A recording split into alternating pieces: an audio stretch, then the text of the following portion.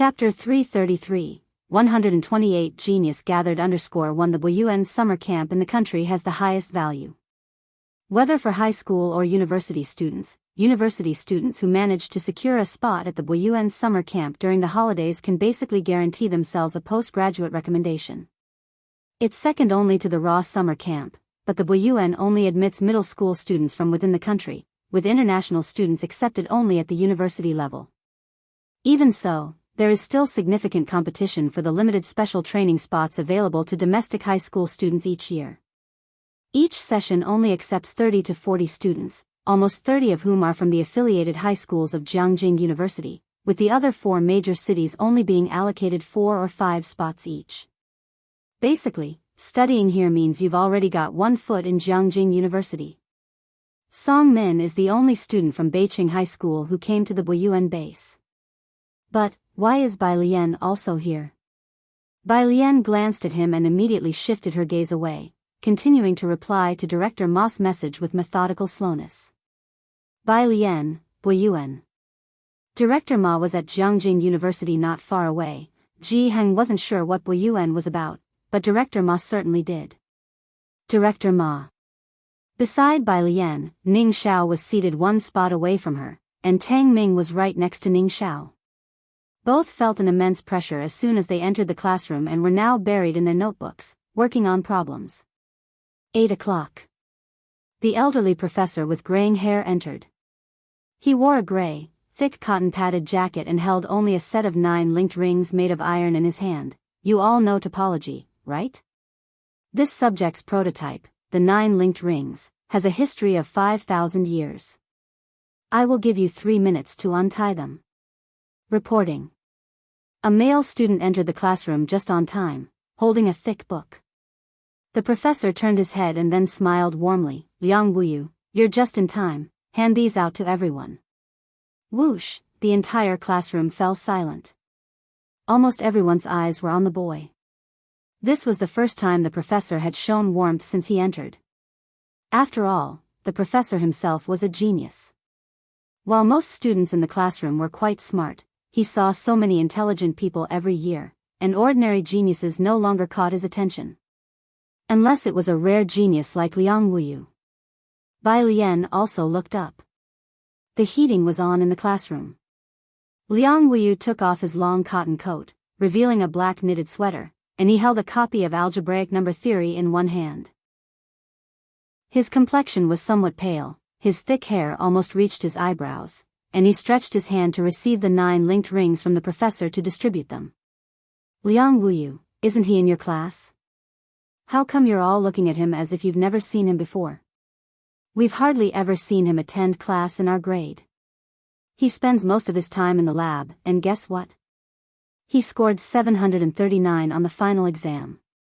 That's insane. He could be compared to Hewen now, right? And Su Jiue only scored 712. Only? The exam questions were set by the Physics Institute and were that difficult. I scored 669, ranked 5th. Honestly, in any other year, I could have been in the top 3. As soon as Liang Wuyu appeared, he set off a stir in the whole room. Compared to the pressure Song Min placed on the entire Beiqing, Liang Wu's presence at the affiliated high schools of Jianghu was more of a shadow than pressure. Most people didn't even entertain the thought of comparing themselves to him. The gap was too great. Outside, Tang Ming handed out the 9 linked rings to Bai Lian and Ning Xiao, speaking excitedly in a low voice. Damn, that's Liang Wuyu. The professor even knows him. But how do you solve this? He had never played with the 9 linked rings before. Relying on his intuition, he only made it to the 5th ring. To solve which ring, you have to make sure the preceding ring is on top. Bai Lian nonchalantly solved it, speaking slowly and deliberately. With just one sentence, Tang Ming understood. He looked down and managed to solve the remaining rings within 2 minutes. In the class, most students had already solved it, and then the professor started the presentation. This is just the beginning, you all have good spatial imagination. So, we use a point B to represent any spherical neighborhood in this Rn, and now we move on to proving open sets.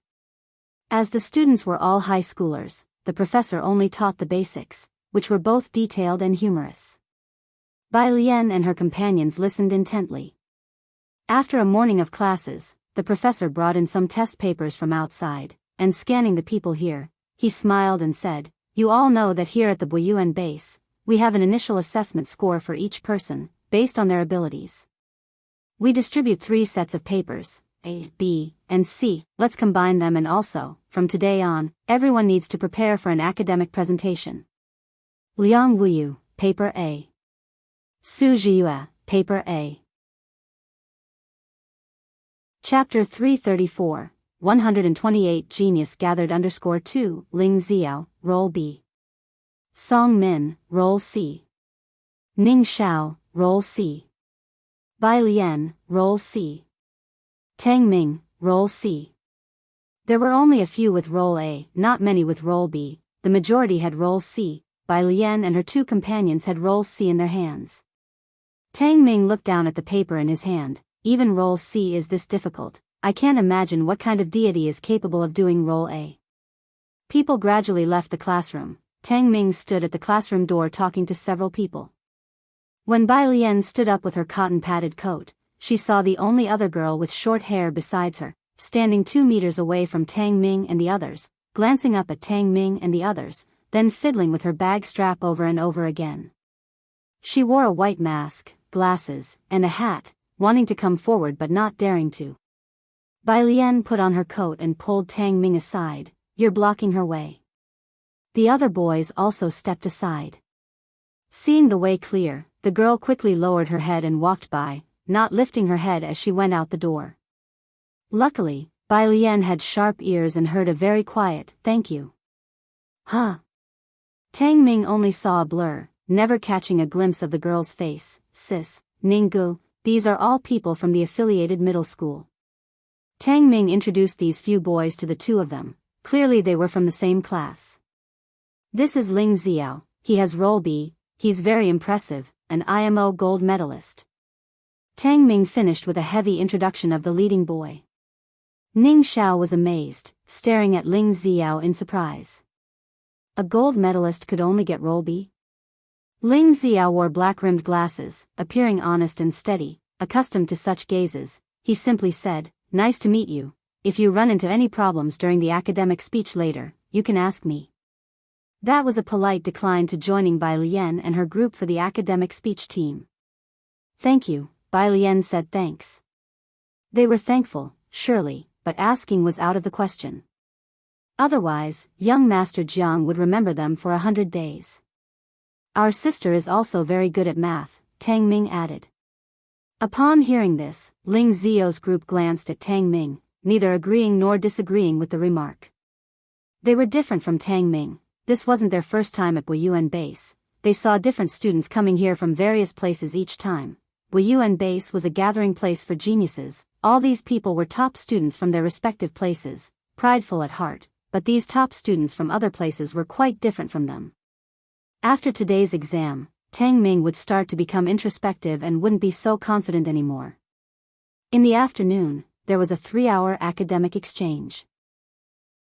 Those who were here were all favored children of the heavens, and some of them had befriended everyone in the class. Bai Lian and other foreign students from the 4 major cities had fewer ads. After the academic exchange, Bai Lian didn't stay at the base. Ji Heng told her to go have dinner at Su En's place. Bai Lian packed her things and left. Song Min chased after her at this moment, his gaze complex. "Bai Lian, how come you're here?" He knew about Bai Lian's grades. She was almost clueless in science, vividly remembering when the homeroom teacher had moved her to the liberal arts class. Later, it seemed she had transferred to science, but back then Song Min didn't care much about Bai Lian. He hadn't paid attention. Recently, however, he heard from his mother that Ji Mulan had married into the Jiangjing family, possibly recommended by someone from Jiangjing, but what qualifications did she use to get in? He had many questions. Bai Lian, looking at her phone with her head down, barely lifted her head, her face pale and expression indolent and cold. "Excuse me." 2 words without emotion. The past Song Min was extremely impatient with Bai Lian, preferring to solve a couple more math problems rather than talk more words with her, but the current Bai Lian now felt utterly unfamiliar to him. Song Min subconsciously stepped aside. Bai Lian passed by him toward the Buyuan base gate. At the gate, Jiang Fulai was waiting for her. While buckling her seatbelt, Bai Lian told Jiang Fulai the address. The Su family office building was in Yunshao district. Yunshao district is the economic center of Jiangjing, right across from Chang'an district, with Xinjiang district in between. It is a bit far to cross the districts, but it's not yet 5 o'clock, and the traffic isn't bad. What did you send to Academician Ma? Bai Lian leaned back in her seat with a relaxed posture, tilting her head to look at him. Jiang Fulai was quite unperturbed. Nothing. The corners of his lips, slightly pursed, appeared extremely aloof. If it were someone else, they wouldn't dare to glance at him at this moment. The only connection Bai Lian had with Academician Ma was through Jiang Fulai, which she didn't believe for a second. It wasn't until a 2-minute red light that she spoke up, "Open WeChat." Jiang Fulai, he silently took out his phone to show Bai Lian, "Academician Ma, give me Jiang He too." Jiang Fulai. "Academician Ma, it would be best if you come along." Jiang Fulai didn't pay him any attention. "Academician Ma, Bai Lian is also studying quantum mechanics, did you know?" "Academician Ma, odd, she actually isn't studying dark matter." Jiang Fulai, smile, Jiang Fulai, photo, Jiang Fulai, I'm going to help her get clothes now, don't bother me. Academician Ma, Bai Lian, having read the entire conversation, much to her relief, young Master Jiang was quite polite. She handed the phone back to Jiang Fulai, whose phoenix eyes swept indifferently over her before reaching out to take the phone, his right hand elegantly resting on the steering wheel, noble yet forbidding. "Although you've gone to study quantum mechanics, if you're unhappy, I won't send any more messages." "It's all right." Bai Lian replied, "No, send whatever you like." "Oh." Yunshao district. The largest hotel there is Yunshao Hotel, towering into the clouds. With over 70 floors, Suen had reserved the top-floor private room. At this moment, Shenqing sat on the luxurious sofa in the private room, extremely restrained, not daring to shift even a bit. The butler represented the elderly lady, standing to one side with a smile. "Ms. Shen, there is afternoon tea over there, Yunxiao speciality. You might like to try some." He pointed to the cakes displayed on the left. Shenqing eyed the cakes, attractive in appearance, and the various wines, uncertain of how to proceed. "I'm not hungry." She picked up a cup of tea. The butler withdrew his gaze. Ji Mulan glanced at Shenqing and pursed her lips slightly, the smile at her mouth fading somewhat. Su En and Ji Heng stood by the floor-to-ceiling window, observing the lights slowly coming on outside. Ji Heng looked down at the bustling streets. Jiangjing is still so lively. It was almost in a different world compared to Shangcheng. "The lights aren't fully on yet," Su En pointed to the square below. "After 7 o'clock, this place turns into a city that never sleeps. Some live in a drunken dream, while others are in constant anxiety."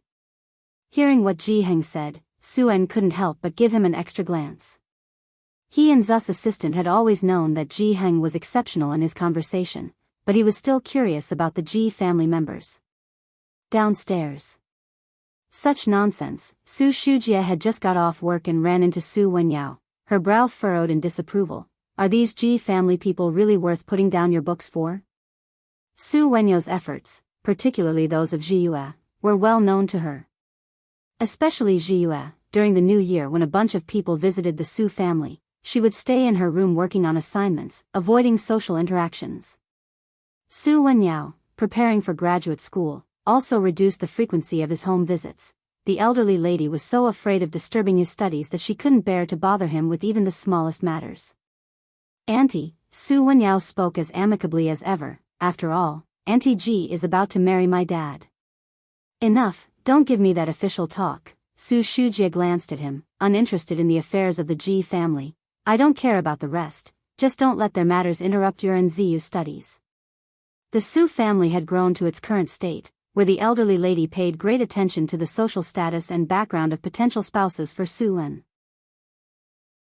She didn't approve of Su En's previous partner either, that woman left Su En eventually and swiftly married a foreigner. It was clear that Ji Mulan didn't meet the elderly lattice expectations, as she was quite critical of her. But Su En didn't care for her opinion at all, moving out to live with Ji Mulan, which made the elderly lady even more displeased with Ji Mulan. "Would you like to come up?" Su Wenyao asked. Chapter 335, 129 Show-off license plate, shopping spree at Wuyuan, second update, _1 Su Shujie waved her hand away. She had met Ji Mulan before, a bit arrogant, but lacking in shrewdness and experience.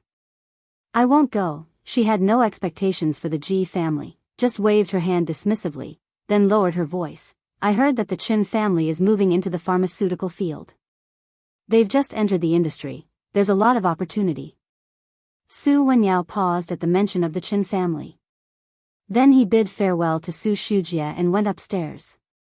Su Shujie got into her car and instructed the driver to head to the intersection ahead. A black Hongqi car passed them by, with every vehicle around it seemingly willing to keep a 2-meter distance. In the back seat, Su Shujie was also shocked to see that car. How could that license plate be in Yunshao district? Yunshao Hotel. As the car pulled to a stop, the valet quickly went up and, before Bai Lian even realized, opened the door for her. Bai Lian casually unbuckled her seatbelt, pondering that young Master Jiang's presence was becoming increasingly powerful, forcing other cars to keep their distance even through the vehicle's barriers. She was completely unaware of the significance of the car's body and license plate. "Thank you." She expressed her gratitude to the young man. The valet, seeing her beautiful face, thought it was rare for someone so attractive and polite to be in such a car, and hurriedly shook his head. Young Master Jiang silently watched her leave. He had no choice but to return to Wuyuan base to give a lecture to those two who he couldn't quite understand. Upstairs, in the private room, Ji Mulan saw how busy Su Wenyao was and felt discontent that Bai Lian, who was yet to arrive, had kept them waiting. Especially since Ji Heng and Su En had been there since 4 o'clock. When Bai Lian finally arrived, Ji Mulan couldn't help but go to the door, her voice low. "Where have you been? Why make them wait so long? Any other day would do to see the sights of Jiangjing." "Just to see if you'd call the police." Bai Lian glanced at her. Then she bypassed Ji Mulan and walked inside. Ji Mulan, standing by the French window, Ji Heng and Su En turned around and took their seats at the dining table upon hearing of Bai Lian's arrival. The two had no complaints about waiting for Bai Lian. They both knew she was dedicated to her studies, especially Su En, who thought she must have been at the library. "How come Shuyun didn't come?" Su En asked Su Wenyao. Qi Shuyun had been introduced to Su Wenyao by the old lady as his girlfriend quite early on.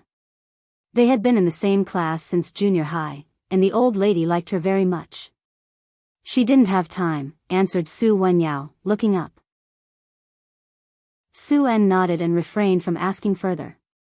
The butler, who was just attending to their drinks, overheard and cast his gaze downward, knowing the old lady would never have let Miss Qi meet with these people. They talked among themselves, while Bai Lian did not join in. She was busy eating and looking at her phone, which displayed a message from Hewan, boss. "Thank you." Bai Lian, Hewan, why don't you want to be the first author? This was about Hewan's paper. He was good at physics, and his math was also excellent, but there were few in the lab who could match him. His paper delved a bit into quantum mechanics, which Ma Institute's director saw from the beginning. Further examples needed a particle wave model and the Boltzmann equation.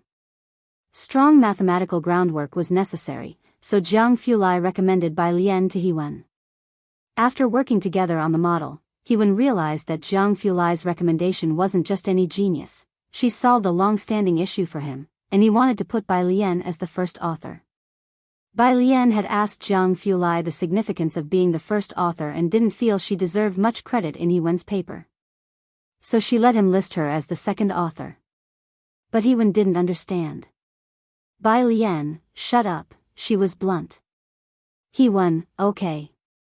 After Hewan's reply, the small group chat between her, Tang Ming, and Ning Xiao buzzed.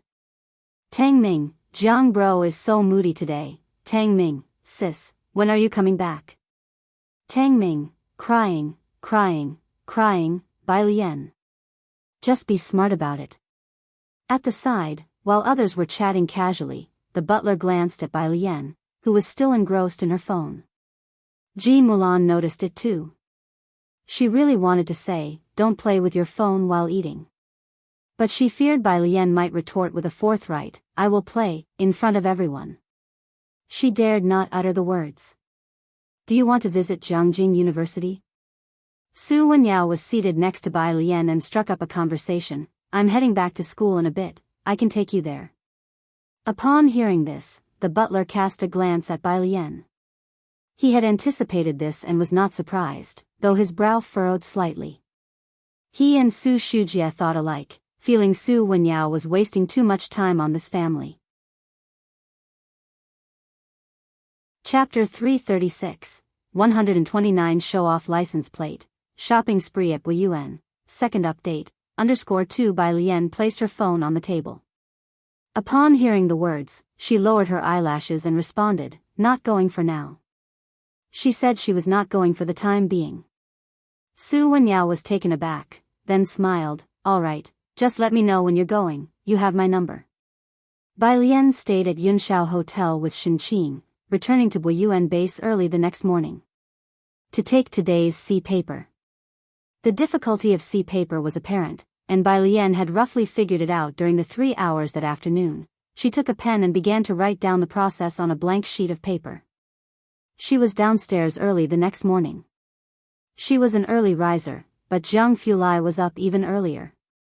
After Bai Lian got into the car, she remembered what Tang Ming had said last night about the sourness of Jiang Gongzi's demeanor and took another look at him. His expression was cool and detached, no different from before. Jiang Fulai slowly drove onto the main road and arched his eyebrows at her. As if asking why. It's nothing. Bai Lian turned on the Bluetooth and connected to the car speakers. English essays began to play softly inside the car. When they reached Wuyuan base, it wasn't even 7 o'clock yet. Bai Lian went straight to the lecture theater. Although it was still early for the 8 o'clock start, most people were already there, making Bai Lian's arrival relatively late. This learning culture added pressure to the people from the other 4 major cities. Except for Ning Xiao and Tang Ming. When Bai Lian arrived, Ning Xiao and Tang Ming gave up their seats inside and introduced her to the others. These are students from the 4 major cities. This is Pei Qin, this is Song Min. Wuyuan base did not have a grading system, but there would be an academic presentation. Generally, groups with more than 5 members could research and produce something. Local students from Jianghu naturally stayed together and did not team up with outsiders. Each year, people from the 4 major cities would automatically form a team, and this year was no different. Song Min sat calmly in front of Tang Ming, not speaking to Bai Lian. The two acted as if they did not know each other. I am good at number theory, the boy with the buzz cut raised his hand, I can handle the number theory part. Pei Qin, my main research in the competition is on fluid physics, said Pei Qin sparingly. Everyone began to explain their specialties and their roles in the team. All these individuals had participated in similar activities before, so their arrangements were all quite rational. Physics, said Ning Xiao. Mathematics, said Tang Ming. Last was the only female in their group. Bai Lian sat down, took off her coat, and said, everything. Normally, people had their own strengths, but Bai Lian was actually studying both mathematics and physics, so she just compromised. The others were taken aback. In fact, they had all heard a bit about one another. Pei Qin and Song Min were famous geniuses in their respective provinces and cities, each with their specialties. Only the 3 including Bai Lian were unknown to the others. Studying everything meant there was nothing she excelled in particularly. But the expectations for the only female in the group were not that high. Song Min just frowned and glanced at Bai Lian. Hey, the buzz-cut boy laughed, he was the lively sort, just like Tang Ming. Do you guys know who's coming to lecture us today? Bai Lian looked down and continued reading her book. The rest were very curious. Who? Gao Jichen, Dr. Gao, the boy said mysteriously. My uncle by marriage told me, it's a surname Gao. One had to have strong personal capabilities as well as a certain family background to be here, as not just anyone could be a recommender. Hence, they were privy to lots of information. Ning Xiao and Tang Ming, unfamiliar with the Jianghu scene, did not speak up but listened intently. Dr. Gao? Song Min looked up in astonishment, obviously recognizing the name. Yes, the genius almost as famous as Senior He-Wen. Pei Qin also spoke up. You know about He-Wen, right? The elite student of Jianghu University. It said that he's now in that lab. Their voices were filled with mystery. This made Ning Xiao and Tang Ming curious as well. Xiangqing was almost cut off from the world, and their information was far less extensive than that of the others. Upon hearing the name He-Wen, Bai Lian was taken aback, then lifted her head up. Though this female student appeared indolent, she gave off an air of being hard to approach.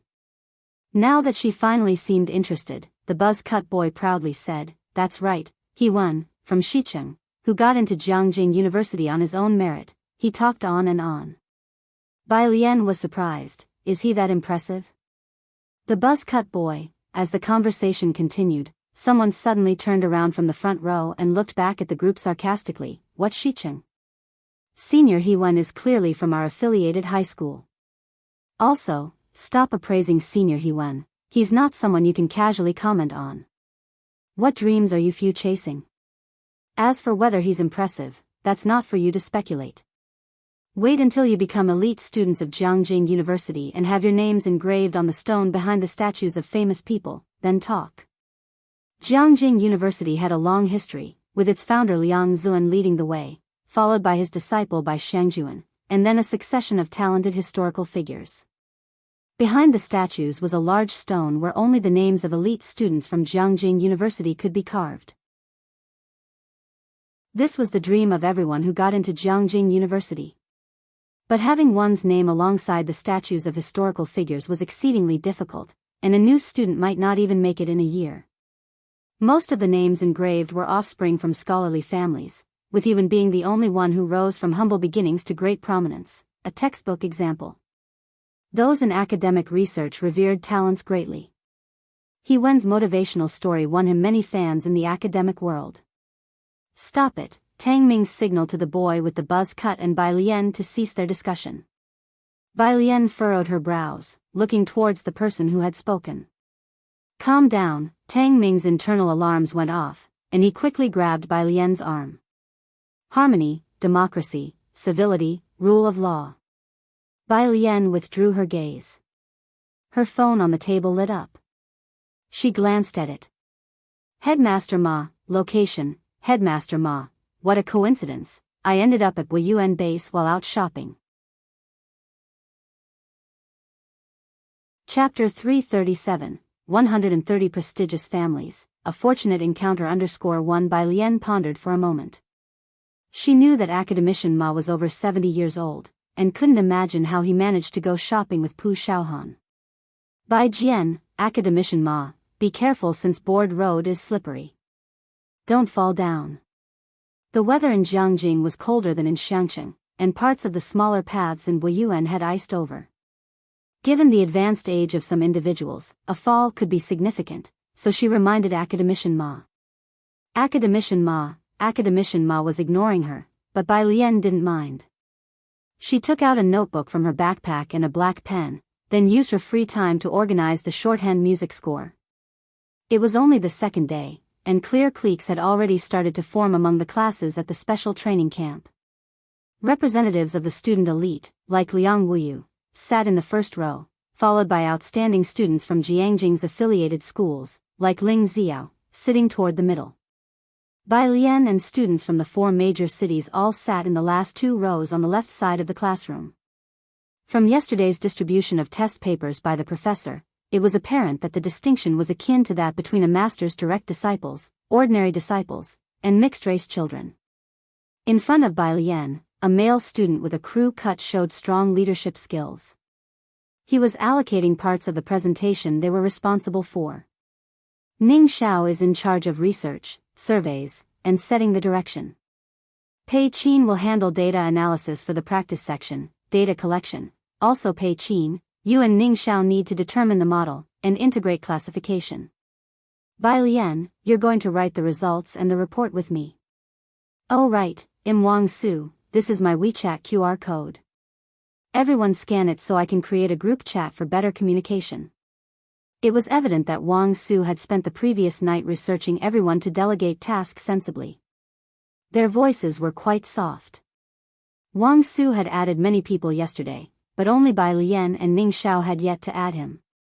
He let Ning Xiao scan the code first and then moved 2 seats over to place his phone in front of Bai Lian. As Bai Lian was scanning his QR code, Wang Su happened to see what she was writing in her notebook, the shorthand music score, and such. What is this? He didn't understand it. However, Bai Lian appeared very relaxed, which was remarkable in such a tense academic atmosphere. Luckily, he had assigned relatively simple tasks to himself and Bai Lian, such as drafting academic presentation papers.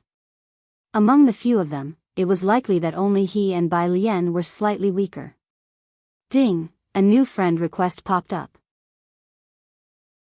Glancing down, Wang Su saw one from Ning Xiao and another with an ancient city tower avatar. The name. Bai Jian? Wang Su couldn't help but turn towards Bai Lian. Could it be, she was a fan of The Pickup Artist? On the apps forum, many fans of The Pickup Artist adopted the name Bai Jian.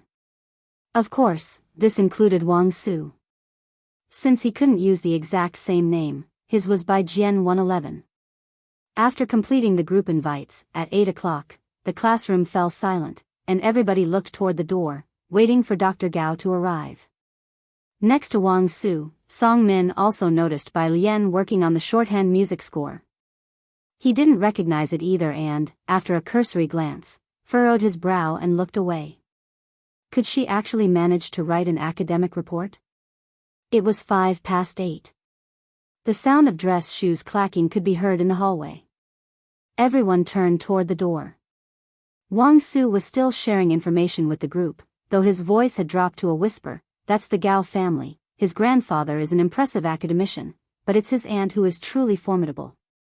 In short, a prestigious and untouchable noble family. In the end, he summed it up in just 4 words. The professor who visited yesterday hailed from Jianghu University, but his own teacher had yet to attain the title of academician. Having an academician present signified a first-rate school. Without one, the institution was considered third-rate. As for someone from a distinguished family like Gao Jichen, they were at the pinnacle of the hierarchy. The man walked into the classroom with the teaching material in hand, and the room was remarkably quiet. Gao Jichen's gaze swept the classroom. Unlike the professor who had lectured on topology the day before, who had been scholarly and mild, his stare was sharp, daunting those who dared to meet his eyes. Today, we're going to talk about whether this world is deterministic or randomized. People like Pei Qin and Wang Su unconsciously looked away from his gaze. Not just them, most of the students from the affiliated schools also dared not meet Gao Jichen's gaze. When Wang Su averted his gaze, he saw Tang Ming and Ning Xiao seated behind him, who did not look away. He couldn't help but give them a thumbs up. Tang Ming looked back at him, puzzled. Of course, what Wang Su didn't know was that these two had faced Zhang Fulai's deadly stare for so long. Gao Jichen's influence was like a sesame seed in comparison. And even less oppressive than Zhang He. Compared to yesterday, today's lecture was more profound and difficult to understand. Liang Wuyu from the first row raised his hand to ask a question. Liang, you have a query? Gao Jichen obviously recognized the widely known Liang Wuyu, as he was a hot candidate for top honor at Jianghu University. What is your question? Chapter 338, 130 Prestigious Families, A Fortunate Encounter _2, Dr. Gao. Does this mean that we are still unable to perform general computing, and can only tackle specific problems? Where is quantum superiority manifested? Gao Jichen glanced at Liang Wuyu, gestured for him to sit down, and said, its principle isn't much different from the photoelectric effect. Dr. Gao. Ling Xiao in the middle also wanted to ask a question. Without looking back at Ling Xiao, Gao Jichen continued his lecture, which discouraged others from speaking up with their questions. Just then, someone knocked twice on the classroom's front door. Gao Jichen frowned and looked at the door with an unpleasant expression. Everyone's attention was drawn to it. The door opened. It was an old man wearing a black velvet hat, only the white hair at his temples visible. His dark eyes bore the weight of years, and his face, crisscrossed with deep lines, exuded authority. Academician Ma? Gao Jichen recognized the elder, his displeasure vanished, and he was very excited. Are you here to attend my lecture? Upon hearing Gao Jichen's words, the quiet classroom instantly erupted. As previously mentioned, the highest honor in the country is the title of academician. Having an academician means being a first-rate school, but even among first-rate schools, there are differences. Academician Ma was a standout among them, his achievements not even needing mention. Within the elite circle of academicians, he was top tier. Many coveted the chance to participate in his research projects but could not. Present students like Song Min and Ning Xiao, still unfamiliar with the scientific research community, did not know who Academician Ma was, but they could infer his significance by observing Gao Jichen's attitude towards him, a scion from a well-known family. Academician Ma looked at Gao Jichen. No problem, you keep on lecturing, I'm just wandering over here for a casual visit. As he spoke, his gaze swept across the class. In the entire classroom, there were only 2 female students, one of which was Su Jiyue in the middle, wearing glasses and dressed in her affiliated high school's uniform. Academician Ma turned his attention to the second girl. She too was looking at him. In her hand, she twirled a pen, while her left hand lazily rested on a printed document. No need to think, it must be her. Academician Ma took note of the empty seat next to Bai Lian and calmly sat down behind her, under the watchful eyes of everyone. Because of Academician Ma's presence, Gao Jichen lectured with renewed passion. The 4-hour-long lecture ended swiftly. Academician Ma left 5 minutes early. As soon as he left, Gao Jichen also hastily packed up his things and followed out. Our first academic seminar is in 6 days. If you have any questions, find me at my temporary office. Academician Ma, please wait for me. Once both their figures had disappeared, the classroom buzzed anew. It's Academician Ma, I actually saw him in person, exclaimed a student from the affiliated high school. Even my grandfather has never spoken to Academician Ma, and I was sitting in the same classroom with him. Ling Zio's face was flushed with excitement. Today, Dr. Gao lectured on quantum computing. Did Academician Ma come to listen to Dr. Gao's lecture? I didn't expect Dr. Gao to be held in such high esteem by Academician Ma. So, does that mean he is better than Senior Hewen? These were all top students from the affiliated high school, with inherently good conditions. From their first to the 3rd year, the school had organized many events at Jianghu University, and, having relatives engaged in scientific research, they were quite familiar with the university's celebrities.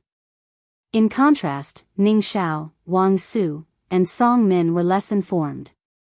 At the moment, Wang Su was asking his aunt about Academician Ma while Tang Ming searched online. Students from the 4 major cities also burst into heated discussions. Bai Lian looked down at her lit-up phone. Academician Ma, Publicity Department. Bai Lian thought he had just wandered this way and came to see her by chance. Bai Jian, 1, she packed her things and went to the Publicity Department to find Academician Ma. Seeing that Bai Lian was leaving early, Wang Su quickly spoke up. Where are you going? Join us for lunch at the cafeteria, and we can discuss academics while we eat. I'm looking for someone. Bai Lian thought for a moment and then told them, just save me a spot, I'll be back very soon. Looking for someone?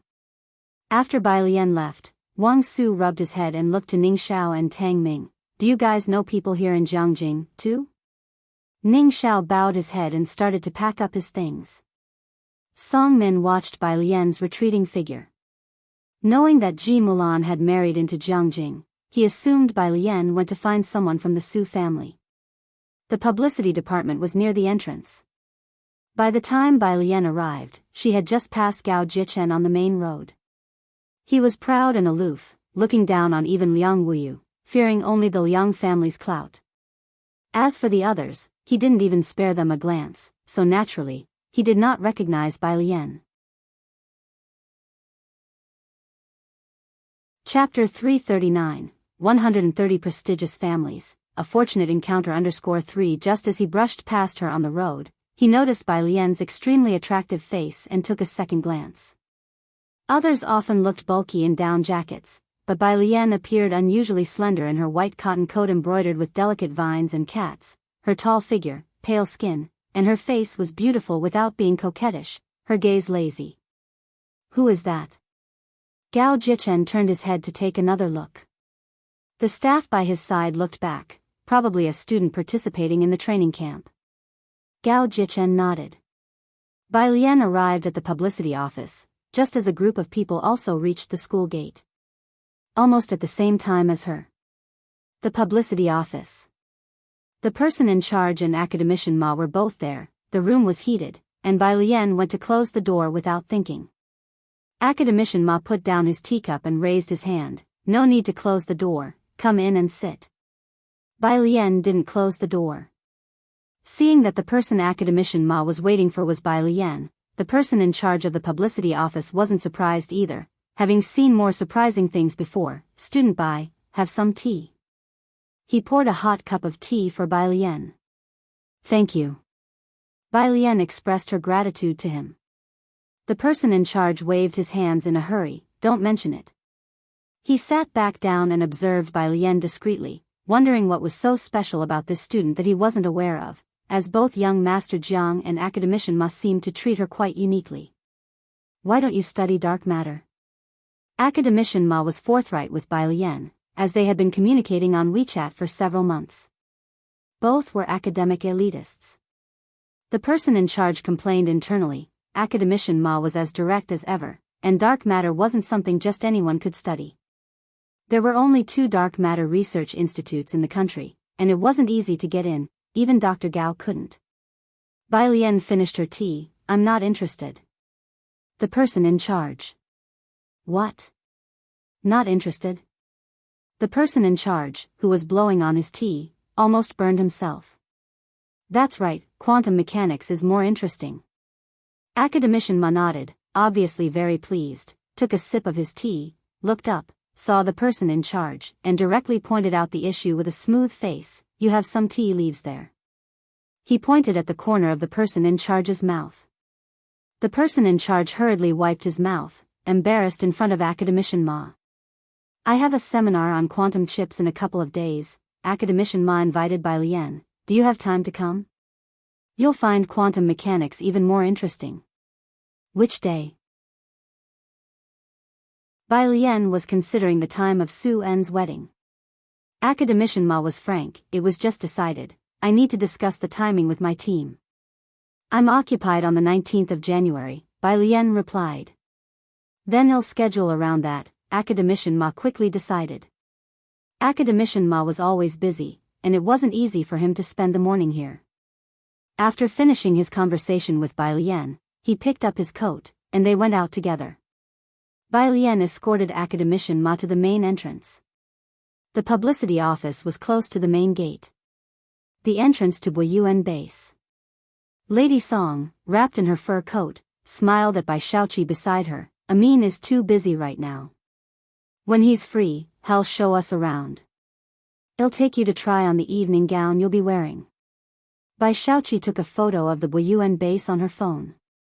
She had spent the whole previous day at the Jianghu Music Academy and had finally found a chance today to come out with Lady Song to find Bai Shaoqi and Songmin Biyao base, a sacred place in the hearts of students across the country, would make it a little easier for her to commit to a volunteer position or find a lab in the future. But Bai Shaoqi had no connections to get a recommendation, and Bai Shaoqi was still a freshman. Just catching a glimpse of Biyao base was quite an achievement for Bai Shaoqi. She looked down, opened her moments, and selected 4 photos, one of the gate of the Music Academy, one of herself practicing piano, one of the gate of Biyao base, and one of Song Min's silhouette, with the caption, "Keep it up." Right after posting, a bunch of comments popped up. Jianghu Music Academy. Biyao base. It's really just you guys, we mortals can only look up. The white figure in the bottom left corner of the third photo seems a bit familiar. Damn, of course you guys would find it familiar. Doesn't it resemble the one who was driven out of your class? Class rep of second year. Now that you mention it, it does look like her. Damn, it's so unlucky. Ever since she left, our class atmosphere has gotten much better. Comments like these were endless, and Bai Shaoqi saw them too.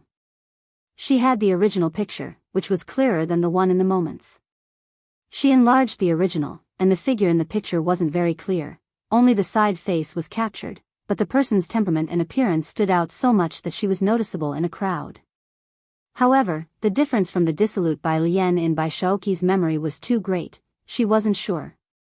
Bai Shaoqi turned back and looked in that direction, where she could still see that white figure that hadn't gone far. By her side, seeing her suddenly stop, Lady Song was somewhat surprised and turned to look as well. Is that? Lady Song was stunned. Bai Lian?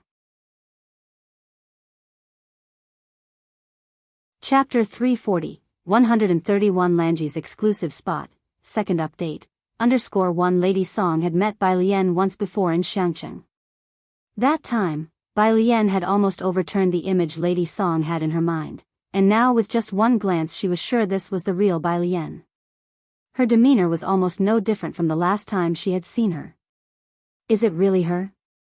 Bai Shaoqi squinted at the figure of Bai Lian. What is she doing here?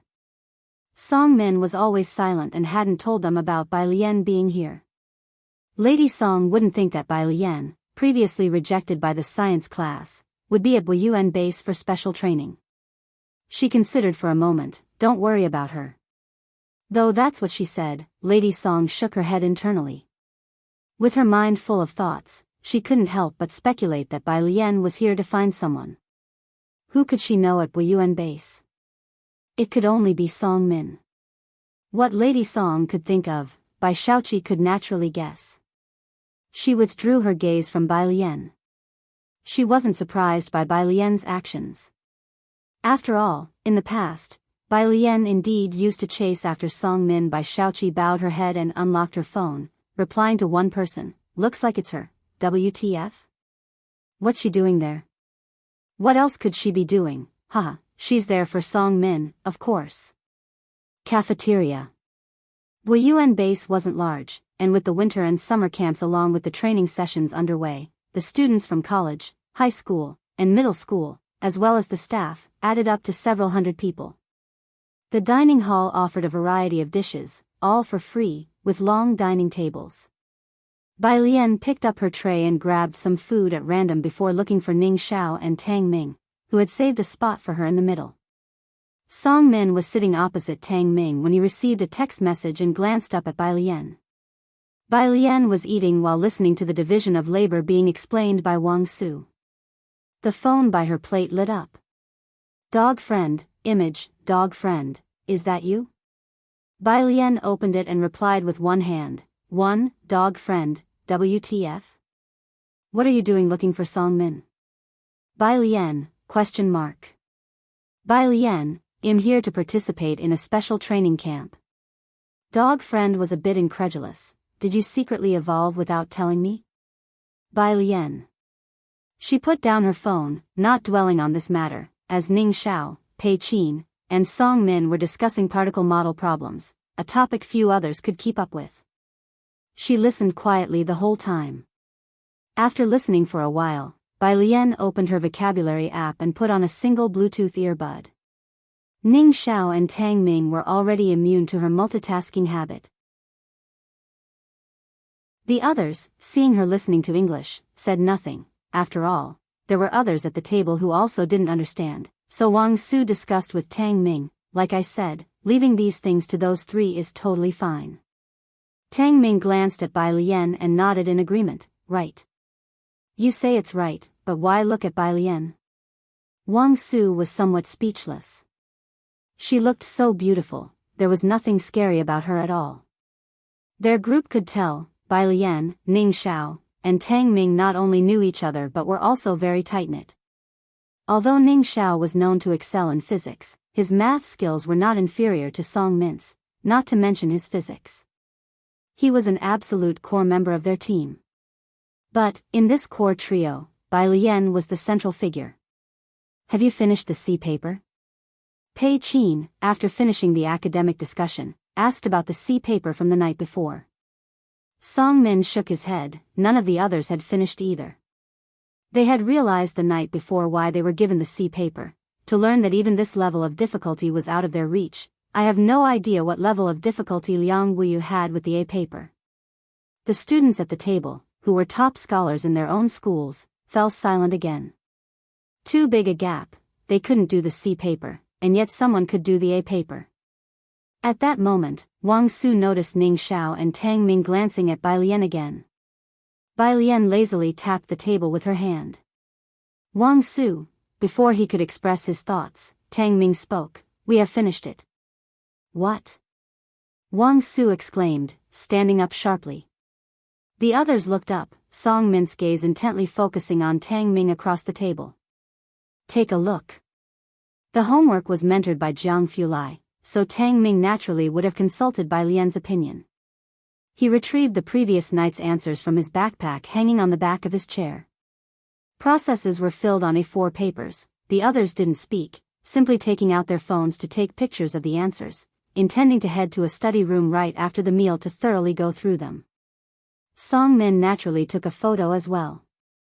With Tang Ming's answers on their minds, their eating pace quickened, hastily finishing their meals to head to the classroom to analyze the answers. "It's actually correct." An hour later, Pei Qin looked at Song Min in astonishment. How did he do it? Chapter 341, 131 Lanji's exclusive spot, second update, _2 Song Min also wasn't clear. After trying on the gowns, Bai Shaoqi and another person returned to the Yin family home. Bai Qiming was chatting with President Yin, and the two had discussed a partnership. It wasn't so easy for the Bai family to establish a presence in Jianghu. "Have you two returned?" Ever since Bai Shaoqi had entered Jianghu Music Academy, President Yin had become much warmer towards her. "Did you visit Amin and student Xiaoka?"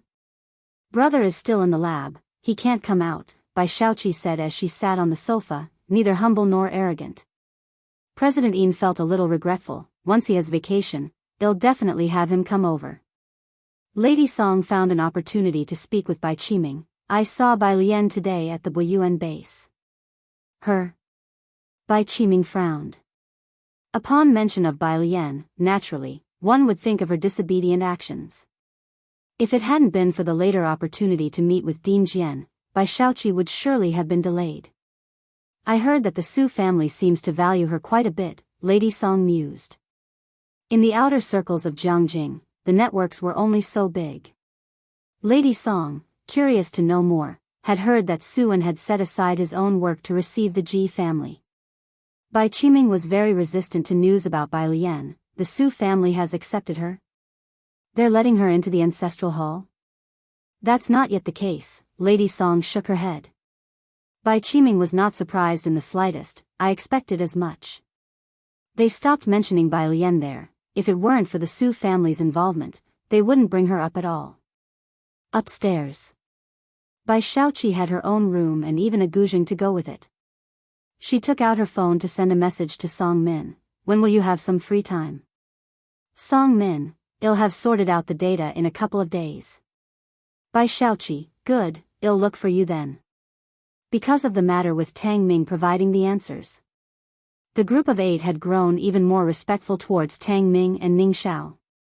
The core position that was once held by Ning Xiao, Pei Qin, and Song Min standing in a three-way balance had gradually shifted to center around Ning Xiao alone. 3 days later, everyone had almost finished collecting their data. Song Min was becoming increasingly aware that it wasn't just the people from the affiliated high school. In just 3 days, the gap between him and Ning Xiao had widened. Thinking this way, he became more certain of a possibility he had previously guessed. Ning Xiao was the one who scored 150 in mathematics. Most of the work was finished, the others weren't as busy as they had been at the start. The academic presentation was approaching, and the others began to Wang Su cautioned Bai Lian, "Go to the study later and integrate their materials to write the report, don't forget." Bai Lian nodded her head. She had tried writing a report before with Yuan, but she didn't have a computer right now. She turned a corner to the publicity office. The publicity office. The room wasn't large, featuring an office desk, with 4 small sofas to the left of the desk and a coffee table in between. The door was half open. Regardless of the air conditioning coming in, the middle-aged man sitting on the farthest sofa seemed on edge, with a sheen of cold sweat on his forehead. Across from him, Jianghu had a black laptop on the armrest to his left, his pale fingers resting on it, his back casually leaning against the sofa, his gaze indifferently sweeping over the man before him. "Have you or the Chen family gone mad?" The middle-aged man stammered, He couldn't dare to speak, just stretching his hand to wipe off the cold sweat, barely perching on the edge of the sofa. The old master had given him this suicidal task. The door was lazily knocked twice. The middle-aged man's heart jumped. He wondered who had a death wish, daring to come in at such a time. Then he saw the half-open door pushed open. The middle-aged man didn't dare to raise his head fully, but in his peripheral vision, he saw a white figure enter. Although the door opened wider, bringing in a colder draft than before, the man felt that the chill emanating from the person across from him had lessened significantly. This early, he even heard Jianghu's lazy voice. A hallucination? The middle-aged man looked up in disbelief. Jianghu was just picking up the computer beside him to give to Bai Lian, speaking at a steady pace. "The software is all there, the startup password is the same as on the phone." Bai Lian took it. She realized Jianghu was preoccupied, so she didn't linger. "I'll head back to the study room first." Jianghu cast a nonchalant glance at the person opposite. "Go ahead, I need to wait a bit." Stern and detached. The middle-aged man, who had just felt his pressure greatly lessen, he felt like he was beginning to understand. The study rooms at Biyao base were plentiful. Wang Su and his group had found a small study room just for their team. Song Min stood waiting for Bai Shaoqi at the base of the building. Bai Shaoqi was dressed in a beige coat, with a red scarf around her neck. Seeing Song Min, she looked up and smiled. "I told you I'd message you when I arrived." Song Min was in a matching black coat, looking quite aloof as he watched her, opening his mouth as if he wanted to say something. "What is it?" Bai Shaoqi walked with him into the building, removing her scarf in the process. She could tell Song Min had something to say. Song Min shook his head. "Let's talk inside." He wasn't as busy as before and took Bai Shaoqi to the study room upstairs. The study room was equipped with experimental gear, with 2 square tables combined in the middle. Everyone else sat around the table, which was covered with materials and had 2 computers on it. All 6 of them were there, discussing issues in hushed voices. Ning Xiao was explaining something to Pei Qin opposite him. Song Min had previously told Wang Su that a friend would be coming over, and as the group's external liaison, Wang Su stood up to greet Bai Shaoqi. "You're Bai Shaoqi, right? You have the same surname as Bai." "Oh, and am Wang Su. Song Min has told us about you, a top-notch student with excellent grades who also plays the guzheng." Wang Su gave her a thumbs up. The others also looked up and greeted Bai Shaoqi in 2s and 3s. Tang Ming greeted her when he heard she shared the last name Bai, but Ning Xiao's normally pallid face looked a bit gloomy. He was even colder than Song Min and didn't even lift his head. Although the others were polite, their greetings were perfunctory. Bai Shaoqi was not used to being ignored like this. But she was aware that everyone here was on par with Song Min, the pride of the heavens. She didn't mind and even took out her phone to add them as friends proactively. "This part you used is incorrect." Ning Xiao finally looked up, returning Song Min's paper to him. "I marked it for you, take another look." Tang Ming's explanation of logic wasn't as clear as Ning Xiao's. It was usually Ning Xiao who learned to explain things to Wang Su and the others. This was an advice from Bai Lian for Ning Xiao. To explain clearly meant to truly master the knowledge, which was how she started as well. "Thank you." Song Min took the C paper he had only received yesterday. The once proud and arrogant Song Min of Beiqing High School now found himself in need of others to explain problems to him here. Bai Shaoqi looked at Ning Xiao in amazement. Who was this person? As the group resumed their low-voiced discussions, Bai Shaoqi noticed there was an empty seat next to Tang Ming and Ning Xiao. She turned to the chatty and sunny Tang Ming. "Could you move to that spot?" She pointed at the seat next to Ning Xiao. If Tang Ming moved, then she could sit with Song Min. She thought it would be a simple request. But the usually amiable Tang Ming looked down, holding his pen and smiling at her apologetically. Sorry, but that spot is reserved for our sister Lian. Across from them, Wang Su and the others who knew Ning Xiao and Tang Ming followed by Lian's lead, and Bai Lian always had a designated spot right between them, so he looked up. Right, that's her exclusive spot. Let me see if there are any other chairs. He got up. Bai Shaoqi was a bit stunned. What sister? There were other members in this group? Bai Shaoqi didn't understand, but beside her, Song Min pursed his lips, similar to before, as if he had something to say. It was then that the door to the small study room was pushed open once more. Bai Shaoqi looked back instinctively. A figure in white pushed one door open, slipped in sideways, her left hand holding a black laptop and her right lazily holding a phone, casually swiping through words.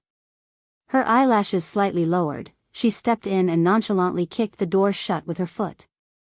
Tang Ming leaned back with one arm on the table, tilting his head towards Bai Shaoqi and lifting his chin. Look, our sister has arrived.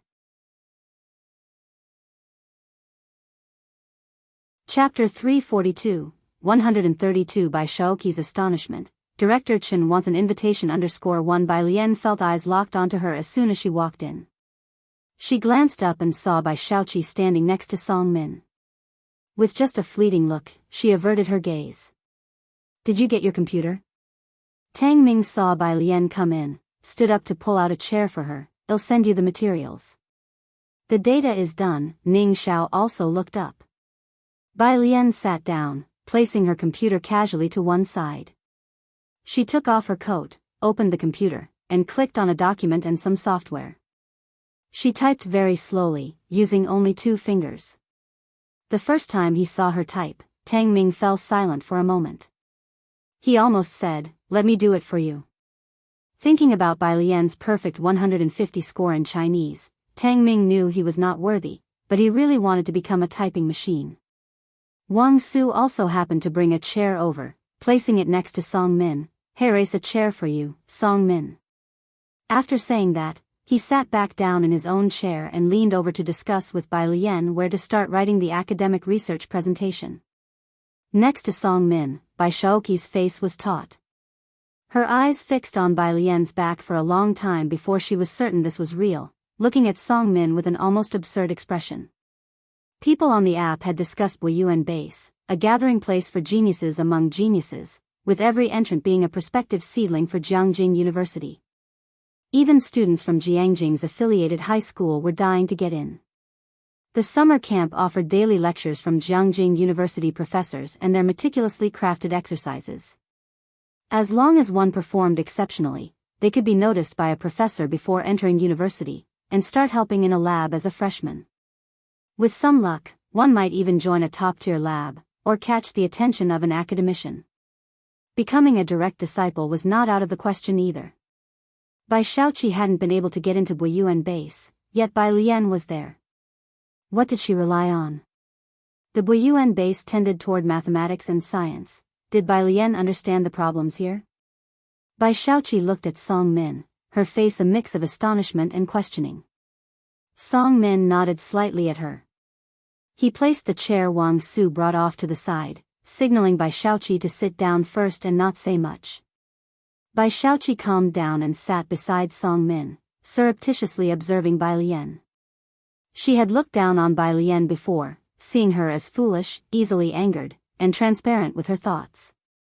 But now, she couldn't fathom what Bai Lian was thinking. Or was it? Had Bai Lian been pretending all along? Bai Shaoqi wasn't very talkative, but she occasionally offered a few suggestions when Wang Su and the others spoke. Everyone's impression of her improved greatly, and it was clear she really had talent and knowledge. "You're very impressive," Wang Su said with genuine admiration. Bai Shaoqi smiled. She was just one referral away from Wuyuan. 20 minutes later, Bai Shaoqi came back upstairs with several large bags of milk tea and cake, handing them out to everyone. I didn't know what everyone liked. Bai Shaoqi placed a cup of mango-flavored fruit tea next to Bai Lian, very gently. I remember you like this flavor. So you two know each other. Wang Su and the others suddenly felt much closer to Bai Shaoqi. Oh right, you both are from Beijing, but it's impressive that 4 of you from Beijing came this year. Tang Ming looked up, giving Bai Shaoqi an extra glance. They all knew that Bai Lian liked cherry-flavored drinks. But this time Tang Ming didn't say anything, simply lifting his milk tea to smile as a way of saying thanks to Bai Shaoqi. He wasn't stupid, he knew the surname Bai did indeed hold a favorable position in Xiangcheng. But Tang Ming could deduce something from Bai Lian's attitude and he didn't engage Bai Shaoqi in further conversation. Ning Xiao remained silent the whole time. He didn't talk much even in class 15, let alone here. If it wasn't for having to teach them problem-solving methods, he could go a whole day without speaking. These people were very smart but also hard to approach. Bai Shaoqi's gaze fell on Ning Xiao casually, especially on Ning Xiao. She faintly felt that even Song Min showed Ning Xiao some respect, but Ning Xiao was cold to everyone, except Tang Ming and Bai Lian. 2 hours into the discussion, the wrap-up process was on the right track. Wang Su made a phone call. Guys, I'm going to find Ling Xiao. He said he could take a look at our modeling if he finds the time. I want to observe how they do it firsthand. He grabbed his phone and hurried out. Ling Xiao was one of the few in the class who was kinder to students from other places. He had said from the start that they could ask him anything if they had issues. As the point of contact for external relations, Wang Su naturally sought him out. Chapter 343, 132 Bai Shaoqi's astonishment. Director Chen wants an invitation _2 Everyone at the affiliated middle school had engaged in academic exchanges more than once. Wang Su had treated them to many meals, seeking their experience and help. Bai Lian glanced at the time, also closed her laptop, and took her backpack to leave. As soon as she moved, Tang Ming and Ning Xiao immediately stood up and left. Tang Ming greeted Pei Qin and the others. Call us if you need anything. Teacher Jiang's small class began. With the 4 people leaving, the classroom was half empty. Bai Shaoqi watched Bai Lian and the other 2 leave, and couldn't help but wonder, where are they going? After studying and researching for so long, Pei Qin and the others also massaged their shoulders, preparing to relax. They seem to go for tutoring every day. They have teachers outside the school. Tang Ming had mentioned this point before. Bai Shaoqi didn't live at Buyuan base, and it was time for her to head back too. Song Min escorted her out of the school gate. You're saying she's responsible for writing? Bai Shaoqi heard Song Min's response and narrowed her eyes slightly. Then shaking her head, she almost guessed that writing was the simplest task, not to mention Wang Su was also writing. She stayed there for 2 hours. Bai Lian didn't utter a single important word, and she typed very slowly during the composition. Wang Su could type 50 or 60 words a minute, Bai Lian only about 10. Academic speeches are very important to you. You must carefully review whatever she writes. I saw she hadn't written much in 2 hours. Bai Shaoqi reminded Song Min. Song Min hadn't observed Bai Lian typing, but upon hearing Bai Shaoqi, he frowned. In another classroom, Jianghu Lai stood beside the chair, looking down at Bai Lian typing. Bai Lian was just getting familiar with the keyboard, typing a bit faster than initially, but still slower than the normal speed. Jianghu Lai's computer was self-assembled. To avoid the issue of his code writing speed surpassing the processing speed, his computer operated very quickly. At this moment, he watched Bai Lian typing letter by letter. The black ultra-thin computer seemed a bit wronged. Bai Lian lazily jabbed at the keyboard with 2 fingers. Seeing Jianghu Lai's gaze, she looked up with an expressionless face. Do you need something? No, your typing is very accurate. He paused, then spoke. Sincerely. Bai Lian. Jianghu Lai glanced over and saw where she had written up to. Their academic report contained many formulas, and Bai Lian, new to computers, was not familiar with the editor. She was studying the formulas. The formula is here, Jianghu Lai couldn't help but point out. He bent over slightly, his cold white fingers tapped on the triangle tag. You can set up a formula yourself, MC is the shortcut. His voice was calm and steady, gentle in tone. Once Bai Lian got the hang of the basic functions, her speed of writing formulas also picked up. Tang Ming opposite her felt a bit touched. If only he had a tenth of this patience when teaching them, that would be great. It was only after Bai Lian got used to the software that Jianghu Lai turned to check on the problems faced by the two on the opposite side. Bai Lian's phone on the side lit up. It was from Dean Ma. Dean Ma, the time is set, January 17th in the afternoon. He was talking about the time for the speech, the 17th, which didn't coincide with Su En's wedding nor Boi Wan's academic presentation. It was just right for Bai Lian, not too rushed. Bai Jian, 1, there was also an unread message from Chief Chen. Miss Bai, is Mr. Zh's wedding on the 19th? Bai Lian, yes, Chief Chen, I can get back before the 19th, just in time when I'm free, may I attend?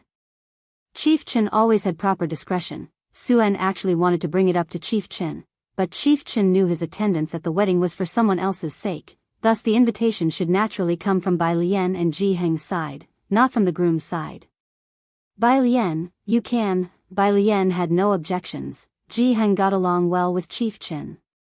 The next day, at the Su family's home, Grandma Su didn't meddle in Su En's wedding arrangements, only instructing the butler to report to her if necessary. He booked 100 tables at Yunshao. It was the first time Grandma Su heard about Su En's wedding plans and found it utterly ridiculous. He fully booked 3 floors of the banquet hall. Just hearing about the extravagance, considering Su En's arrangements, nearly 10 million yuan was spent. Were the people of the Ji family worth it? The butler kept his head down, not daring to speak. He must be out of his mind. Grandma Su pressed her brow. Have the invitations been sent to the Yu family? The butler quickly responded, they have been sent long ago, and I see the young master has also sent several invitations to the Qi family. The Qi family? Grandma Su scoffed, letting the Qi family people and Shu Yun attend their wedding. Ji Mulan really thinks she's that important. Chapter 344, 132 By Shaoqi's astonishment, Director Chen wants an invitation _3 Meanwhile, on Su En's side. Office. These days, he and Ji Mulan were busy with the wedding preparations while entertaining the Ji family members, and he also had to plan company affairs. President Su, at the conference table, Director Wang smiled and extended his hand. I wish you a happy marriage in advance. I'll be going abroad on the 19th to visit my aunt, so I won't be able to attend. Su En had announced half a year in advance that he would marry at the end of the year. The invitations had also been sent out 2 months early. If one really wanted to, they could manage to squeeze in a day. But Director Wang and the others had received their invitations early and had seen Ji Mulan in the company. She didn't have much of a background. Most of the people Su En invited were also from the grassroots level of the company. Director Wang and his peers knew that Madame Su didn't quite agree, and fewer clan members from the Su family were attending, so naturally, they were not willing to set aside an entire day specifically to attend the wedding banquet. For them, it was enough as long as the gift money was sent. Your matters are more important. Su En raised his hand, not surprised by this. President Su, after the others had left, Assistant Su spoke softly in his ear. Your uncle and Chief Qi and the others have prior engagements on the 19th, so only a few of the younger generation will come. The absence of those from the Su family was expected by Su En. It's fine. Su En, holding a file, walked toward the lounge. Ji Heng and the others were waiting for him in the lounge. Brother, Su Shujia, with a file in hand and dressed in a business suit, hurriedly approached Su En for a signature. Where are you off to? Su En took the file. Seeing the pen passed over by Assistant Su, he signed the document while walking towards the lounge, going to see Uncle Ji. Su Shujia knew that Uncle Ji referred to Ji Heng. She raised an eyebrow. He's at the company? Yes. Su En finished signing, closed the document and handed it back to Su Shujia, then remembered something. You'll be free on the 19th, right? Of course. Su Shujia took the file away. Although she wasn't interested in the Ji family, she would definitely attend Su En's wedding. As she spoke, she entered the lounge with Su En. Su Shujia never wasted time on other matters and didn't think much of the Ji family. In her view, it remained to be seen whether Su En and Ji Mulan's marriage would last. However, since Ji Heng came to the company, Su Shujie decided to meet him as well. Inside the lounge, Ji Heng wore a black Chinese-style long jacket, holding a smoking pipe with bright and dim sparks of Mars inside. Shen Qing was carefully eating cake, while Ji Xiaojun was on the phone. Su Shujie swept a glance across the room and then withdrew her gaze. Su En first introduced Su Shujie to them, and both parties greeted each other politely but distantly. "Uncle," Su En treated Ji Heng with great respect. "Assistant Su mentioned you didn't want to visit the old street?" Su En had specially arranged a sightseeing itinerary for Ji Heng and his party, even assigning Assistant Su for this task. Hearing that Su En had instructed Assistant Su to take them shopping, Su Shujie couldn't help but take another look at Ji Heng and his party. Ji Heng slowly exhaled a ring of smoke and stood up. His eyes were deep and his tone was mild. "You and Assistant Su are busy, no need to bother with us. Today we're going fishing with Xiaojiang, just letting you know." Xiaojiang? Su En was taken aback, unclear about which Xiaojiang it was. How could Ji Heng find fishing buddies everywhere? Shen Qing faced Su En with more composure.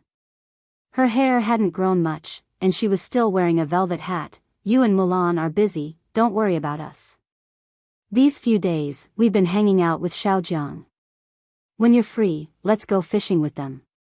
Ji Xiaojun didn't speak, merely nodding towards Su En. "After the wedding, they'll join you for fishing. If you need anything, be sure to call me right away." Su En hadn't fished much before, but after a few attempts with Director Chen and others, had gotten the hang of it. But now he was too busy. With Madame Su not helping, he had to take care of many things personally and simply had no time. He personally escorted Ji Heng and the others down to the lobby. Su Shujie accompanied him. Once they had left, she then looked at Su En. "Does the Ji family have acquaintances in Jianghu?" She was a bit surprised. Su En was even more surprised. Director Chen was still in Shangcheng, and he didn't know who Ji Heng and his party were fishing with, not sure. Su Shujie shrugged and pressed the elevator button. She didn't ask any further. She had merely asked casually and naturally didn't think the Ji family would know anyone significant from Jianghu. The two headed to the conference room together to catch another meeting. Su En's mobile phone rang in his pocket. He pulled it out to look, and quickly stopped to answer. Su Shujie was startled by Su En's demeanor. She had never seen him treat any client this way. Who was on the other end? Alien. Su En softened his voice, his face carrying a smile. Alien? Su Shujie didn't have much impression of the Ji family members. It took her a moment to recall that this must be the Bai Lian mentioned by Su Wenyao. "Uncle Su," Bai Lian was very polite, "do you still have an invitation?" "I need one, oh not one, two, I need two."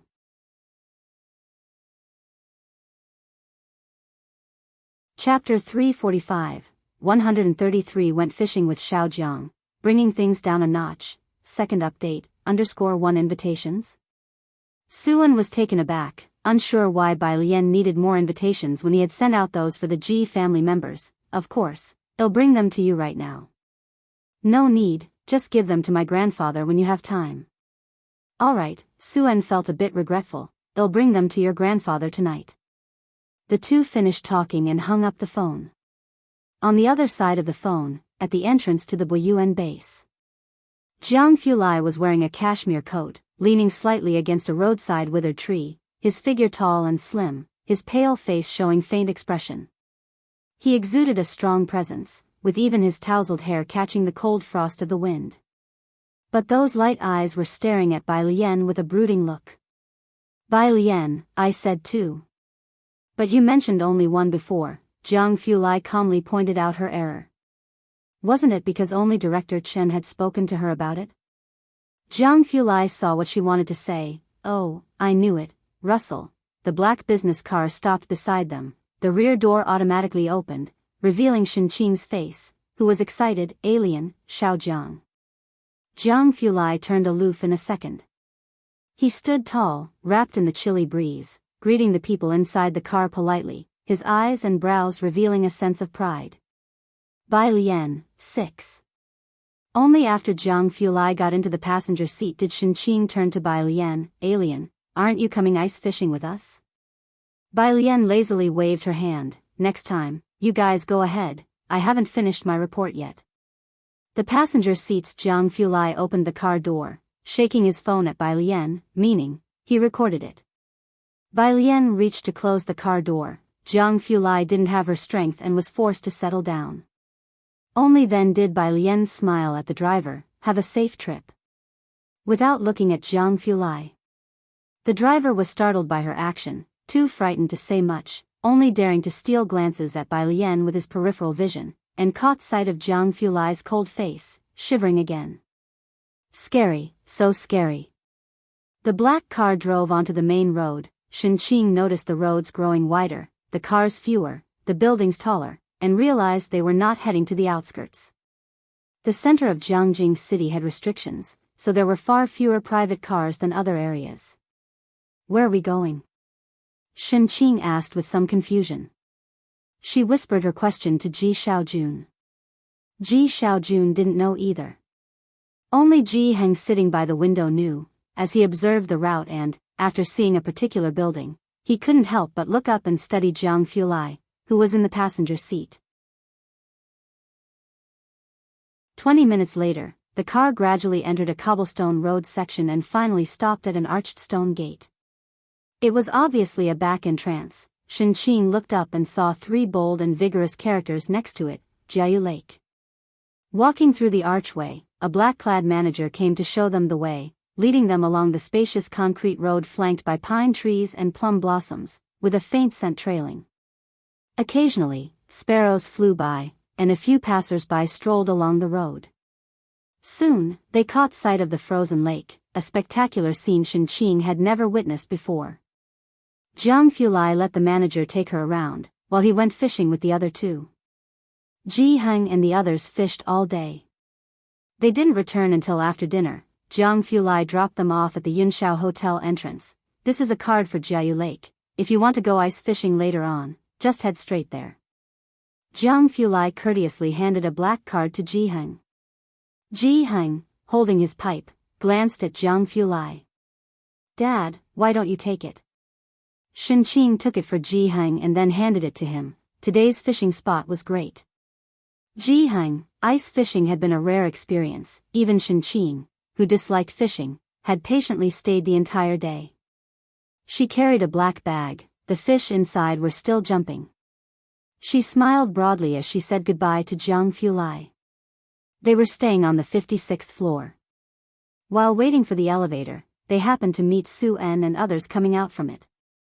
Su En had been upstairs checking the wedding venue setup and tasting the menu.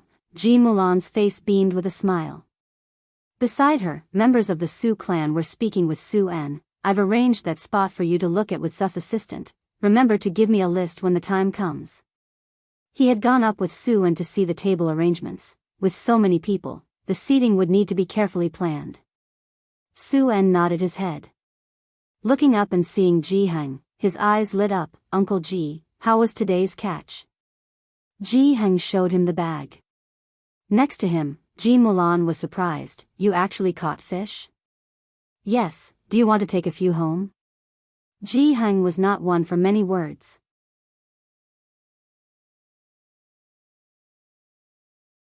Chapter 346, 133 went fishing with Xiaojiang, bringing things down a notch. Second update, _2 however, they caught a lot of fish today, and Su En had booked them a suite with a kitchen included. Shenqing said he would make fish soup for Bai Lian, so they brought the fish back with them. Sure, Su En replied with a smile, fish soup for breakfast tomorrow morning.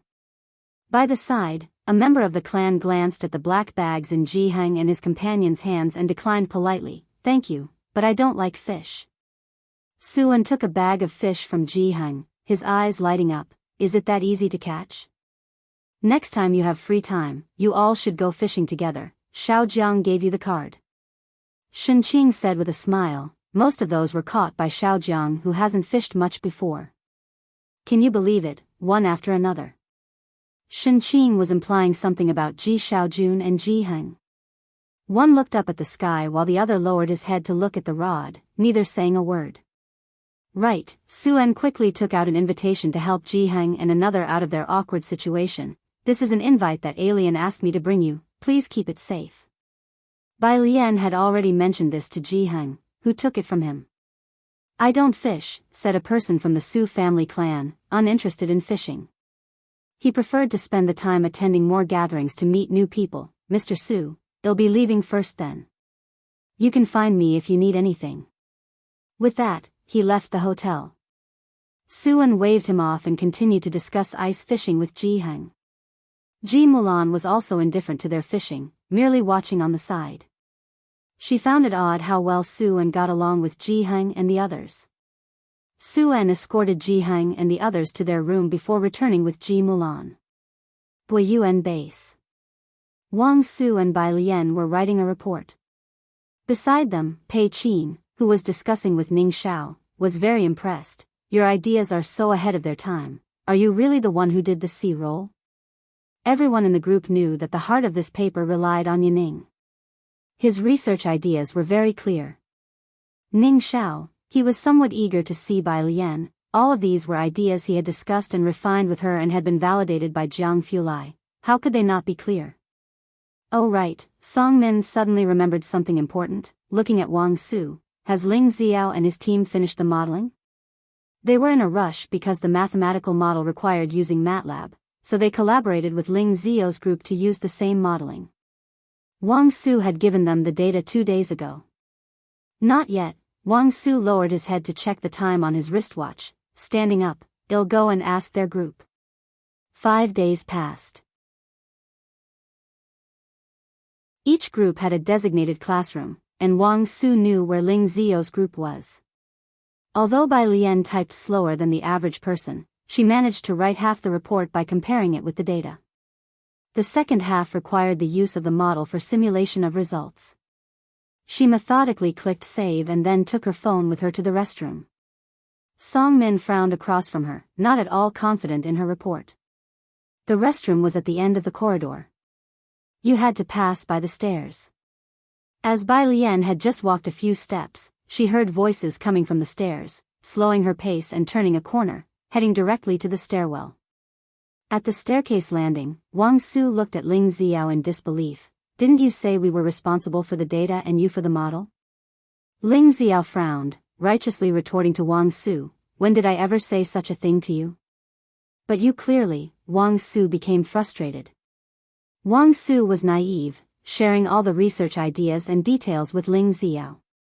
Wang classmate, this is Jiang Jing, not your Shicheng. A teammate of Ling Xiao also watched Wang Su coldly. Go ask Dr. Gao if each model isn't supposed to be done by yourselves. How could Ling Xiao have possibly agreed to such an absurd request of yours? The commotion also attracted the attention of those in the neighboring classroom. After listening to the whole story, the adjacent classroom's occupants frowned at Wang Su. Is this your first time at Buyuan? You foreigners, if you want to swindle Ling Xiao's mathematical model, at least find a better excuse. The noise caught the attention of Pei Qin and the others as they emerged from the classroom. What's going on? Pei Qin approached next to Wang Su. They're saying they never agreed to collaborate with us. By now, Wang Su realized he was played by Ling Xiao and his expression soured. As soon as he spoke, Song Min and the others were taken aback. What's all the noise about? Gao Jichen came out of the temporary office and glanced over those present. Dr. Gao, Wang Su spotted a lifeline and took out his phone, showing the data to him. This is the data I sent to Ling Xiao. He definitely agreed to. Gao Jichen looked past him, disregarding his words and proceeded to Ling Xiao and his team. Your turn to explain.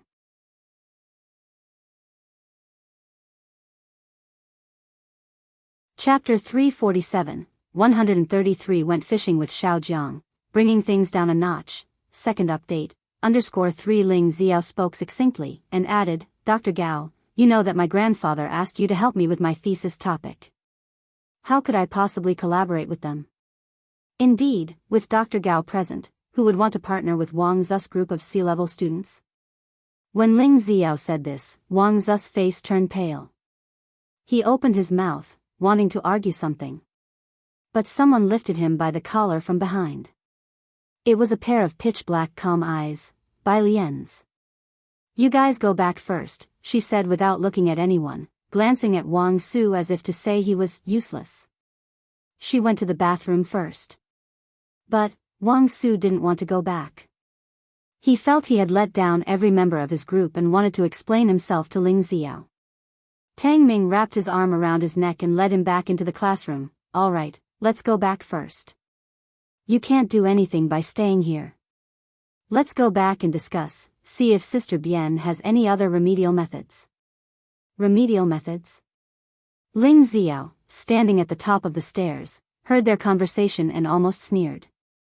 What remedial methods could you possibly have? For this academic report, it was rumored that Academician Ma would attend. The Ling family had gone to great lengths, giving Gao Jichen a bunch of research equipment to make Ling Xiao's group perform better. Ling Xiao knew he couldn't outdo the group consisting of Liang Wuyu and Su Jiyue, but he could come in second. He didn't expect Wang Su, a person from the 4 major cities, to deliver such a smooth academic report. With a slight trickery, without the support of a model, Wang Zu's group report would be significantly discounted. Bathroom. Bai Lian was washing her hands. A timid voice came from behind, our group can share the model. Bai Lian turned off the faucet slowly and deliberately, and with a slight turn of her eyes, she saw the girl standing 2 meters behind her. Wearing black-framed glasses, her bangs slightly too long, speaking to Bai Lian was already the limit of her courage. Thank you, Su. Bai Lian recognized her and the corners of her mouth lifted slightly, but it's not necessary. She leisurely dried her fingers and threw the paper towel in the bin before leaving with her phone. In the bathroom, Su Jiyue watched Bai Lian's retreating figure. She took out her phone and began typing frantically, Brother. Brother. Brother. There's a super pretty girl at Buyuan base. Where is she? Outside. As Bai Lian was walking towards the classroom, she texted Hewen. Hewen responded quickly. Hewen, this model, not just for the academic report, you could use it for papers as well. Although she hadn't been involved in the details of the academic report, she had been writing reports and discussing them with Ning Xiao, so naturally, she knew what kind of model Ling Xiao had asked Wang Su to make. However, compared to the model she and Hewen had, the predictive fluctuation model that Wang Zu's group was going to make was too rudimentary. Bai Lian hadn't initially thought about using the model she developed with Hewen. But now, there wasn't enough time to create a new one. Once she was sure it could be used, Bai Lian felt at ease. At the classroom door, Ning Xiao was evidently informed and was waiting for Bai Lian. They did it on purpose. I know, Bai Lian replied languidly, her presence sharp and oppressive. She leisurely used her phone to push open the classroom door. But it's no big deal. If Jianghu Lai had been there, he would have marveled at how astute Ling Xiao was. To choose anyone else but Bai Lian out of so many people was a mistake. A genius like Hewen, whose papers even academician Jianghu Lai and Ma had reviewed, even if it was just a minor model, was also a product of Bai Lian's and Hewen's time and research. Placing it here was frankly bullying.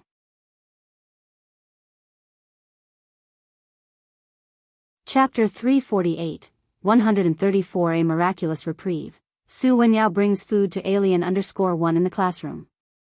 A few members of the group were speaking in low voices. Wang Su sat at the edge of the table, elbows propped on it, covering his face with his hands, while the computer screen in front of him still displayed his report page. The occasional ding of new messages popping up on WeChat and QQ in the bottom right corner of the screen twisted the entire classroom atmosphere. This was the first lesson society taught Wang Su: never trust anyone in society. The sound of the door opening startled Wang Su, and he dropped his hands dejectedly. Sorry, it's all my fault. Someone in the group was scowling, their frustration hard to articulate.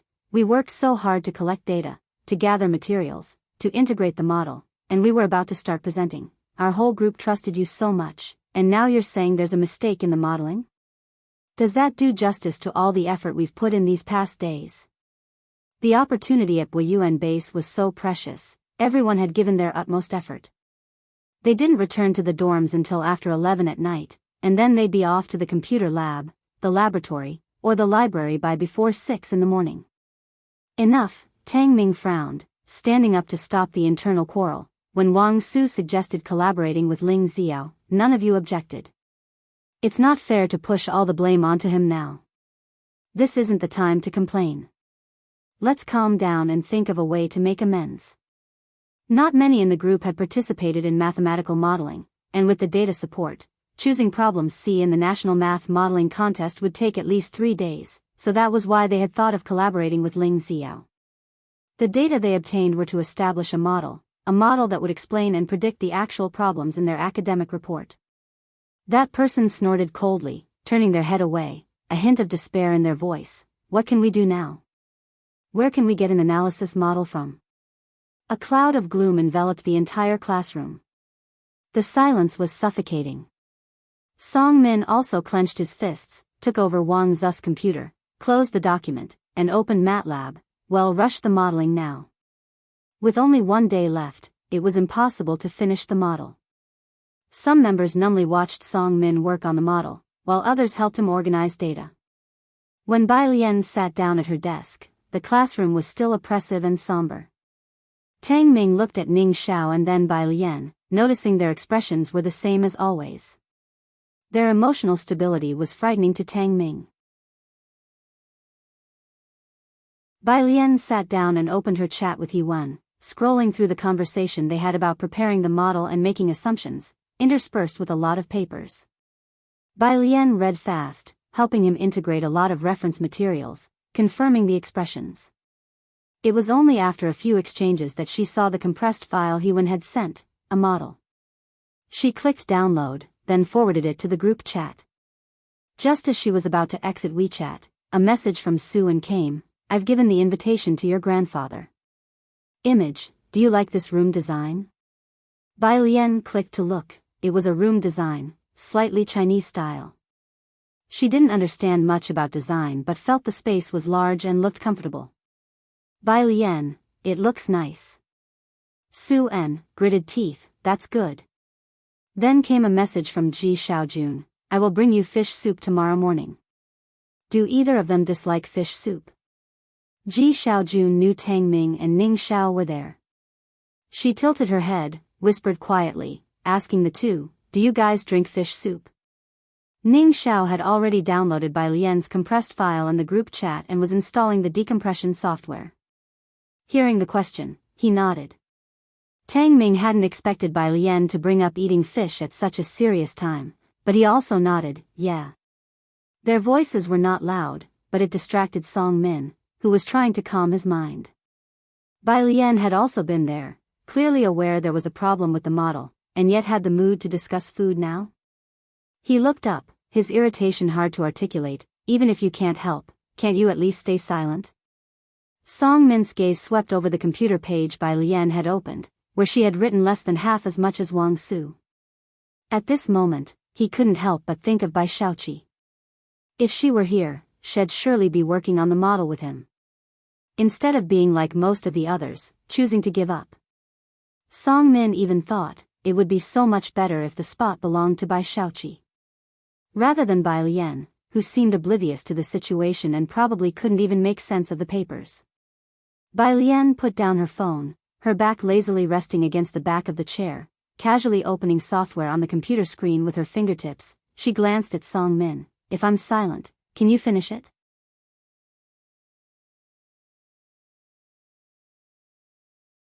Chapter 349, 134 Out of desperation. When Yao Su delivers food to alien_2 Song Min paused.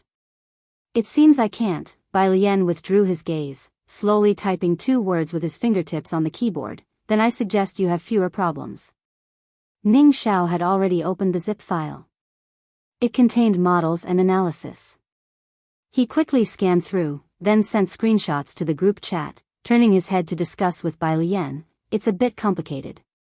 Everyone needs to work overtime tonight and can't sleep. They only had 1 day left to bring the model into their analysis, write it out, and get familiar with the presentation. They couldn't finish it without working overtime. I know. Bai Lian's gaze remained fixed on the computer screen as he continued to type. You guys start the analysis, Just send the results to me and Wang Su. The two discussed the follow-up arrangements. Wang Su likewise saw the screenshots Ning Xiao sent to the group chat, gradually changing from despair to shock, and finally to delight. Ning Xiao, you guys are incredible. Where did you get the model from? The others also picked up their phones, opened the screenshots sent by Ning Xiao, and downloaded the zip file Bai Lian posted in the group chat. Ning Xiao didn't reply, simply looked towards Bai Lian. Wang Su and the others instantly understood that the model came from Bai Lian. They exchanged glances and finally realized why Ning Xiao and Tang Ming followed Bai Lian's lead. Bai Lian, you are my savior. Wang Su slammed his fist down hard on the desk. From now on, your business is my business. Bai Lian, savior? Who exactly is taking advantage of whom? At this moment, to call it a life-saving situation wouldn't be an exaggeration. Everyone sat down to start downloading the zip file. Wang Su walked over to Song Min, casually rubbing his right fist before reclaiming his computer. After catching Song Min's glance, Wang Su lowered his voice. First take a look at the messages in the group chat. Bai Lian has found us a model. Song Min looked down at his phone. The model Bai Lian and Hewen created was no small matter. The more one understood about mathematical modeling, the more they could see its value. Song Min could also tell that the model was vastly different from the one they were planning to build. Like everyone else, the more he looked, the more astonished he became. Was this the model Bai Lian brought out? Song Min turned his head to look at Bai Lian's profile. Where did she get the model from, and who exactly did she know? Did the Su family have such wide connections? Forget the fish soup. Pei Qin also looked up at Song Min. If she wants to drink phoenix soup, I'll go back and have my family think of a way. Wang Su nodded in agreement. Exactly, riding to class on my back tomorrow wouldn't be a problem for her. Reminded by Pei Qin's words, Song Min couldn't help but recall their earlier conversation. For the first time, the usually aloof and arrogant Song Min from Beijing felt embarrassed. He had been self-congratulatory about working on the model, even thinking the other party lacked awareness and didn't understand the situation, failing to contribute to the team. Looking back, trying to make an impossible model in one day was the real foolish move, wasn't it? So, where exactly had she gotten this model from? Song Min resettled into his seat, but his heart remained somewhat unsettled. Su En's residence. I have a feeling she would like this style. He handed back the blueprint to Ji Mulan. Aren't you expecting other classmates? Didn't you say you have an old acquaintance in Jianghu? The clan had reserved a study table for Ji Mulan, but Ji Mulan hadn't invited any classmates, only members of the Song family. Bai Lian, on the other hand, had invited 2 classmates. Ji Mulan took the blueprints back. No. She turned and returned to the study. Behind her, Su En looked at Ji Mulan's retreating figure, quite surprised. Having moved out to live with Ji Mulan in a 3-story house, he had prepared rooms for Su Wenyao, Su Jiyue, and Bai Lian. They had made the rooms ready before their return to Shangcheng. Ji Mulan had designed each child's room according to their preferences. The room prepared for Bai Lian was originally cyberpunk style, but after returning from Shangcheng, it was clear Bai Lian had a preference for Chinese-style items. Su En couldn't quite picture Bai Lian, dressed in horse-face skirts, standing at a cyberpunk bar. So Ji Mulan changed the design. However, Su En felt the design for Bai Lian's room was really cool. He thought for a moment and then went upstairs to the room prepared for Bai Lian and turned on the light. A huge blue ring light hung from the ceiling, with 7 irregularly shaped concentric rings from inside to outside, taking up a large area. At the intersection of the outermost ring nearest to the door, it bulged outward all the way to the edge of the door.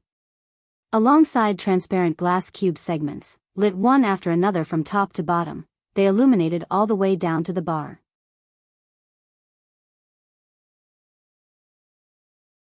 Chapter 350, Life-Saving Help from a Desperate Situation.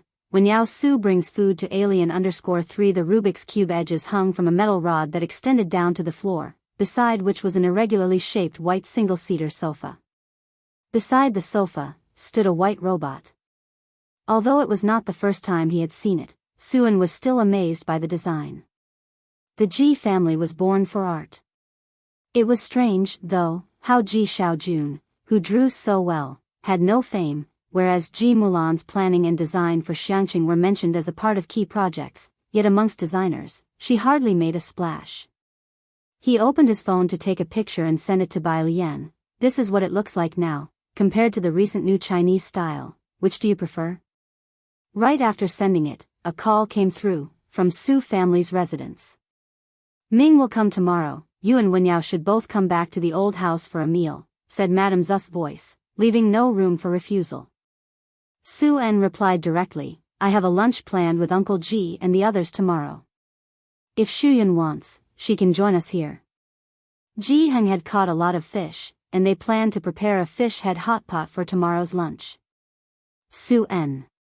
Madame Su sounded somewhat angry. If you wish, you can come as well. Su En was no longer willing to compromise with her. Madame Su hung up the phone. Su En didn't care. He hung up the phone and Bai Lian replied, keep this one.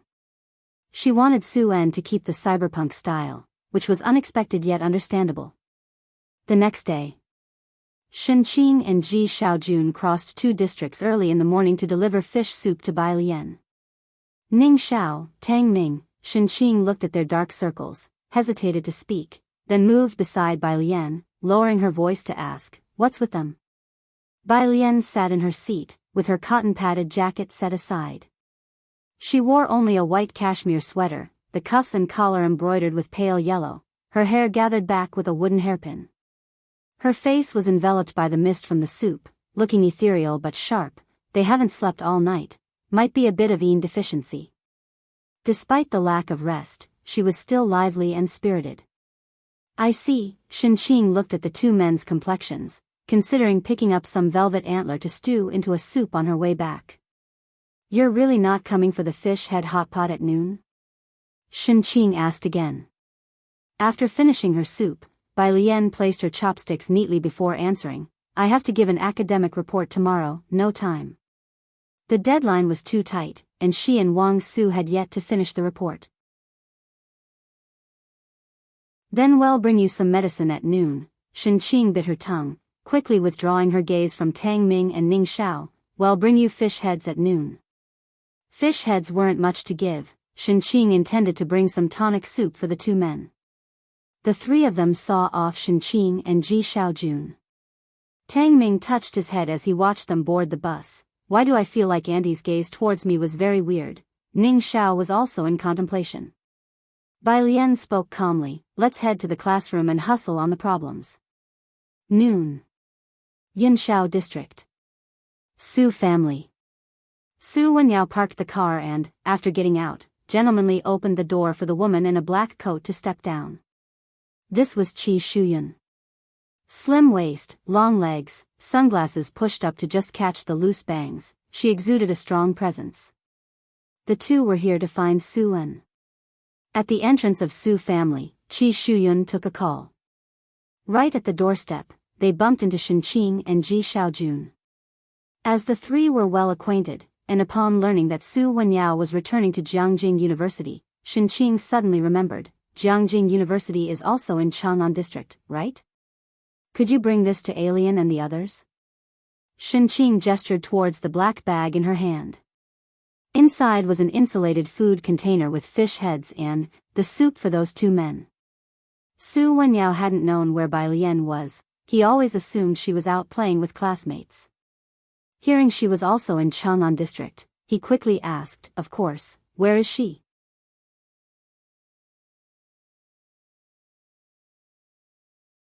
Chapter 351, 135 Face Slap, second work by Bai Lian, second update, _1 Shenqing opened her mouth, but before she had a chance to answer, Qi Shuyun, who had just finished her phone call nearby, came over. Wenyao, my dad said, Ma Institute. She glanced at Shenqing and Ji Xiaojun.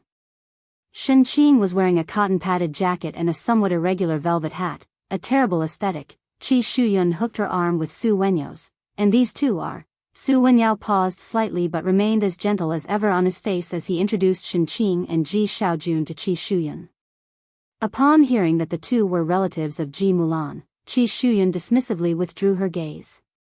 You give me the lunchbox and alien's address, then I can drop it off at her school on my way back, said Su Wenyao to the two. Hearing that Su Wenyao would deliver the meal to Ji Mulan's daughter, Qi Shuyun glanced at them slightly, her tone still gentle. But Wenyao, my dad is waiting for us at the university, and you really wanted to attend Academician Ma's lecture, didn't you? It won't delay us. Su Wenyao tried to control his tone, reaching out to take the lunchbox from Shenqing's hand. He was stopped by Ji Xiaojun. It's all right, Wenyao. Ji Xiaojun patted his shoulder, unbothered and smiling. You take care of your business. We were just planning to go shopping anyway. Whenever you're free, take us to Jianghu University for a visit. Su Wenyao watched Shenqing and Ji Xiaojun leave. How much time do you have? Qi Shuyun turned to Su Wenyao. You live in the library and don't even have time to date with me, but you still deliver food for her. Is she that precious? Can't she pick it up herself? Have you forgotten you also wanted to attend Academician Ma's lecture? Su Wenyao pressed his brow. The usually gentle expression on his face now showed signs of fatigue. It's different, she is studying too, and they are guests. If there's a next time, I hope you can respect my wishes. Studying, can her studies be more important than yours? Qi Shuyun pressed the elevator button. Isn't Uncle Su still planning to buy her a spot at an international school? Coming from an educational background in the Qi family and with Su and having sought their assistance in Shangqing, Qi Shuyun naturally knew all about it. How audacious. To expect them to deliver meals? Qi Shuyun thought the Ji family was really audacious. Even her dad wouldn't dare to make her run errands for others. On the road, Ji Xiaojun also reminded Shenqing, you should keep some distance. Does Wenyao look like someone who should be delivering takeout to us? I didn't say anything, he was just on the way, Shenqing quietly said. Ji Xiaojun got along well with the Su family, and since Su Wenyao was respectful and polite, she felt just as comfortable with him as she did with her own family. Not only Su Wenyao, but she also frequently had Bai Lian run errands for her. Seeing that Su Wenyao was also going to Chang'an district, she mentioned it casually. If it were Xiaojiang, who knows how happy he would have been. Ji Xiaojun knew that Su En's attitude had clouded Shenqing's judgment, but Su En did not represent the entire Su family. Treat them like how you used to treat the Ren family, with just a third of that politeness, and don't be so informal. Shenqing brought plenty of soup. Ning Xiao and Tang Ming didn't finish drinking theirs, so they shared a bowl with each member of the group. Only Bai Lian didn't have any. After drinking the soup, the group members were energized as if injected with new vigor and finished the academic report that afternoon. At 8 in the evening, classroom. Bai Xiaoqi still brought snacks for everyone, glanced casually at the people in the classroom. Bai Lian isn't here? She had something to do and went out, Song Min responded calmly. This reaction made Bai Xiaoqi feel odd. Song Min had surprisingly not commented about Bai Lian, and everyone else seemed to be getting along happily. You really are tolerant, Bai Xiaoqi remarked. She has already played her part, Song Min said indifferently, having no issue with Bai Lian after she brought the model yesterday. Writing the report doesn't require her, so it's okay if she's not there for what comes after. Bai Xiaoqi wanted to say something more. But just then, Wang Su sent the full report to the group. This is the report written by Bai's sister and me, everyone take a look. Bai Xiaoqi inwardly smiled at the words. It was probably time to drop the Bai's sister, since she wasn't even there. Beside her, Song Min nonchalantly opened the file and started reading from the title downwards. He hadn't written a thesis before, but he had written lab reports. He had no great expectations for the academic report, thinking that, aside from experimental data, the most interesting part would probably be the mathematical model. Until he read through the introduction. What had been a largely indifferent expression turned serious, and he sat up straighter as he continued to read. The academic report was filled with professional jargon from the introduction onwards, and even Song Min occasionally had to stop to look up the meaning of the terms used.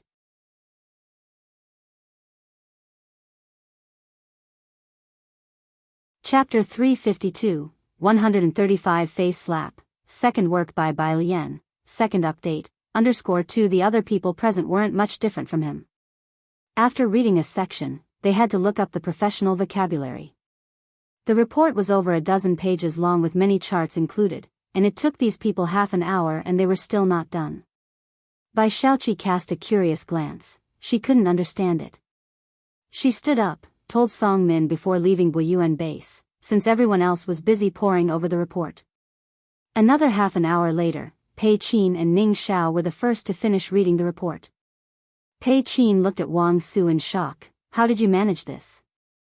Bai Lian wasn't there that evening, and everyone knew she typed slowly, so they all assumed it was Wang Zu's own work.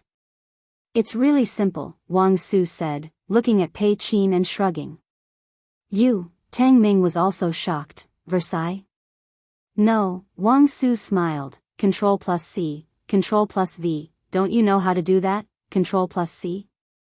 Ctrl+V? Copy and paste? Song Min frowned. This is clearly our data. Where did you copy and paste from? Wasn't I working on a paper with Sister Bai? Wang Su looked at the computer screen. Sister Bai had the content all sorted out, but the formatting was a complete mess. Although the content I worked with was barely presentable, at least my formatting was correct, so I pasted her content into my format. So, all of this, Pei Qin and Song Min were even more astonished, was written by her? How could she know so much? On site, probably only Ning Xiao remained composed. If the group knew what Bai Lian had been looking at every day, they wouldn't be so surprised. Having started viewing summaries every day since her senior year of high school, professional terms were second nature to her, and the overarching direction of her research was similar to the summary she read. How could someone with such a big picture outlook not write well? The next day. Academic report. Held in the lecture hall. Academic reports by high school students, in the past, wouldn't attract many professors, but today, a row of them sat in the back along with experts. As the students entered the classroom, they were engulfed by the solemn atmosphere. None dared to look back. Academician Ma, Wang Su, grabbing Tang Ming's arm in excitement, said, "Did you see Academician Ma sitting in the center? He actually came to listen to our presentation."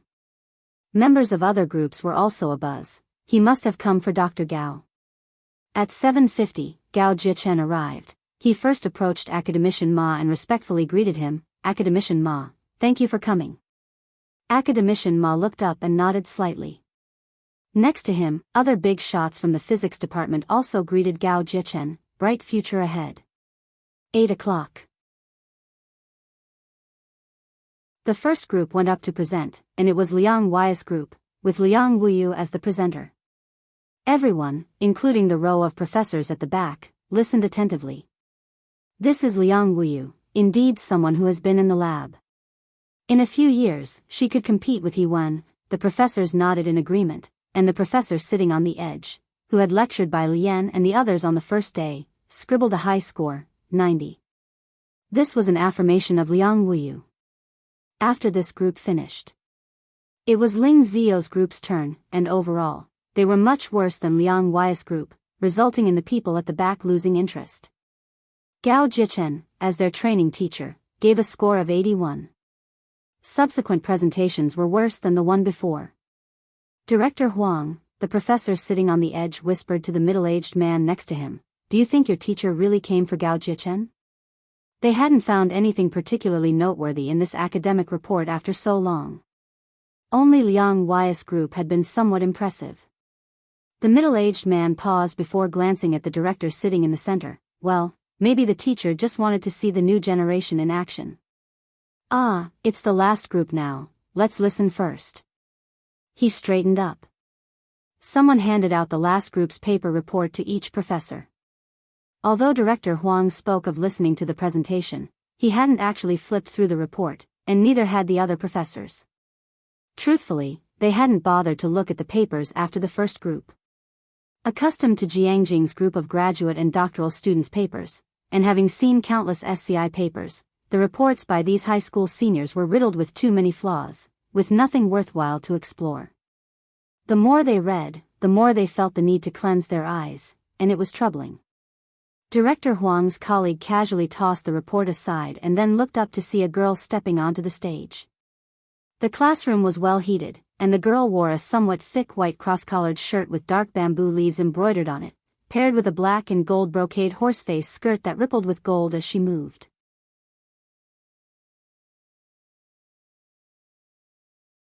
Chapter 353, 135 Face Slap, second work by Bai Lian, second update, _3. A black wooden hairpin was at the back of her head, and her hair was all tied up, revealing a long, slender neck. She went up with a USB drive and bent over to open their group's PowerPoint presentation. The speaker was Bai Lian because only she was familiar with these professional terms. Wang Su had created the PowerPoint, and Bai Lian had already gone over it several times before. In the middle, Ling Xiao glanced at Wang Su, looking at Bai Lian and the others with a sarcastic gaze. Wang Su glared back coldly at Ling Xiao. Song Min was somewhat distrustful, an expression of skepticism that he had harbored towards Bai Lian all his life, letting her present. Are you sure there won't be any mistakes? With that said, those who didn't know Bai Lian, such as Wang Su, also quietly asked Tang Ming, right? I just heard Liang Wei's voice shaking. Can she handle it? This, Pei Qin had felt uncertain the night before, but now he was also worried. If I had known there would be so many people today, I would have let Ning Xiao or Song Min present. They obviously didn't know that the Ma Institute fellows and many professors would be coming. Such pressure was not something ordinarily bearable. While these people were worried, Tang Ming just smiled. If she can't handle it, then no one else here can. His tone was somewhat proud. Song Min looked at Tang Ming in surprise. On the podium, after the PowerPoint appeared, Bai Lian bowed to the professors and students before starting today's presentation. We adjust parameter space using Berry phase and Berry curvature to achieve lossless quantum bit transitions between different energy levels. She hardly glanced at the PowerPoint behind her. Standing slightly to the side at the podium, she held the USB drive in one hand, casually pointing at the PowerPoint behind her. Each time the USB drive landed, it corresponded with the line of text or the chart she was discussing. The winter sun had already risen, and the golden light streamed through the glass, passing through the air filled with drifting dust and shining upon her. Holding the USB drive, the girl spoke with ease, as if what lay beneath her fingertips was not the PowerPoint nor her own paper, but a vast expanse of territory. Clad in white top and black skirt, with a casual look in her eyes and the vigor of youth in her gesture. While everyone was still captivated by her poise, Director Huang finally reacted, hurriedly flipping through the paper in his hands, comparing the textual description on it. Then he looked up in astonishment. Wait, this model? Could it really be the work of high school students? Next to Director Huang, the professor was listening very attentively, but Gao Jiachen, who was sitting on the other side, frowned when Bai Lian got to the model part of her presentation, squinting at Bai Lian. 20 minutes. Bai Lian finished her presentation, her right hand behind her back, and she bent forward slightly. Thank you, teachers and fellow students. Down in the audience, Wang Su gave her a thumbs up. But Ling Xiao was filled with disbelief. Bowing their heads, Liang Wuyu and Su Zhiyue also looked up at the PowerPoint, with Su Zhiyue not taking her eyes off Bai Lian.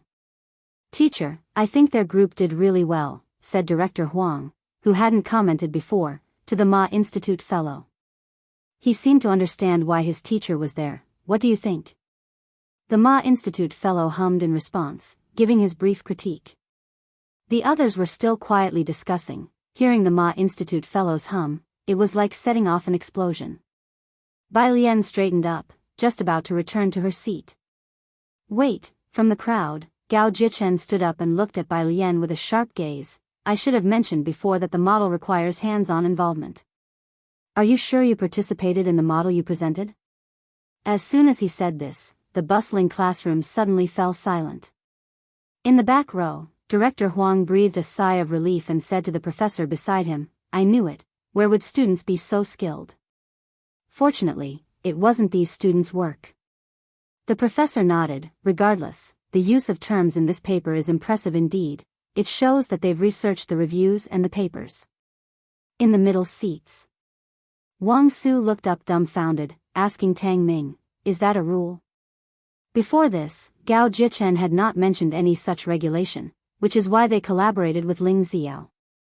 Pei Qin saw it very clearly and narrowed his eyes calmly. Whether there is or isn't, now that Dr. Gao has said so, it means there is. What should we do? Wang Zu's excitement fell. Behind them, Ling Xiao spoke up a bit too loudly. To think they got the model from someone else, teacher, that shouldn't count towards the final score, right? Director Huang and the others were also stunned, looking at each other with puzzled expressions. They had originally planned to give Bai Lian a high score. Dr. Gao, as long as someone from our group participated in the model, that would be acceptable, right? Bai Lian leaned on the podium with one hand, her eyes slightly squinted. Gao Jichen glanced at her and said in a grave voice, "Indeed, but you're not going to tell me you were involved, are you?" "Correct," Bai Lian raised her eyebrows. As Director Huang was just about to drink water, he choked on it again. Looking up in shock, he thought, could you really be that exceptional? You think a new paper wouldn't quickly come to someone's attention? That no one would notice? This model, it was included in a paper published by Hewen at 11 o'clock yesterday morning. Gao Jichen had always considered Hewen a rival. He didn't understand why Hewen could go places he couldn't. So he always kept an eye on his every move, studying whatever Hewen studied. Once Hewen published a paper, Gao Jichen was among the first to know. "You're not going to tell me that you wrote that paper, are you?" he asked Bai Lian, almost scoffing. Students are so blatant with their dishonesty these days. The entire classroom fell silent.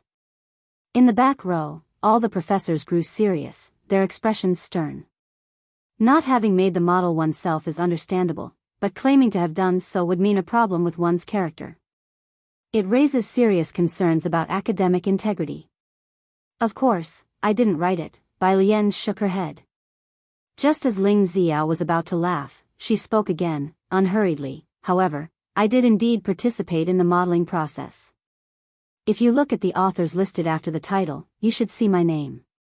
My name is Bai Lian." According to Hewen, she and another student were both listed as second authors.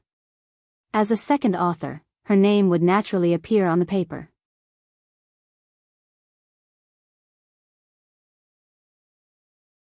Chapter 354, 136 Top Gaokao Scorers Betting Market _1 Hewen. For Wang Su, a resident of Xicheng, this name was like something out of a legend. Just think about it, Hewen had been unbeatable at Jianghu University, and even the affiliated high school of Jianghu wanted to display his name prominently. What kind of glory must he have had in Xicheng? In the middle row of seats in the classroom, Wang Su, Pei Qin, and Song Min, among others, were all staring blankly at Bai Lian, who was lazily leaning against the lecture podium. Bai Lian knew Hewen. And they had worked on a mathematical modeling project together? In front of Wang Su, Ling Xiao let out a sigh of relief and smiled, his eyes on Bai Lian, who was standing at the podium. "Just the other day, we were discussing Senior Hewen, and now you're saying you've worked on a math model with Senior Hewen. Even in Jianghu, there are only a few who could see Senior Hewen now, and you claim you're the second author. I might as well say I've been doing experiments with Senior Hewen in the lab." The name Hewen was not only well known among students but also among a group of doctoral supervisors. Not only because of his own talent but also because of the experiences he underwent, being suppressed and enslaved by his mentor, having his papers blocked, and then, by some stroke of fate, he leaped into the Jiang family's laboratory. The academic circle was much deeper than the business and political circles. It wasn't so easy for someone with a humble background to rise to prominence. And yet, by some twist of fate, Hewen had caught the eye of the Jiang family. Many doctoral supervisors envied his luck.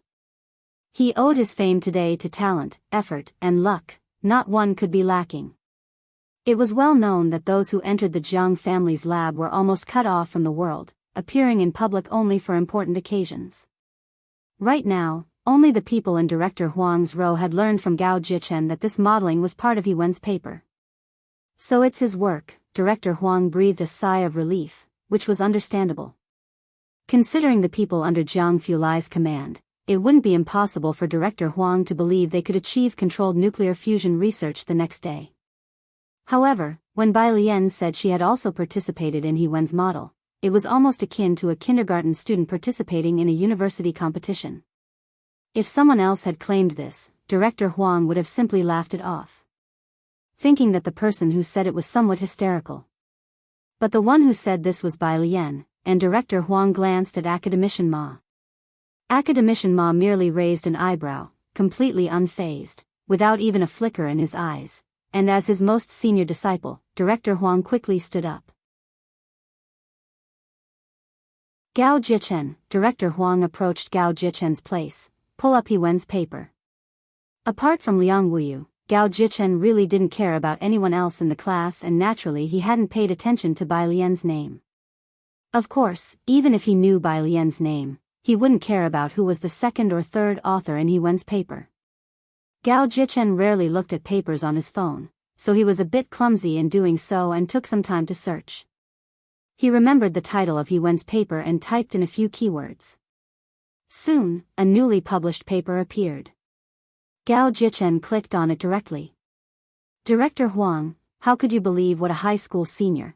While reading, Gao Jichen spoke with Director Huang, but before he could finish his sentence, his eyes fell on the names under the title. When he Li Hong Xing, Lian by the first author was listed up front, followed by the second author. All formal journal submissions used English, and Gao Jichen's eyes were fixed on the last name. Although he didn't remember Bai Lian's name before, he had remembered the pronunciation of Bai Lian when she introduced herself just now. He rapidly scrolled backward, all the way to He Wen's acknowledgments, which were quite lengthy. In the laboratory, Xing Lihong taught me how to use the experimental equipment, helped me record data, and luckily there was the model variable thinking provided by Bai Lian, which allowed me to. Gao Jichen read each word carefully as he moved down the page. Bai Lian's name was not only listed as the second author, but the content in the acknowledgments also matched what Bai Lian had claimed. Director Huang had had some guesses even before seeing this paper, and now with his suspicions confirmed, he let out a long breath. Damn it, this model really did involve a high schooler's work. Dr. Gao, Bai Lian looked at Gao Jichen's reaction and guessed he had seen the paper. She stood up properly, and politely said, if you think it might be a case of the same name, you can contact He Wen at any time to verify it. Director Huang took out his phone, just in time to receive a WeChat message from President Ma. It's her. Ultimately, the speculation was confirmed, and Director Huang gazed intently at Bai Lian before saying, I have already confirmed with He Wen, and this is not a case of the same name. With that, he nodded to the professors at the back row, please score accordingly.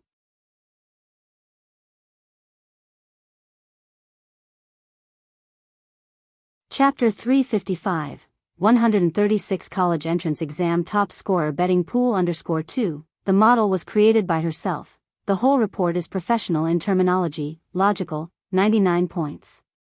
Amidst the endless reversals, a somewhat numbed professor awarded a high score. The reason for not giving a full score was because everyone still has room for improvement. Thank you, Professor, Bai Lian bowed in thanks. With that, the last group of students finished their presentation. The professors stood up one by one and started to leave the room.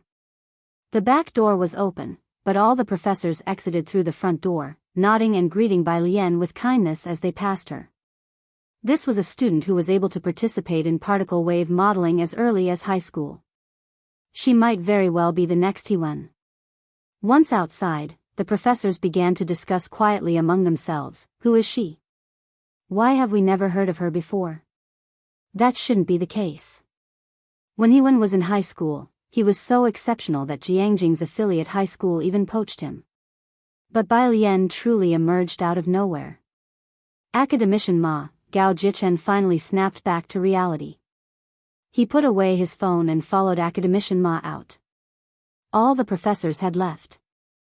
The classroom was still very quiet, no one made a sound, including Ling Xiao. Bai Lian hadn't brought anything with her today. She went to her seat, picked up the down jacket on the chair, and slowly put it on. Seeing that Wang Su and the others still did not react, she gave Ning Xiao a look and then left first. Once she had left, Wang Su finally came back to his senses. He glanced at Pei Qin on his left, then at Tang Ming on his right. Pei Qin, Tang Ming, did you hear anything just now? Wang Su was grasping Tang Ming's wrist. Pei Qin, who usually had a strong mental fortitude, couldn't help but entertain the same incredulous thoughts as Wang Su at this moment. It felt akin to a friend with whom you eat at street stalls suddenly telling you casually one day that she just talked about a partnership with Bill Gates. Bai Lian, she worked with your idol on a mathematical model. The one we're using is the very model they collaborated on. On the main roadway of Buyuan Base. Gao Jichen followed Academician Ma out. Academician Ma, are you leaving already? Seeing that it was him, the professor next to Academician Ma smiled and made room for Gao Jichen. Do you have something to discuss? Academician Ma stopped. The majority assumed that Academician Ma had come for Gao Jichen himself included. He blurted out subconsciously, weren't you here specially for the academic presentation today? Of course not, Academician Ma slightly furrowed his brows. I was here to inspect Buyuan Base.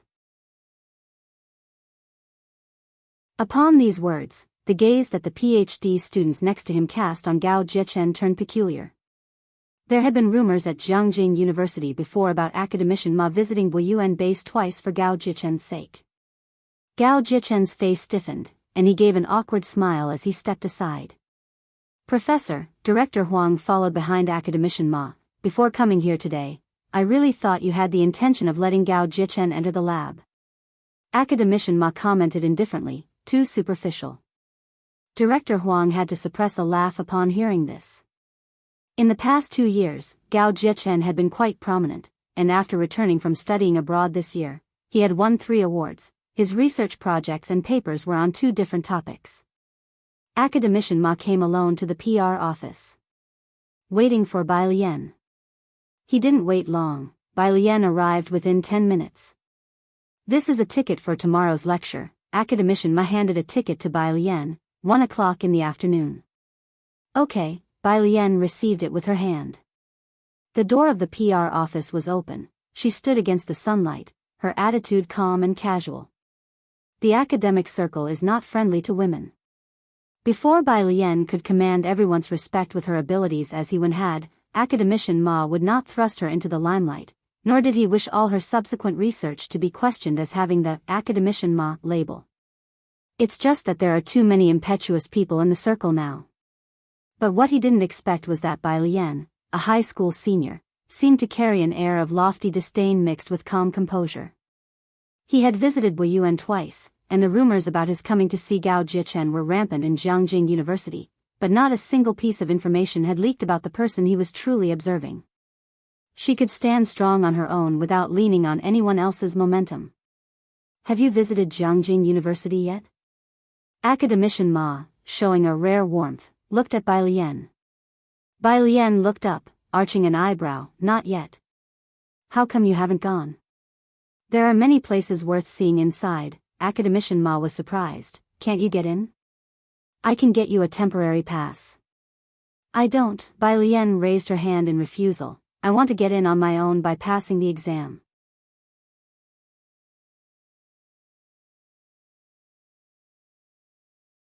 Chapter 356, 136 Top Gaokao Scores Betting Market _3 Academician Ma was very friendly with Bai Lian online, and after meeting her in person, apart from thinking she was exceptionally attractive, perhaps too much so for someone serious about research, he only had one impression of her. This girl looked very demure. The Academician Ma, who just discovered Bai Lian might have a rebellious streak, said, fine. He was a bit silent.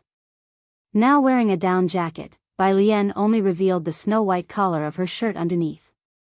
Academician Ma looked at her for a while and said, you remind me of someone, but she's from a completely different era. Who? Bai Lian asked, stuffing the event ticket into her large pocket. The head senior, Academician Ma said nonchalantly, when you get into Jianghu University next year, you'll meet her. Each year when exams roll around, a bunch of people go to her for last-minute luck. Alright, you should head back now. He waved her off. It would be hard to explain if someone saw her here later. Bai Lian had no idea who the head senior he mentioned was and, after bidding farewell to Academician Ma, left the place. Behind her, Academician Ma watched Bai Lian's retreating figure, muttering to himself, there are 167 days left until the college entrance exam, and over 240 days until the start of school. I wonder when Jianghu University will start this coming year. It will be lively when she comes to Jianghu. Some time after she left, Director Huang returned. He had just gone to check Bai Lian's records. Many professors had already looked up Bai Lian's information on the spot. Her math is truly impressive, Director Huang exclaimed. No wonder he sought her out for modeling. If only her science comprehensive was a bit stronger, then I'd know about her. But it's okay, we have the Wen Chong plan. Liang Wuyu and he will excel in all areas. If Bai Lian's science scores were better, she might compare with Liang Wuyu and Su Jiue. Academician Ma stood by without saying a word, not revealing to Director Huang that a certain someone insisted on getting in on her own merit. But with this year's bet surrounding the college entrance exam top scorer, many people might be up for a rude awakening. Suddenly thinking of something, he took out his phone and forwarded a video sent to him by the Buyuan base's person in charge to Jiang Fulai. On the other side, with his phone, Jiang Fulai received Academician Ma's message just as his assistant brought over 10 event tickets. Although Academician Ma's lecture was abrupt, it still caused quite a stir, sweeping up grad students, PhDs, and even professors. Some even rushed back from abroad. Event tickets were limited, and Jiang Fulai received 10 tickets sent over by Academician Ma. He looked down at his phone. Student by, image, student by, Academician Ma just gave this to me, him, going back. He opened the video from Academician Ma. The video was a full-screen recording by Buyuan Base, from the first to the last group, lasting 2 hours. Jiang Fulai cut out all other segments except for the final group's presentation before saving it. Next to him, Jiang He, who observed his actions very clearly, said nothing. Jiang He slowly withdrew his gaze, his fingers leisurely undoing and redoing the button knot in the middle of his clothes. It was a sign of his anxiety. Another half-hour passed before Jiang Fulai finally glanced down at him with an indifferent tone. She needs to study. Jiang He was sitting cross-legged on the couch, back to him, poking at his watch. Jiang Fulai continued reading his documents. He was also busy at the end of the year, especially since he needed to carve out a day to visit the Su family, making his schedule even tighter. His phone lit up again. Student by, my grandpa said, if you're busy, just bring Jiang He over to his place, Teacher Jiang, and me?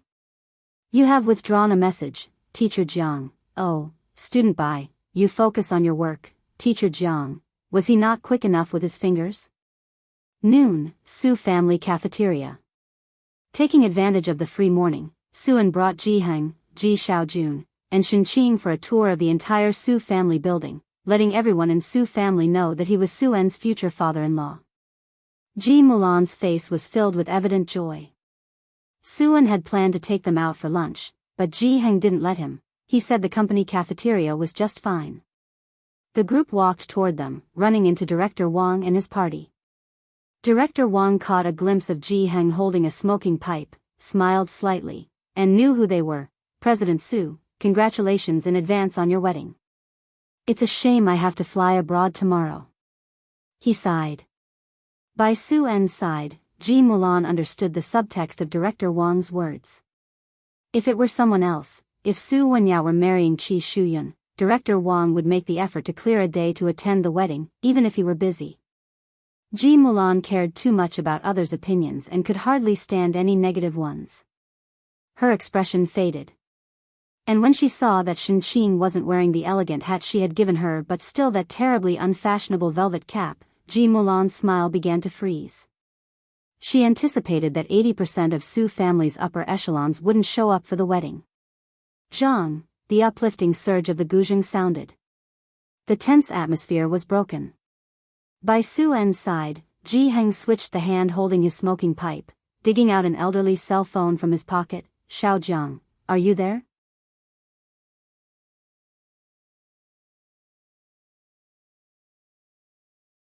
Chapter 357, 137 Meeting Yama in White, Part 2, _1 Xiaojiang? Su En remembered that this was the same person who went fishing with Ji Heng and the others last time. Uncle, do you have an acquaintance here? Where are they? I'll have my assistant go down to receive them. No need, you're busy. Ji Xiaojun waved his hand. I'm going down to bring Xiaohe up, I know the way. Shenqing followed him. I'll go with you. The two left the cafeteria. Director Wang looked at Ji Heng with surprise. The Ji family had acquaintances in Jianghu.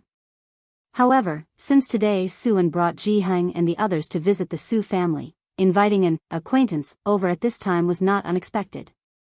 People like Director Wang who navigated the business world often thought more deeply. Then, Mr. Su, your family is busy, so I will head back to hand over my work. Director Wang said goodbye politely. As for the Ji family people, acquaintances, Director Wang didn't care. After everyone had left, Su En turned to look at Ji Heng. Uncle Ji, Wenyao will send you this afternoon. The museum that Wenyao had booked for Ji Heng and the others was this afternoon. Su En was letting Wenyao take them. No need, Ji Heng waved his hand, we can go by ourselves. Su En frowned slightly. Why did he feel that the Ji family people were somewhat polite to Su Wenyao all day today? He let Ji Heng walk ahead while he fell 2 steps behind and took out his phone to send a message to Su Wenyao, asking about the matter. Jianghu University. Su Wenyao, who had just taken his car keys and stepped out of the dorm building, received the message from Su En, and his expression became serious. I'll come back right away, please help me explain to Mr. Ji and the others. Having said that, he found his car and drove to the Su family. On the way, he received a call from Qi Shuyun. Wenyao, Qi Shuyun's voice held a hint of coquettishness. Come to my house to pick me up, okay? My dad asked me to give you the tickets for Academician Moss event. The tickets for Academician Moss lecture were scarce among undergraduates. They were mostly given to postgraduates and above. Su Wenyao had also participated in the university's sign-up, but he hadn't managed to get one. However, it wasn't surprising for the Qi family to get tickets. Wenyao just patiently explained to Qi Shuyun, Shuyun, I told you yesterday that I am taking them to the museum today. Are you serious? Qi Shuyun's tone changed instantly as she sat up. Last time you were running errands for them, this time you're playing the tour guide. You have more patience with them than with me. Shuyun, they've come all the way to Jianghu. It just means you don't care about me enough. Qi Shuyun was the only girl in 3 generations of the Qi family, spoiled and pampered from a young age. Su Wenyao pulled the car over to the side of the road, massaging his forehead. Listen to me, my dad previously in Xiangcheng. I don't care, Qi Shuyun cut in. If you don't come pick me up, I'll tear up the tickets. Su Wenyao was silent for a long time. Qi Shuyun, do you really think I'm after your tickets? Perhaps it was because he had never used such a serious tone before. Even when she brought up breaking up, he had managed to speak to her nicely. It was the first time that Wenyao, who had always indulged her, had such an attitude. You know that's not what I mean, Qi Shuyun frowned. I'm driving. Su Wenyao restarted the car. Let's hang up for now. You do have time. Su Shujia, wearing suit trousers and holding documents, stepped out of the car and gave Su Wenyao a once-over. You're actually accompanying them to the museum. Su Wenyao nodded slightly, his eyes soft but shadowed by faint clouds today. Would you like to join us? No, thank you, Su Shujia refused outright, but Shuyun went to see your grandmother. Be careful, your grandmother will definitely want to talk to you tonight. I got it. Su Wenyao hadn't expected that Su Shujia would be informed of this so quickly after driving to the Su family. Su Shujia trusted Su Wenyao to handle things responsibly and didn't say more. Yu Guang saw Su En escorting Ji Heng and the others down from the building. Ji Heng, Ji Xiaojun, Shenqing, and next to them was a 7 or 8-year-old boy. He wore a red cotton jacket, the large pockets on both sides embroidered with cabbage designs that didn't match the jacket, long eyelashes, delicate features, but with a somewhat blank expression. Like a child from a New Year painting. Who is that? Su Shujia asked in surprise. Su Wenyao thought for a moment, a friend of aliens. Su Shujia nodded and asked no more. Uncle, when Yao just happens to have time, Su En said with a smile to Jianghu, let the kid take you there, he can show you the way. Now that Su Wenyao was there, Jianghu found it hard to say no this time. The wedding is in 2 days, and you're still at the company. After the car left, Su Shujie finally turned to look at Su En. But they have one friend after another, one acquaintance after another. How many relatives are they planning to bring this time?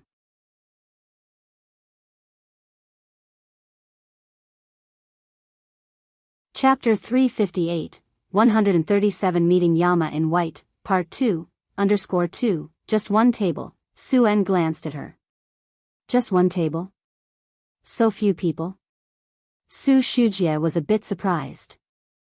Jianghu and the others were visiting the private museum of the Qin family, with a scheduled entry time of 2 o'clock in the afternoon. Su Wenyao parked the car in a nearby parking lot before leading the group to the museum. The museum is located on the very western edge of Xinjiang district, bordering Shimen district. The entire museum is designed in a garden style, with a wide gatehouse at the entrance. They limit the number of daily visitors, and there weren't many people queuing for the reserved slots at that time. The private museum of the Qin family is quite large, and it's widely known that it houses mostly items belonging to the Bai family. It's open to the public for free, yet it only admits just over 1,000 visitors each day. Su Wenyao and the others queued up and entered the spacious museum grounds. Walking along the corridor, they soon saw the first exhibition hall in the center. Right there in the center, within a glass cabinet, lay the preserved armor. You could hear the voice of the museum's tour guide drifting through the microphone. Everyone, look, this is General Bai Li's armor, weighing 112 jin. Imagine carrying such heavy armor while lunging at the enemy with a spear to strike at their heads. Past the iron armor, everyday utensils were displayed in glass cabinets on both sides, with stairs leading to the upper floors. The museum had 2 more floors above. The 3rd floor holds letters from members of the Bai family. Su Wenyao, no stranger to this place, explained to Jianghu and the others, let's visit the 2nd floor first, go to the backyard first. Jianghu shook his head, striding with his pipe straight through the 1st floor and down a concrete path to the backyard. Su Wenyao was taken aback, but he followed Jianghu. The entire backyard was a 1-hectare garden. The concrete path was narrow, flanked by ancient trees with a long history. There were not many pedestrians and no other attractions on the path. After walking 400 meters, they finally reached a tomb. Incense and candles were placed on both sides of the tomb. Jianghu, very familiar with the routine, picked up a stick of incense from the left side. However, due to his short stature, no one noticed him at that moment, their gazes fixed on the stone tomb in front of them. The tomb had 9 steps leading up to it, atop which sat a nearly dilapidated stele. Even Su Wenyao was aware of this part of history. He looked up at the stele. Even though it wasn't his first visit, Su Wenyao was still subdued by the inscription on the stele, the unrestrained and bloody aura enveloping him. Before the last battle, the tomb's owner had engraved their own epitaph believing they would not return. The epitaph comprised only 10 characters. By Yi Xing Jian Jin Yen Fan Luo Gue Life in Defiance, in white, facing Yama. This was the epitaph by Shangjuan left for herself. It was only after Qinyi later returned to Jiangjing that it was brought back. Su Wenyao couldn't quite imagine what those people were like back then, to have left behind such words. Just looking at the stele, he could envision the figure in white, standing against the wind with a spear in hand, inscribing the characters with gallant determination. Many offerings had been laid on the stele and the steps, lollipops, candied haws, pretty butterfly hair clips, one after another of fresh flowers, and stacks upon stacks of photos from around the world. Covered with these tributes, the tomb keepers would clear them away, only for a new batch to accumulate soon after.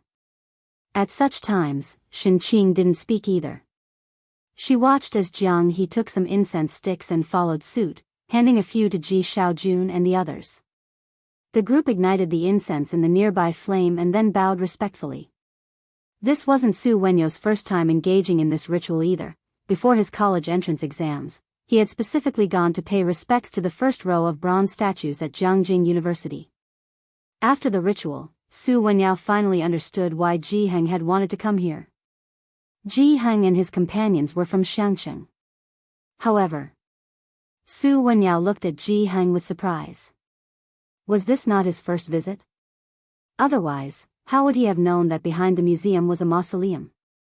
Most people visiting for the first time wouldn't know that behind it lay the tomb of Bai Shangjuan. After their worship, Ji Heng and the others finished touring the second and third floors before leaving the museum. The parking lot was a bit far from there. Su Wenyao told Ji Heng and the others to wait there while he went to get the car. On his way, he received a call from Grandma Su. "Wenyao," said Grandma Su sternly, "how have you upset Shuyun again?" Su Wenyao opened the car door, very gently. "Grandma, please don't interfere with this, if you will. What sort of nonsense have the Ji family fed you?" Grandma Zu's voice grew colder. "Wenyao, do you realize Shuyun has tickets to the Ma Institute's event? Come back immediately and apologize to her. She said she'll let bygones be bygones as long as you apologize." Su Wenyao settled in his seat, always very polite. "Grandma, I don't have time to come back, I still have things to take care of here. If you don't have anything else, I am going to hang up." "Wenyao." Grandma Su sounded anxious. "You don't want the tickets anymore?" "Grandma, I'll call you back later." Su Wenyao hung up the phone, sat in the driver's seat, elbow resting lightly on the window, gaze fixed on the buildings outside. He pressed his brow for a long while before driving the car to the museum. On the roadside, Jianghu held a sugar-coated haw on a stick, slowly nibbling at it with his head down. Su Wenyao rolled down the window. Then he heard Shenqing muttering to Ji Xiaojun while opening the door, "I told you, he's had too much sugar today, and you still bought him candied haw? I was just having a chat with my dad. Did you have to buy it and bring it back? Do you think I can't afford to buy it for him?" Ji Xiaojun didn't say a word, another sugar-coated haw in hand, silently leading Jianghu into the car. Su Wenyao felt like laughing. The Su family always had many rules and never such lively scenes. Sitting comfortably in the passenger seat, Ji Heng said to Su Wenyao, "Wenyao, just take us to Alien's place. It's perfect since Xiaojun has brought her candied haw." All right. Su Wenyao was also curious about which library Bai Lian was at. He had heard she was in Chang'an district but had never actually seen her. "Please give me the address." The area around Bai Lian's place was complex, with many roads and several forks. Ji Heng forwarded the address Bai Lian had previously sent him to Su Wenyao. Su Wenyao steered the car onto the main road, casually tapped open the message on the phone mounted on the support, switched to the map following the address Ji Heng had given, and glanced at the address. Buyuan Base. He activated the navigation, and just as the car moved a meter, screech. Suddenly, an abrupt stop, and the car parked at the side of the road. Buyuan Base? Su Wenyao slightly turned his head. "She's at Buyuan Base now?" Behind him, Shenqing stabilized Jianghu. With his usual gentle demeanor, Su Wenyao had startled her with his sudden breaking, "Yes, can't she be there?"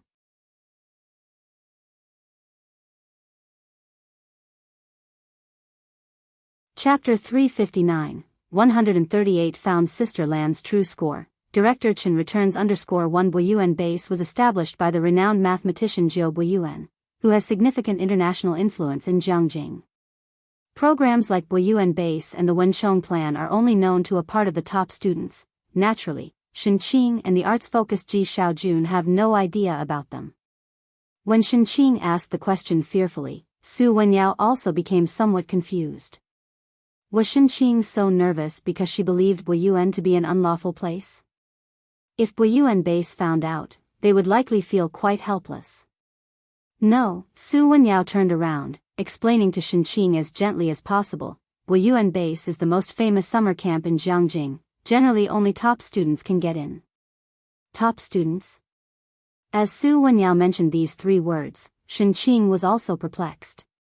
She remembered Bai Lian's persona in Beicheng, a woman of no academic or artistic merit, similar in character to Ji Mulan. When Bai Lian first came to Xiangcheng, Shenqing disdained her. Only later did she find out that Bai Lian was different from Ji Mulan. But, What does top student have to do with Bai Lian? Noticing Shenqing's confusion, Su Wenyao calmed down, started the car again, and followed the navigation onto the main road. So, alien, studies there?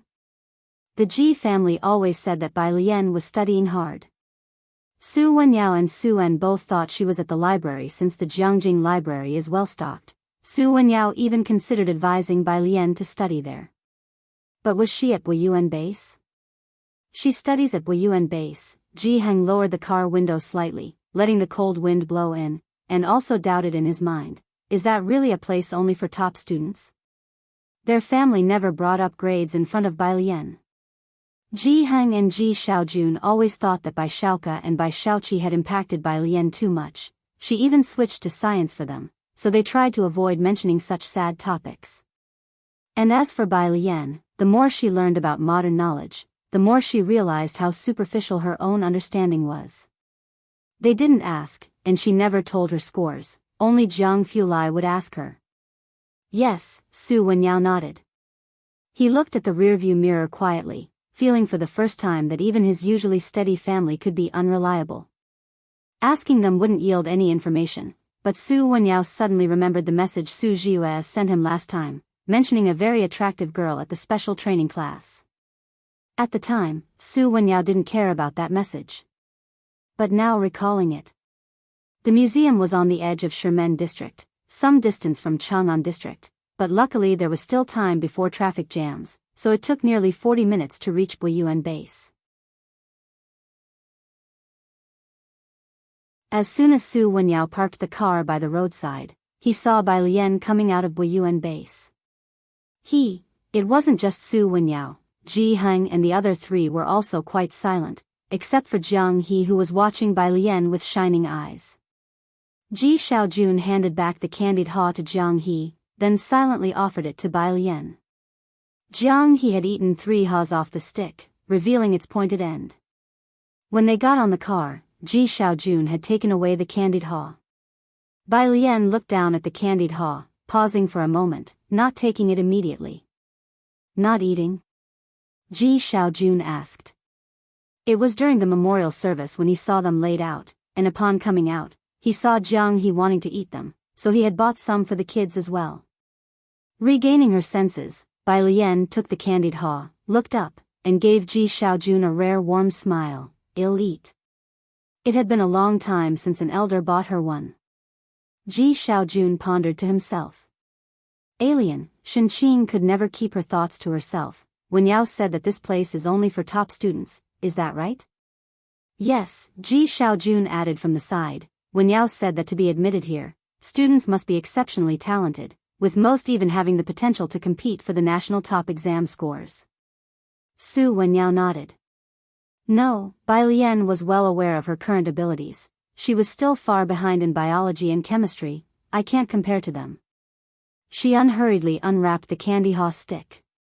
A very honest answer. Next to her, Jiang He stopped munching on his candied haw and looked up at Bai Lian in disbelief. I knew it, Shenqing nodded, then seemed a bit regretful. You just shifted from arts to science. How could you suddenly become a top student? But that's okay, alien, we take things one step at a time. Their emotions were like riding a roller coaster. The three of them didn't understand, but Su Wenyao knew very well about Boiwan system. Although the hardest part to get into Buyuan is the recommendation, one still needs to reach a certain score to enter, applying 2 months in advance. I hadn't reached the standard, my comprehensive science wasn't passing at that time, Bai Lian said nonchalantly, but I've always had perfect scores in math, so Buyuan made an exception and let me in. Su Wenyao was extremely shocked. Math perfect score? Exceptional admission? Bai Lian looked at Su Wenyao with surprise, not really understanding his expression. Yeah. There were many students at Buyuan base more rounded than her, and the tests she took were only C-level, not a big deal, right? Su Wenyao, no, to be admitted by Buyuan as an exception, one must have the caliber to at least get into Jianghu University. Hadn't the Ji family always stated that Bai Lian's grades were poor?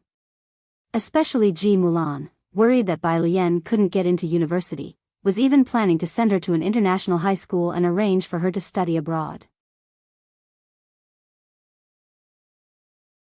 You're suggesting someone who could get a direct admission to Jianghu University attend a private international high school? Su Wenyao felt that Ji Mulan was being ridiculous. If you can get into Buyuan base, you should know about the Wenchong plan. Were you offered a direct admission to Jianghu University? Su Wenyao couldn't help asking. This was what shocked him. Mentioning Buyuan base, the three from the Ji family were able to restrain themselves. But as soon as Jianghu University was brought up, Shenqing couldn't hold back any longer. Jianghu University? She could get a direct admission to Jianghu University? This was a school Shenqing didn't even dare to dream of. When Bai Shaoke was admitted to Jianghu University, the Bai family had the media release news for 2 months straight.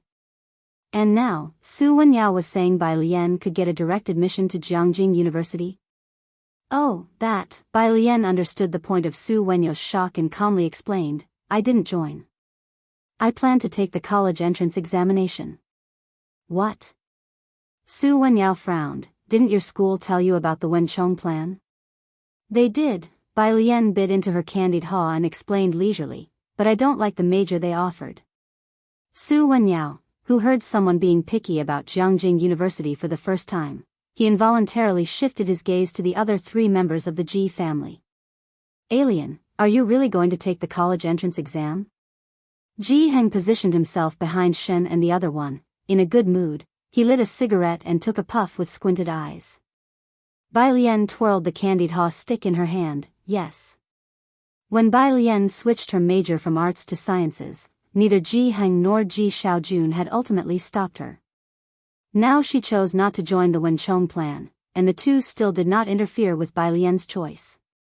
As for Shenqing, she thought even Bai Lian skating on the street was a good thing, so what could anyone expect from her?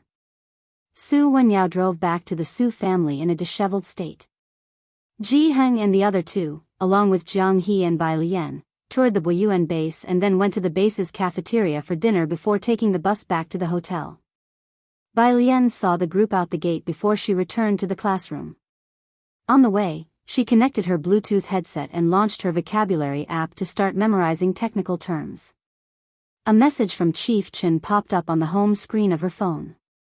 Chief Chen, Miss Bai, I have just returned to Jianghu. He took the time to return 2 days before Su En's wedding. Chief Chen, tomorrow, I'll go ice fishing with Uncle Ji. Would you like to join us? Tomorrow morning she has classes, and in the afternoon, there is a lecture by an academician from the Ma Institute. Bai Lian listened to vocabulary words while slowly responding, no time, you guys have fun. Chief Chen was a bit disappointed, all right then. Bai Lian's study group. Wang Su finally couldn't help but ask Tang Ming, where did Sister Bai go? After the academic report ended at noon, Bai Lian hadn't returned. Normally, everyone didn't care what Bai Lian did, but today, everyone was too agitated to settle down for studies since Bai Lian and Hewen had worked on a mathematical model together, especially Wang Su.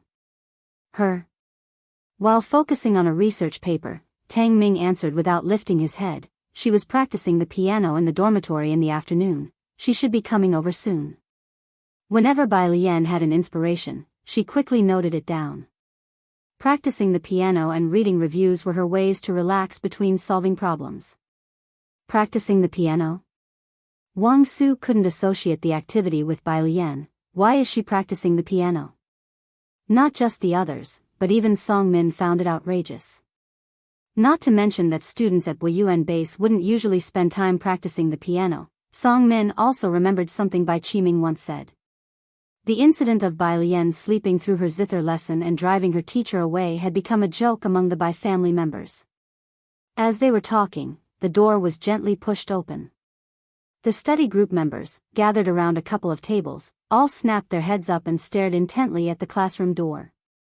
Bai Lian, memorizing vocabulary with lowered eyes, casually closed the classroom door with her phone.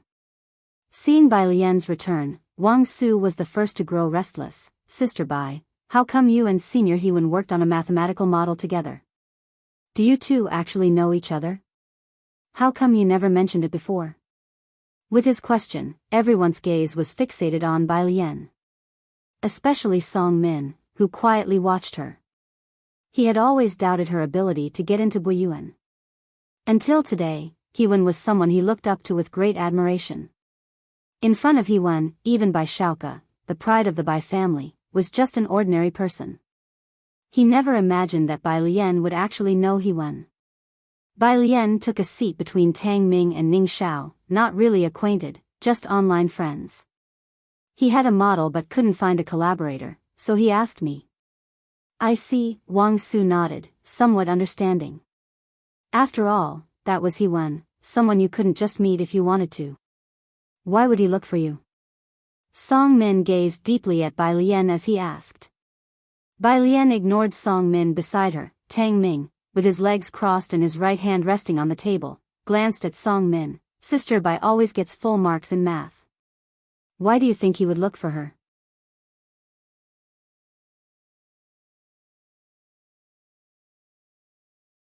Chapter 360, 139. A sister who has never met before sends tickets to Su Wenyao. Second update, _1, she scored full marks in mathematics? Song Min's mind exploded instantaneously. He finally found an explanation for the oddity he had always felt.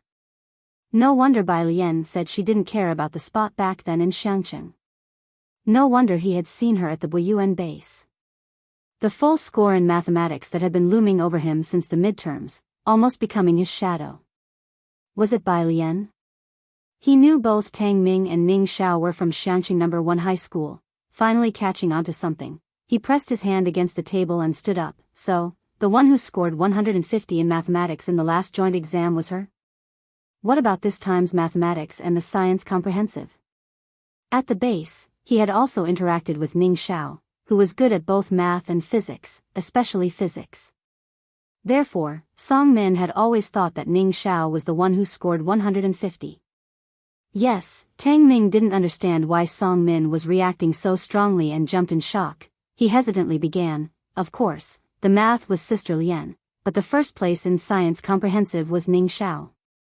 Learning that Bai Lian wasn't first in science comprehensive, Song Min let out a huge sigh of relief. However, the next second, he felt the pressure come crashing in like a tide from all directions. 150 points. Her mathematics was that good? He looked up, staring blankly in Bai Lian's direction. Su family. Director Wang had someone deliver the New Year's gifts to the old lady before saying goodbye. Old Madam, President Su, Miss Chi, I have to go abroad tomorrow and am paying an early New Year visit now. The day after tomorrow was Su An's wedding, and he was leaving the country tomorrow. Old Madam Su had no objections to Director Wang's actions. In fact, she even seemed to encourage it, saying with a smile, I appreciate your thoughtfulness. Su An nodded at Director Wang without a word. After delivering the gifts, Director Wang left the Su family residence. As he was walking out, he happened to see Su Wenyo's car. Xiao Qin, go to the company tomorrow to check on things, said Director Wang as he got into his car, not even lifting his head to the driver. Find out what's going on with the ZUS, and you. The proposals are revised again and still the same, showing no progress at all. The driver Xiao Qin was honest and simple, not daring to speak up against Director Wang's criticism. He was an employee of the company, not a driver, but today, even on his day off, he had been called in by Director Wang to act as his driver. With a car loan and a mortgage to pay, a son in high school, a wife undergoing chemotherapy, and both sets of parents to support, he dared not speak out against his boss' abuse and didn't dare to quit his job. Inside the house, old Madam Su looked at Su An. I told you to bring Bai Lian here before the wedding. Why have there been no developments? The old lady still hadn't given up. She doesn't have time, Su An replied calmly, though he actually hadn't mentioned it to Bai Lian at all. No time? Old Madam Su scoffed. She didn't believe it for a second. Bai Lian didn't have time? But at that moment, she had other things to think about. Glancing at Su An, when Wenyao gets here, you speak to him properly. He's not replying to Shuyun's messages, and you've seen how upset Shuyun is getting. As she spoke, she also reached out to pat Qi Shuyun's hand, saying very kindly, Shuyun dear, don't worry, Grandma will handle it for you. Qi Shuyun sat next to old Madame Su. Her eyes were a bit red. Su En, however, remained silent. Almost as soon as old Madame Su finished speaking, Su Wenyao returned home. Wenyao, old Madame Su stood up upon seeing that Su En wasn't saying anything. Now that Shuyun is here, you should apologize to her quickly. What's with all this conflict between young lovers? She laughed, playing the mediator. Qi Shuyun turned her head away, refusing to look at Su Wenyao. Every time they argued, Su Wenyao was the first to give in, whether it was a big matter like today's conflict or a small one, like the tone of his WeChat replies. The Su family and the Qi family originally had something akin to a business marriage. The Su family was wealthy, while the Qi family was influential in the educational sector. Su Wenyao had never had a girlfriend before Qi Shuyun, who was both his first and only one. Usually, he tried his best to do whatever Qi Shuyun asked, but now he was tired. I don't think I'm wrong in this matter, he said frankly. Setting aside the fact that the Ji family had helped Su En in Xiangqing before, now that Ji Mulan was to marry Su En, and the Ji family was coming to Jianghu for the first time, they had to show the proper courtesy. Qi Shuyun, standing beside old Madame Su, suddenly stood up. Then, without looking back, she ran out of the Su family's main gate. Shuyun. Shuyun. Old Madame Su, holding her cane, tried to follow her out, but ultimately couldn't catch up. Su Wenyao, what on earth are you thinking? Old Madame Su beat her cane forcefully against the floor. Do you know Shuyun came to give you event tickets? Wouldn't she have given them to you if you had said one soft word? What's wrong with a boy sweet-talking a girl a bit? Su Wenyao didn't want to talk. He headed straight upstairs, towards the last room on the hall, and knocked on the door. The door opened a crack, and a short-haired girl peeked out stealthily, asking Su Wenyao in a low voice, "Have all the guests downstairs left?"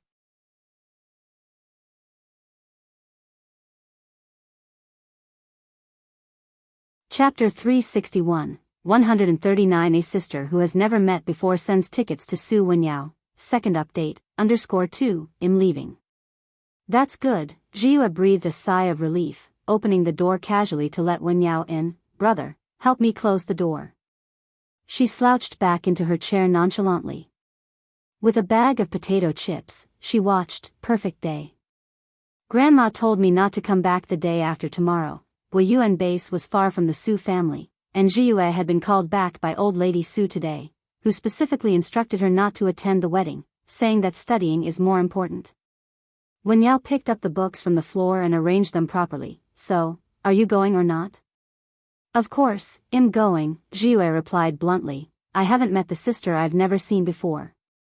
Mulan was kind to both her and Wenyao, so Jiyue was not averse to this sister. Wenyao paused. Maybe you've already met each other. Jiyue turned around. What was the name of that girl from Buyuan base you mentioned last time? Alien. Jiyue remembered her name. Wenyao said, your unseen sister is also called Alien. Jiyue. The next day, early in the morning. Jianghu had not yet woken up when Shenqing abruptly pulled off his covers. We're going ice fishing today. He rubbed his eyes and got up. Ji Heng went to wash up and ran into Xiaojun. He suddenly stopped. Alien, she was exceptionally admitted by Buyuan, right? Xiaojun had talked with Shenqing all night the previous evening, and the two had complained about how Ji Heng and Jiang He were both as dull, showing little reaction. Yes. Xiaojun gave Ji Heng a strange look. Ji Heng grunted and continued to calmly head to the bathroom. Finally, Xiaojun noticed. Ji Heng was very composed. Due to the issue between Wenyao and Shuyun, Su En and Mulan came early this morning to bring breakfast for Ji Heng and the others. After setting the breakfast, he received a call from Su Shujie. What's wrong with him? Shenqing came out with Jiang He, noticing Su En's furrowed brows. She squeezed toothpaste for Jiang He and gestured for him to go brush his teeth in the bathroom. Mulan knew a little about Wenyao's situation, which seemed related to the Ji family, and she also felt a bit agitated. Wenyao's academic issues, it's no use you asking so much about it. Ji Heng looked up, it's related to us? Not exactly. Mulan didn't dare to be perfunctory with Jianghu. He's having a conflict with that girl from the Qi family. Now it seems to be an issue with a lecture ticket, and the Qi family isn't planning to give one to Wenyao anymore. A lecture ticket, that important? Xiao Jun asked in surprise. The bathroom door was open.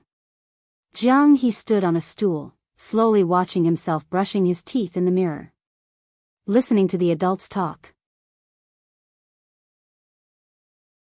After breakfast, Jianghu and the others went downstairs to prepare for ice fishing. Su En and Mulan saw them off. At the hotel entrance, Su Shujie hurried over, pausing slightly at the sight of Jianghu and the others holding fishing rods and gear. Shinqing didn't know how to greet Su Shujie and sheepishly said, "Are you coming ice fishing with us?" Su Shujie stopped mid-sentence, "No need." She watched the group leave, and then turned to Su En with a frown. "What exactly is going on with Wenyao at Buyuan base?" Today's lecture was given by Director Huang, a student of academician Ma, well known at Jianghu University and the most authoritative of all the professors who came to lecture these days. His main research was in physics. Today's lecture was also related to physics. During the break, Tang Ming saw Jiue sneaking glances at him again. When he looked back at her, she immediately pretended to be reading a book. Tang Ming was somewhat silent as he discreetly spoke to Alien. "Alien, why do I feel like that girl is always sneakily looking at you?" There were only 2 girls in the class, Alien and Jiue. "It's quite normal." Wang Su, sitting next to Tang Ming, lowered his voice. "That Liang Wuyu has looked over several times, not to mention others." While the other students were obediently listening to the lecture, Alien was already capable of collaborating with Yuan for modeling. Alien was wearing her light blue shirt from before, holding a black pen, her head bowed in earnest scribbling, her eyelashes long and black, slightly drooping, the very image of a diligent student. Her phone lit up. It was Jianghu. She picked it up and glanced at it, then sat up straight, her pale fingers tapping on the screen. After a moment of thought, "Where are you?" "Jiang teacher, at home." "Alien student, are there any tickets left for the event?" She was asking about Academician Ma's event tickets. Academician Ma was a leading figure in the quantum field, holding cutting-edge technology in this area. Attending his lectures could optimize one's knowledge structure, enhance one's level of awareness, and broaden horizons.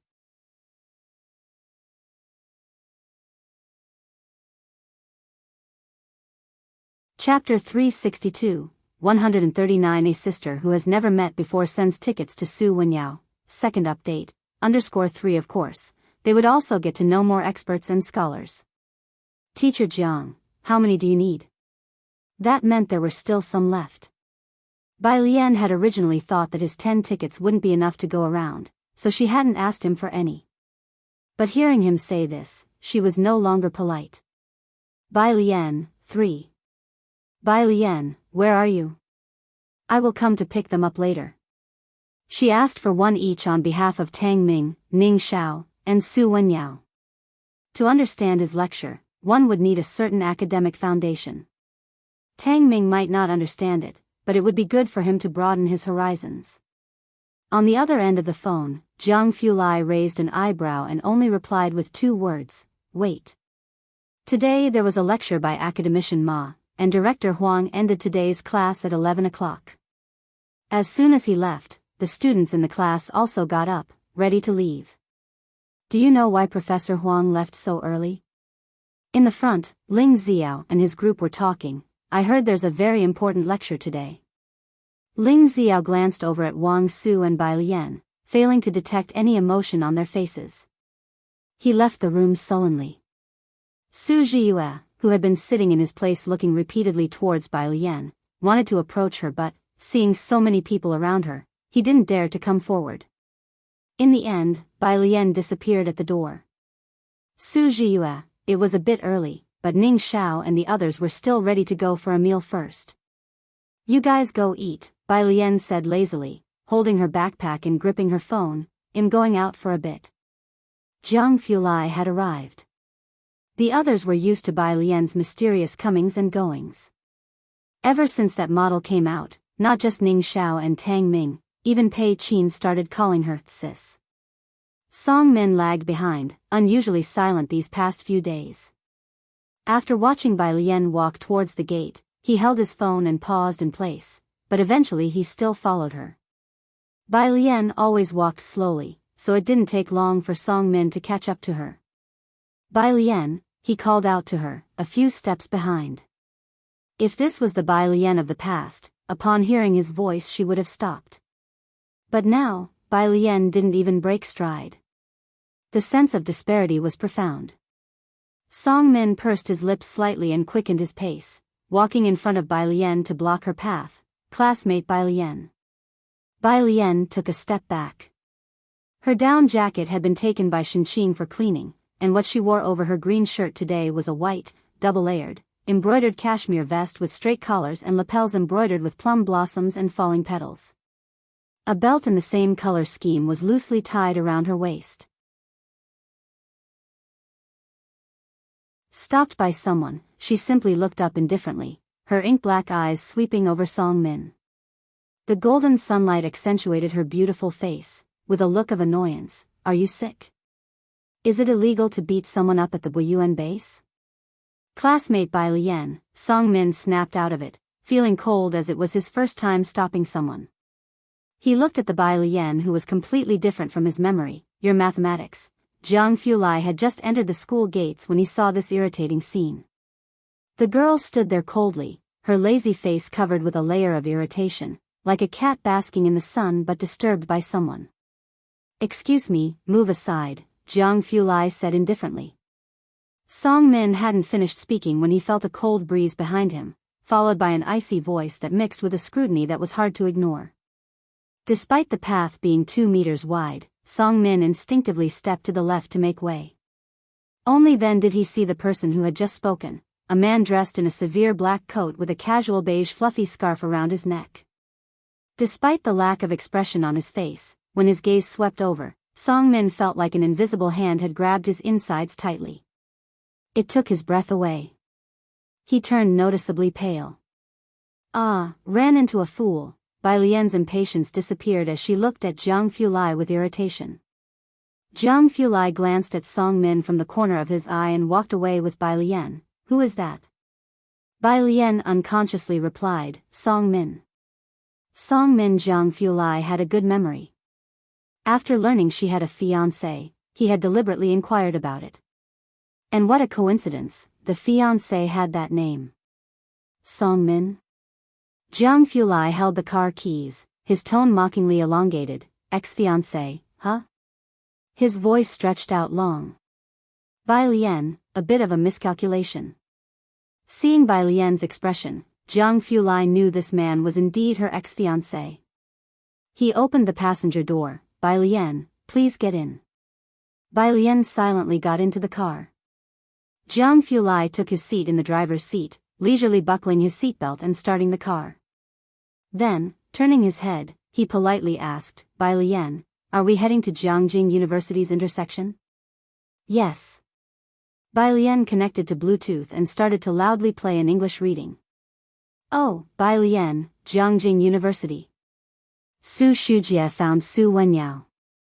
Everyone from the Qi family is waiting for your response. Calm down and come with me to the Qi family, okay? Su Shujie, dressed in a suit and draped in a coat, pressed her brow. If you don't go this time, how many opportunities will you miss out on? Can you really be content with that? She already knew the whole story. Qi Shuyun was too willful. This time, Su Wenyao was also stubborn, refusing to apologize or reconcile. There were so many industry bigwigs at Academician Moss lecture, chances were, among them could be Su Wenyao's opportunity. Maybe this was never meant to be mine. Su Wenyao lowered his eyes, falling silent for a while before picking up a book and walking to the cafeteria. Auntie, no more talk, I want go. His phone chimed. He glanced down casually and saw it was from Bai Lian. Location, Bai Lian, do you have time to meet up? Su Wenyao saw the location, the intersection of Zir Avenue and Cloud Avenue, just 200 meters from the entrance of Jianghu University. She came to Jianghu University. Had she finally come around, wanting to take a look around the campus? Su Wenyao, wait for me 10 minutes. Su Wenyao didn't have time to think further. He looked around and saw a shuttle bus coming towards him. Jianghu University was vast, with dedicated campus buses making rounds. Where are you going? Su Shujia hadn't finished speaking when she saw Su Wenyao boarding the shuttle. Alien is waiting for me outside, they'll show her around the school, Su Wenyao said, and as the bus doors automatically closed, it sped away, leaving behind a bewildered Su Shujia. What in the world was the Ji family doing? One group was out fishing, and now someone wanted to tour Jianghu University. She was in a mess. Academician Ma's lecture was this afternoon, and instead of joining her to visit the Qi family, Su Wenyao was now planning to take Bai Lian for a campus tour. Outside Jianghu University. Upon coming out, Su Wenyao jogged towards the location Bai Lian had sent him. Strangely, although this intersection was very close to Jianghu University, Bai Lian had not come over but was waiting there instead. 3 minutes later, he saw Bai Lian leaning lazily against a leafless ginkgo tree, dressed in a white quilted jacket, her head down memorizing words, attracting countless gazes. There were even girls with Jianghu University culture and creative canvas bags secretly taking photos. Su Wenyao slowed his pace, wondering if tonight he would see a thread on Bai Lian on the Jianghu University forum. Alien, he approached, handing her a cup of hot milk tea he bought on the road at the school gate, and started gently, "Why didn't you go to the school entrance?" Bai Lian looked up, not turning off the Bluetooth earphone, and spoke up, "Just drop something off and go." Drop something off? Was it Ji Heng who asked her to do this? Su Wenyao was taken aback because Suan wouldn't let Bai Lian run errands, and only the Ji family tended to be different from others. Ji Heng always had large pockets made for Bai Lian's clothes. The jacket had 2 pockets as well, and she fished out a ticket from inside, the same one academician Ma had given her before. Bai Lian handed the event ticket to Su Wenyao, speaking lazily, "Take this."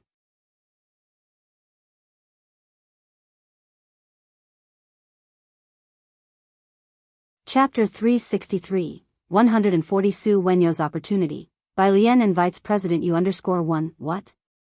Su Wenyao took the item Bai Lian passed to him in surprise.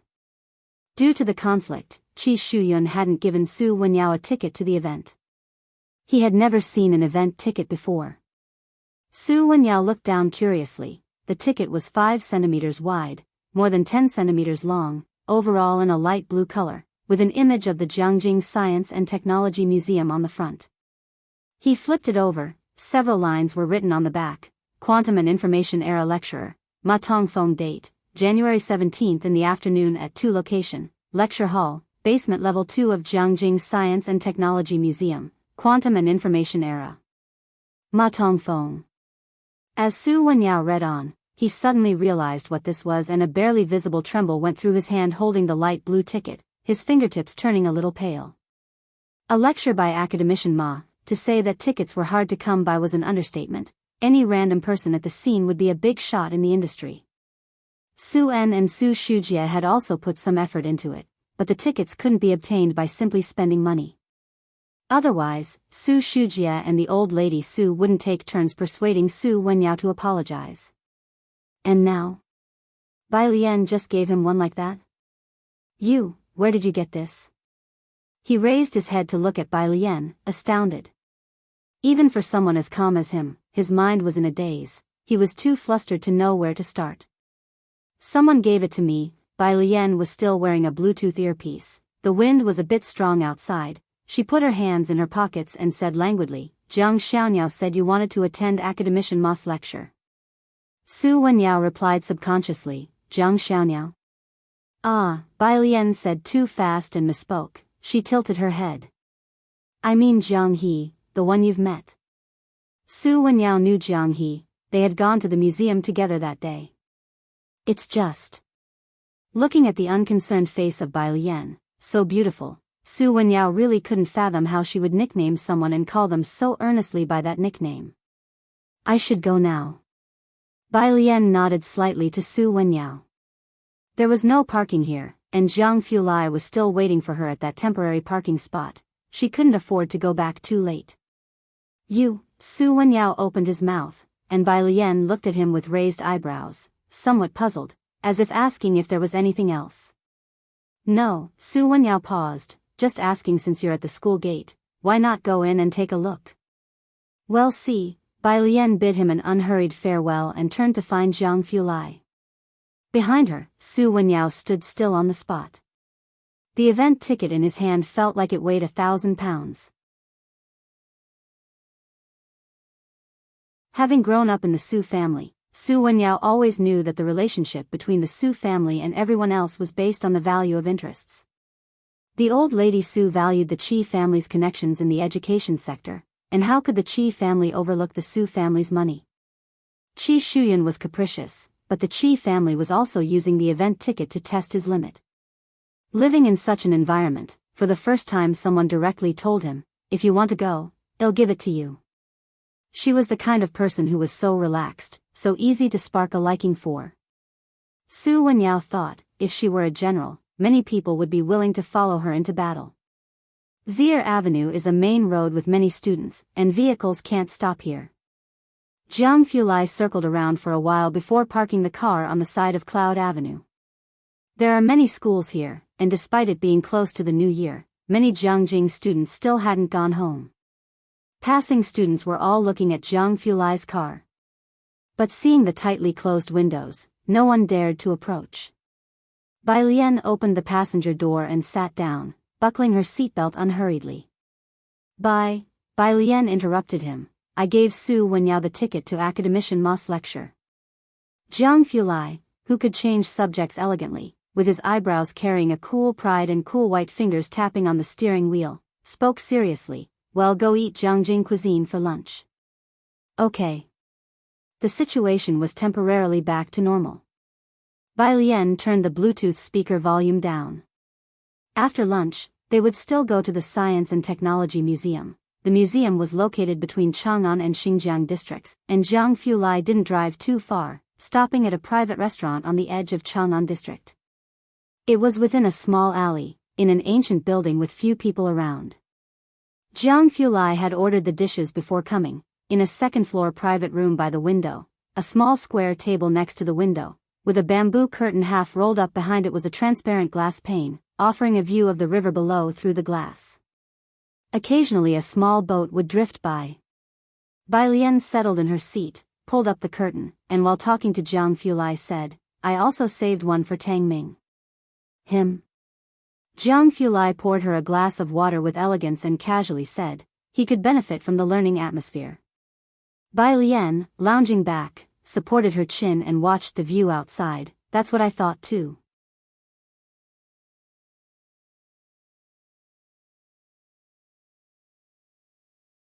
Chapter 364, 140 Su Wenyao's Opportunity, Bai Lian invites President U_2 Meanwhile. On the way back to the classroom after eating, Tang Ming couldn't help sneezing, to which he explained to Ning Xiao, my mom must be thinking of me. Ning Xiao usually wouldn't respond to that kind of remark. Excuse me, just as they had reached the stairs, Su Zhiyue, wearing thick glasses and with her forehead hanging low, spoke softly to the two of them, do you know where Bai Lian is? She twisted her fingers together nervously. Her voice was so soft that Tang Ming hadn't heard clearly, but he understood that she was inquiring about Bai Lian. Tang Ming glanced at her, she's out on some business, if you need anything, I can pass on the message. It's nothing, thank you. Su Zhiyue bowed again and hurriedly left with her head down. Tang Ming was puzzled.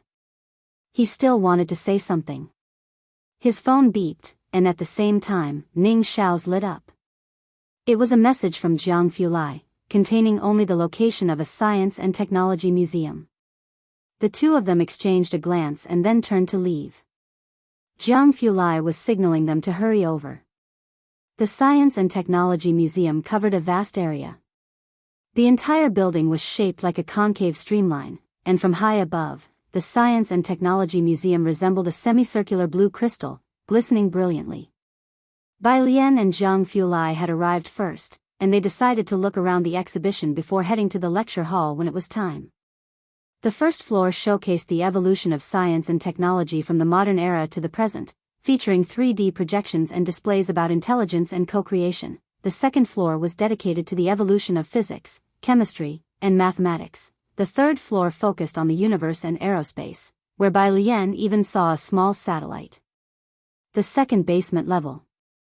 A crowd had gathered at the entrance. Most of them were from Jianghu University. Due to security reasons, the number of tickets was limited, and many without tickets could only gather at the entrance to watch. They might even encounter a luminary from a certain field. The museum had anticipated such a scenario and had deployed over a dozen security guards to maintain order on the second basement level.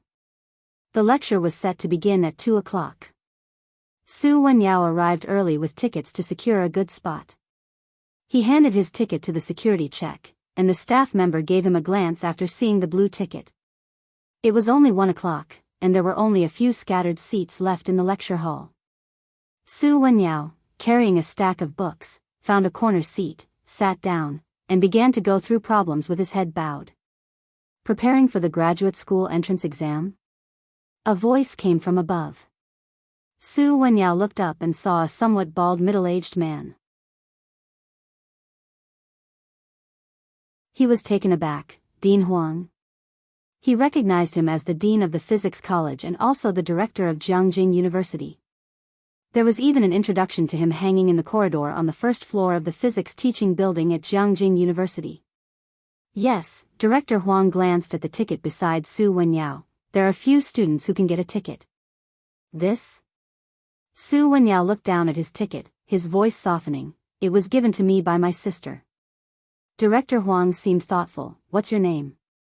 Su Wenyao. Director Huang narrowed his eyes slightly and recited a string of numbers. This is my mobile number. If you encounter any problems in your research, you can ask me. I'm also planning to take on a student this year, so work hard, and I hope to see your name on the list. He patted Su Wenyao on the shoulder. Su Wenyao was dizzy with surprise, as if luck had literally fallen on his head. Thank you, Dean Huang. He memorized the number. At the Qi family.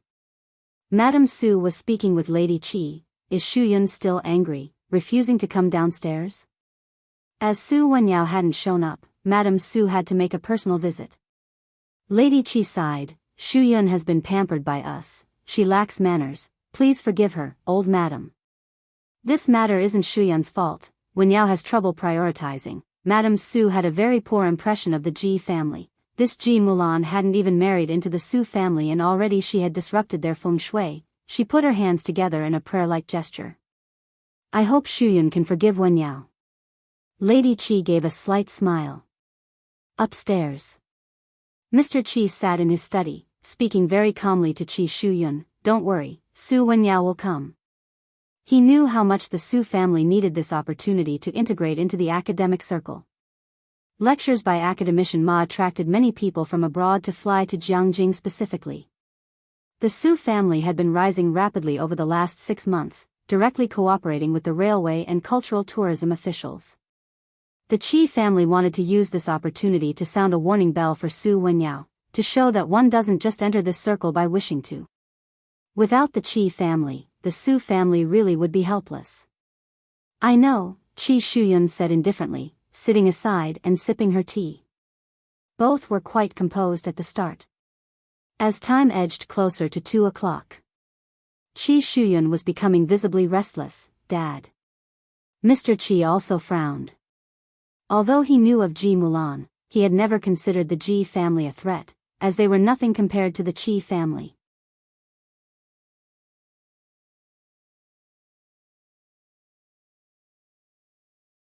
Chapter 365, 140 Su Wenyao's Opportunity. By Lien invites President U_3, he felt that the Su family would know who was truly important to them, and that Su Wenyao would eventually compromise for the sake of the ticket. Just wait a bit longer. Qi father was always able to remain calm. Qi Shuyun had no choice but to sit down again. Ding! The clock in the study struck 2 o'clock exactly, and Su Wenyao still had not arrived, not even a phone call. Dad! Qi Shuyun stood up. Qi father's face also darkened. This ticket was supposed to be an opportunity to get closer to the Su family. Unexpectedly, Su Wenyao was really that stubborn. Downstairs. The time had already passed. The old lady's complexion also grew gloomy. For the sake of that woman, Su En moved out of the Su family's old house, and now Su Wenyao was also missing out on the ticket because of the Ji family. She stood up, looked towards Mrs. Qi, and said solemnly, "Don't worry, I'll give an explanation to Shuyun about this matter." "Old madam, I know you have Shuyun's best interests at heart," Mrs. Qi said with narrowed eyes. "We want to attend the wedding the day after tomorrow. I hope you can understand. Su En's second marriage, and the partner is an unknown person. Though the wedding was grand, some people would go out of respect for Su En, while others couldn't be bothered to pay homage." The Qi family looked down on these social circles, but Mrs. Qi and Qi Shuyun were still planning to go. After all, after Qi Shuyun married into the Su family, Ji Mulan would be her mother-in-law, at least partially. Mrs. Qi also planned to accompany Qi Shuyun to give the Su family some face and to put some pressure on Ji Mulan.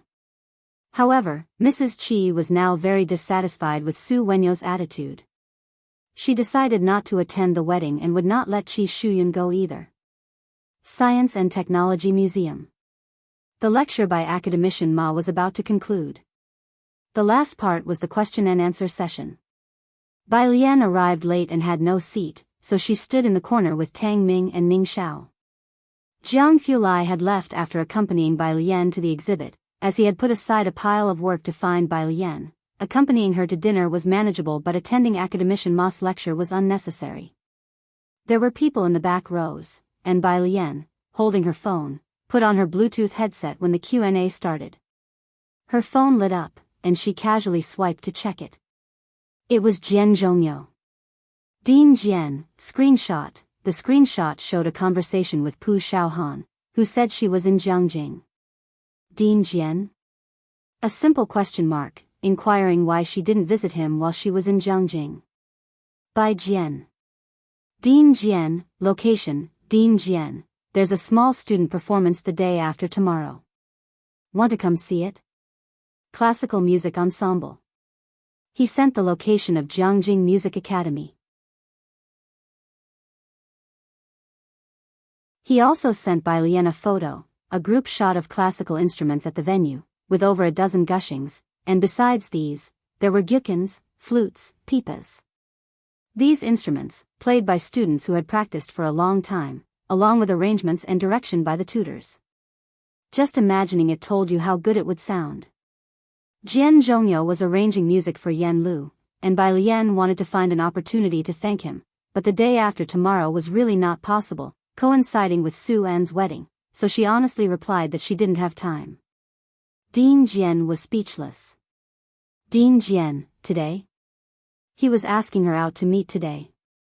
With no classes in the evening, Bai Lian thought for a moment and didn't refuse. The lecture hall was very quiet. After messaging Tang Ming and Ning Xiao, she quietly slipped away from the back. Sitting in the front row, academician Ma, who was listening to other teachers answer questions, watched Bai Lian sneak out early. And he could only sit there, powerless. Academician Ma, Jiangjing Music Academy. Upon receiving Bai Lian's address, Jian Zhongyo quickly stood up from his seat, holding his phone as he walked out, excitement faintly visible on his face. People he encountered along the way would nod and smile at him. His mood was obviously very good. When he met two girls in gowns on the road, Jian Zhongyo nodded to them and asked, "Are you participating in the performance the day after tomorrow?" The two girls, not expecting Dean Jian to greet them first, bowed and said, "Yes, Dean Jian." Dean Jian recognized one of them who played The White Robe Journey. He himself was famous for playing that piece, and the Bai Lian he was about to meet could play it too. He then smiled at her, "Good luck." And with hands clasped behind his back, he hummed an unknown tune as he walked out. After he left, the girl in the purple gown excitedly turned to her companion. She had noticed that the last comment from Dean Jian was directed at Bai Shaoqi. "Shaoqi, do you know Dean Jian? He actually greeted you. Has he been paying attention to you for long? Does he want to take you on as his last disciple?"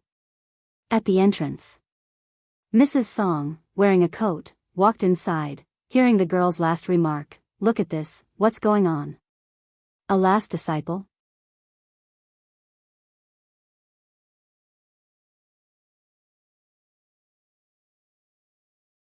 Chapter 366.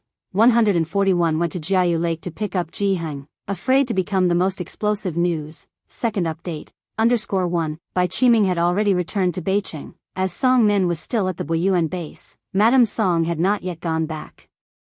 She took the opportunity to celebrate the new year in Jianghu.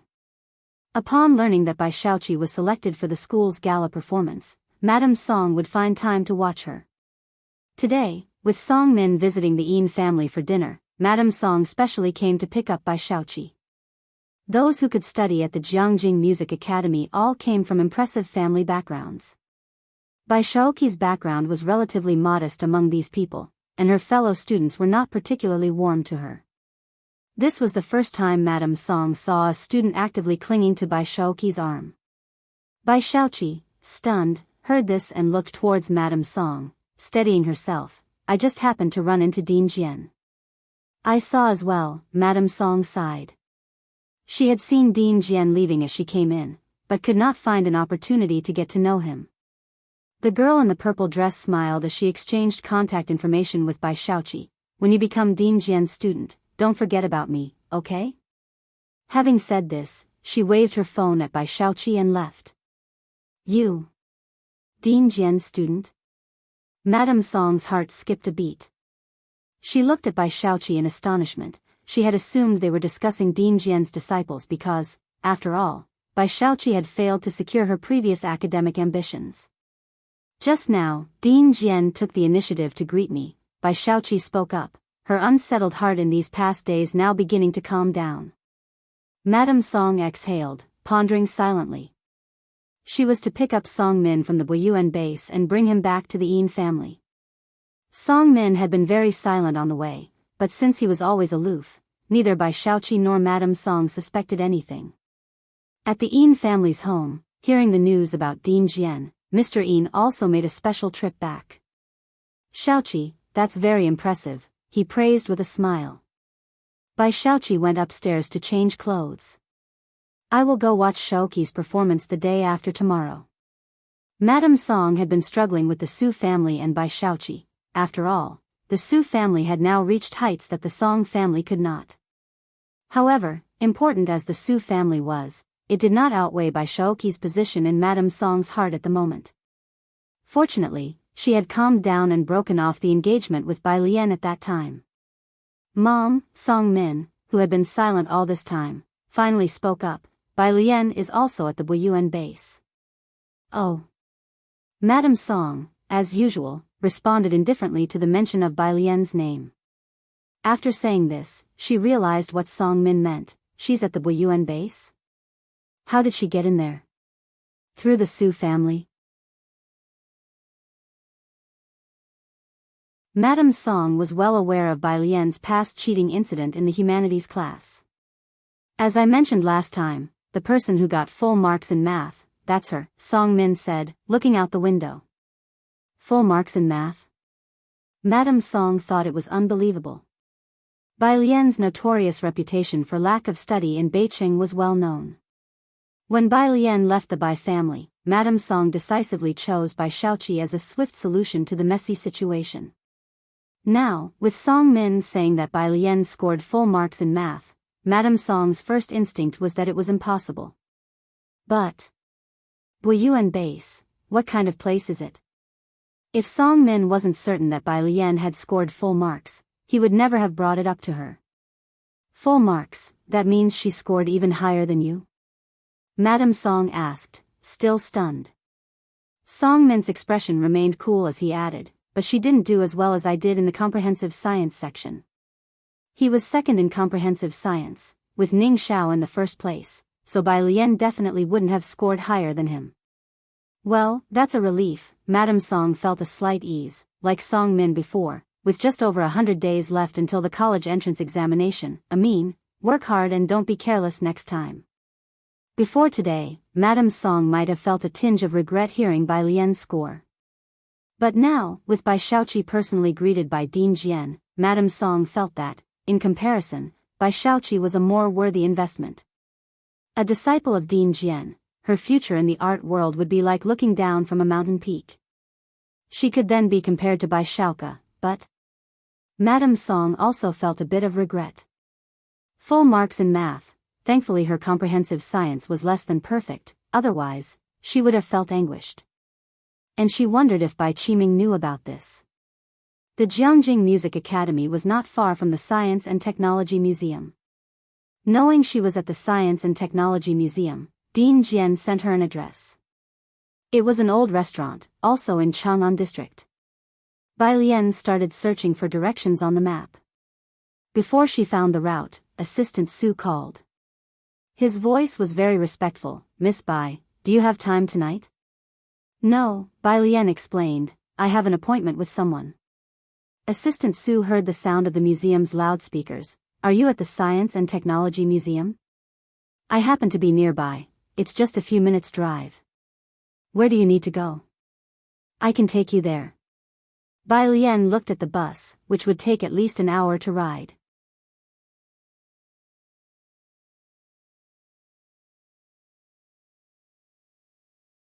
Chapter 367, 141 went to Jiayu Lake to pick up Jiheng, afraid to become the most explosive news. Second update, _2 She was afraid to keep Dean Jian waiting for long, so she didn't refuse.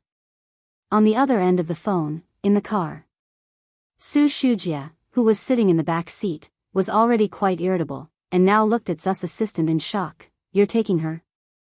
"Su En's wedding is the day after tomorrow." Su Shujia's usual car had been sent for cleaning and maintenance. Tonight, Su-en had gathered the whole family for dinner, and Su Shujia was going too, so she just hitched a ride with Zu's assistant. She hadn't expected that Zu's assistant would actually go out of his way to drop off Bai Lian. "Yes, if you have something to do, you can get off. I'll have someone else pick you up," Zu's assistant politely replied. Su Shujia had never met Bai Lian, though Su-en had told her about her many times. She didn't have any impression of Bai Lian, but she knew Zu's assistant. He was Su-en's close confidant and rarely showed such politeness to other people. Even towards her, his attitude was always proper. Now, he was being so polite to Ji Mulan's daughter. Su Shujia found it inconceivable. She lifted her hand, subtly saying, "No need, I'll go too." At that moment, she finally became a bit curious about Bai Lian and wanted to know why Zu's assistant was so polite to her. Within a few minutes, the car arrived at the edge of the Technology Museum. The Technology Museum was a famous spot for checking in Jiangjing, and Su Shujia figured Bai Lian was probably there to check in. Her gaze swept around, and she immediately saw a girl standing by the road, wearing a snow-white layered woolen vest. Her jet-black hair was loosely tied up with a hairpin, with a few strands swaying in the wind by her ear. She also wore a Bluetooth headset on her ear. Her eyes were cast down, her left hand holding a phone, her right hand casually swiping across the screen. Was she playing a game? The car stopped, and the girl, facing away from the sun, lazily looked up. Her entire face was revealed, and the Technology Museum behind her, shining like a sapphire, instantly became mere background to her presence. Su Shujia had long heard from old Madame Su about Bai Lian. Su-en had previously wanted Bai Lian to retake her studies in Jiangjing, and her grades weren't good. Ji Mulan had also spoken briefly about Bai Lian, which led Su Shujia to have a very average impression of her. But seeing her now, she thought that indeed, very few people could resist beauty, and her impression of Bai Lian improved. Zu's assistant quickly got out of the car and, very obsequiously, opened the passenger door for Bai Lian as she raised her hand. "Miss Bai, please watch your head." His voice was respectful. But he didn't introduce Su Shujia to Bai Lian.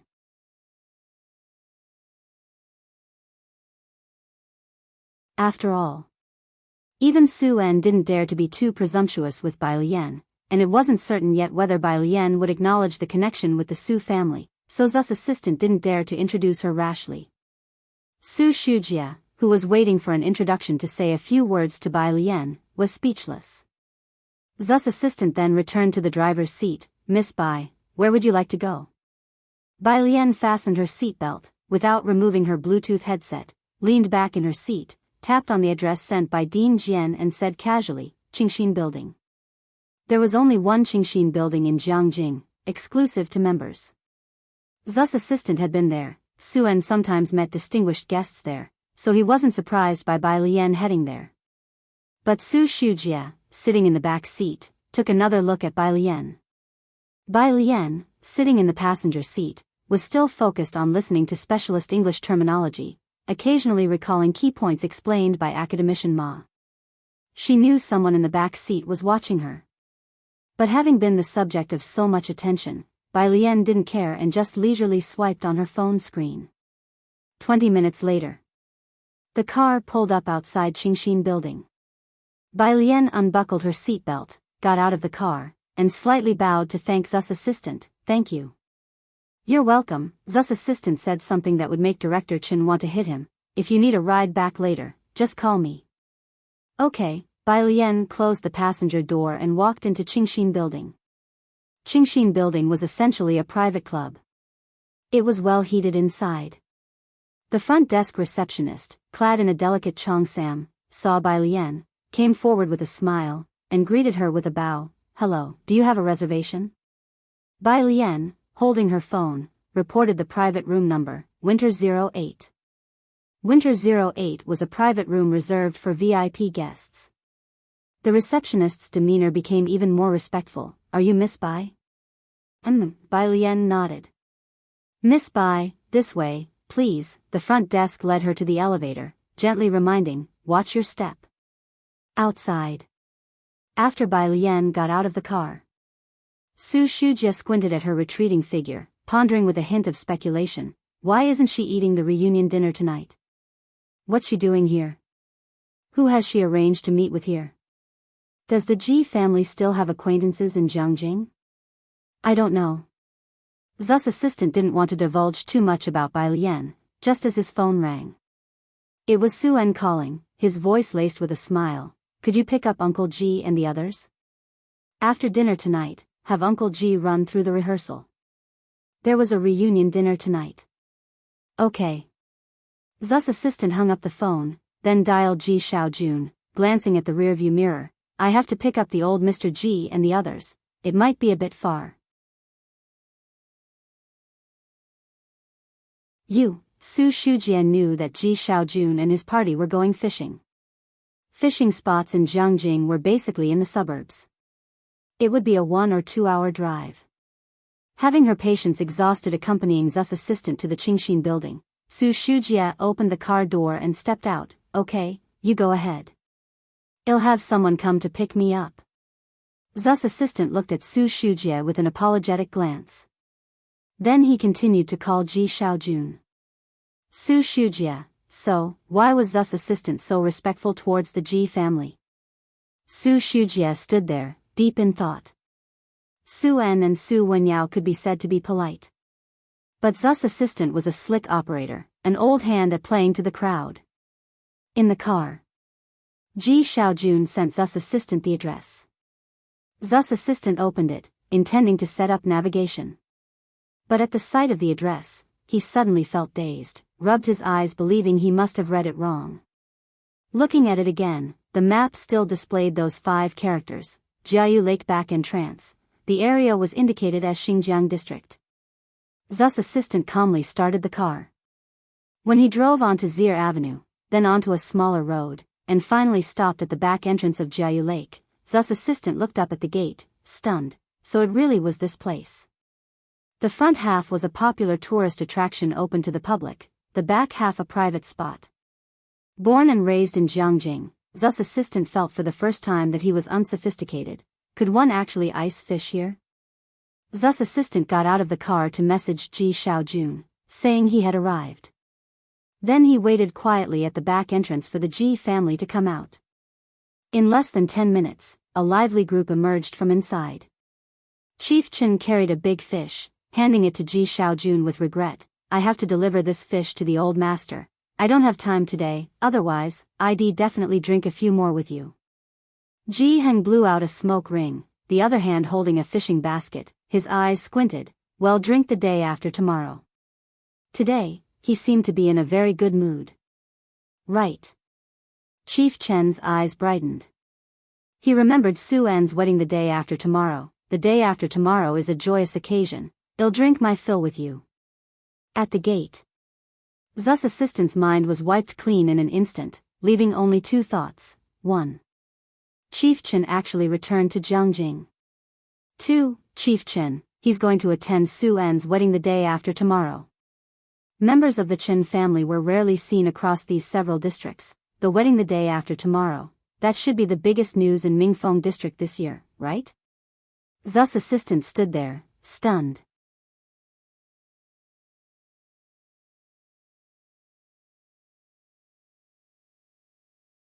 Chapter 368, The 142 Vanishing Pickup God. Honored guest _1 Director Chen was chatting with Ji Hang when Ji Xiaojun thanked Zu's assistant, Assistant Su, thank you for making the trip. Su An had wanted to properly entertain the Ji family this time. However, he had not found the right opportunity. As their departure was drawing near, it was only Su Wenyao who had taken them to visit a museum once, and today they had specifically asked Assistant Su to pick them up.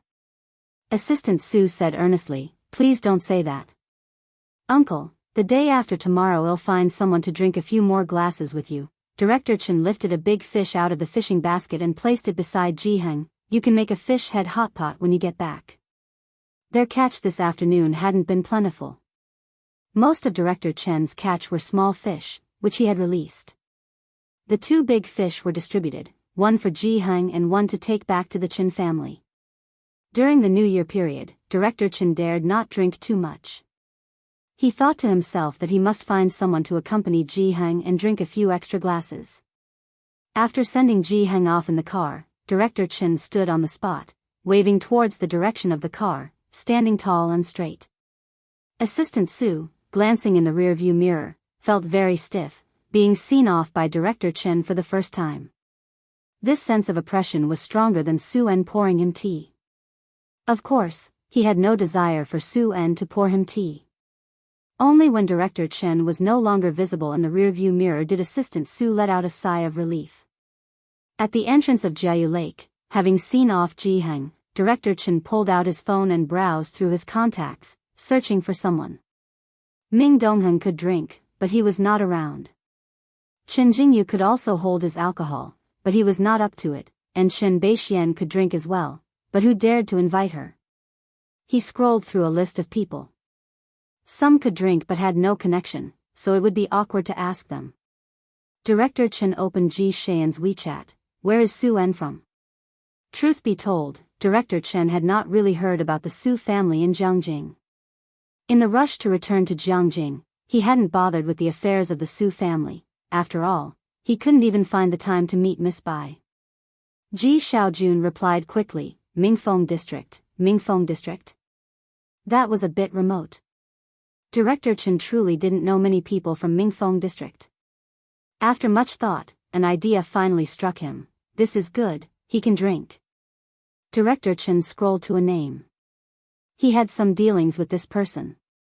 Before his assignment to Shangcheng, this person had worked under him for 2 years. Thinking this, he sent a message, inviting him to a wedding banquet the day after tomorrow. Conveniently, this person was also from Mingfeng District. Qingxin Building. The Winter 08 private room was very traditional. On the right side was a low table with tea sets. A barely scentable incense was lit, sending up ethereal curls of smoke. On the left stood an 8-panel screen. Would you like to listen to some music first? The waiter served the snacks and tea and then handed the menu of musical pieces to Bai Lian. Bai Lian took it, glanced briefly, and tapped a slender finger on one of the pieces. The waiter looked down. Ambush from 10 sides? There was nothing wrong with this piece, others had requested it too. It was just that the waiter was somewhat surprised, for such a beautiful and gentle young lady to choose such an intense piece. Still, the well-trained waiter left to make arrangements. Bai Lian took off her cloak and lazily sat cross-legged at the low table. She lowered her head, used a teaspoon to put tea leaves into the teapot, while the water nearby was already boiling. Her articulate fingers rested on the handle, pouring the boiling water into the pot. The tea leaves rose and fell 3 times before slowly settling to the bottom. The woman carrying the pipa entered the Winter 08 room and even paused at the entrance. She looked at the girl inside brewing tea and felt as if she had stepped into the boudoir of nobility from another era. Bai Lian slightly turned her head and smiled at the woman, gesturing with one hand in an inviting, please, motion. The clear sound of the pipa began to play from behind the screen. After brewing the tea, Bai Lian poured a cup for herself and one for Principal Jian who hadn't arrived yet, then took out her phone to snap a photo. By student, image, teacher Jiang, ? Bai Lian sent the photo and then ignored him. All the way, Principal Jian wondered what to say when he met Bai Lian. He knew she was a high school student. They hadn't talked much online, and there was a decades-wide generation gap between them. It wasn't until the waiter opened the door that he saw, through a thin veil of smoke, the girl sitting cross-legged at the low table. Principal Jian, Bai Lian stood up to greet him.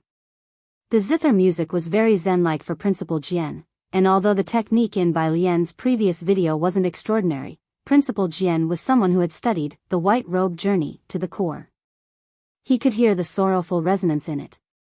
Making friends through the zither, this sense of musical resonance was something others could not comprehend. Did you brew this tea? Principal Jian sat opposite Bai Lian, looking at the color of the brew with surprise. Bai Lian listened to the pipa indifferently, yep. It was their first meeting, yet they felt like old friends.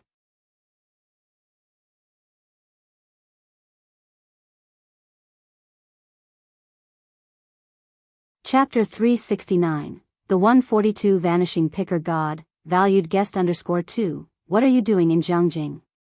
Dean Jian asked her.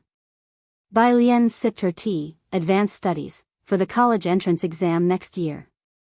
Dean Jian gave her another look, you're planning to take the entrance exam for Jianghu University, and your teacher isn't saying anything about it? Dean Jian knew she must have a highly skilled teacher, which is why he never considered taking her as a student. He only hoped she would take over the position of the Guzheng sect leader. And with it, the title of chief. Him. Bai Lian thought for a moment, knowing he must be referring to Mr. Qinzhou. He doesn't have the time. Because he had to perform at the imperial palace every day, cursing and swearing. Sometimes the consorts of Emperor Jianghu would insist that he compose a special piece just for them.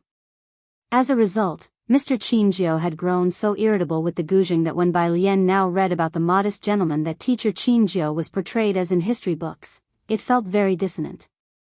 Besides, he might look at a Guzheng now and just want to curse. Dean Jian. So you're just as rebellious as your teacher, huh?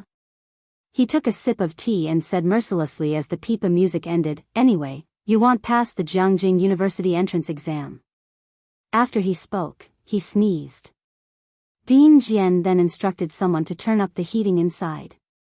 Bai Lian had her own understanding of the Guzheng, having been taught by the historically famous Qinzhou.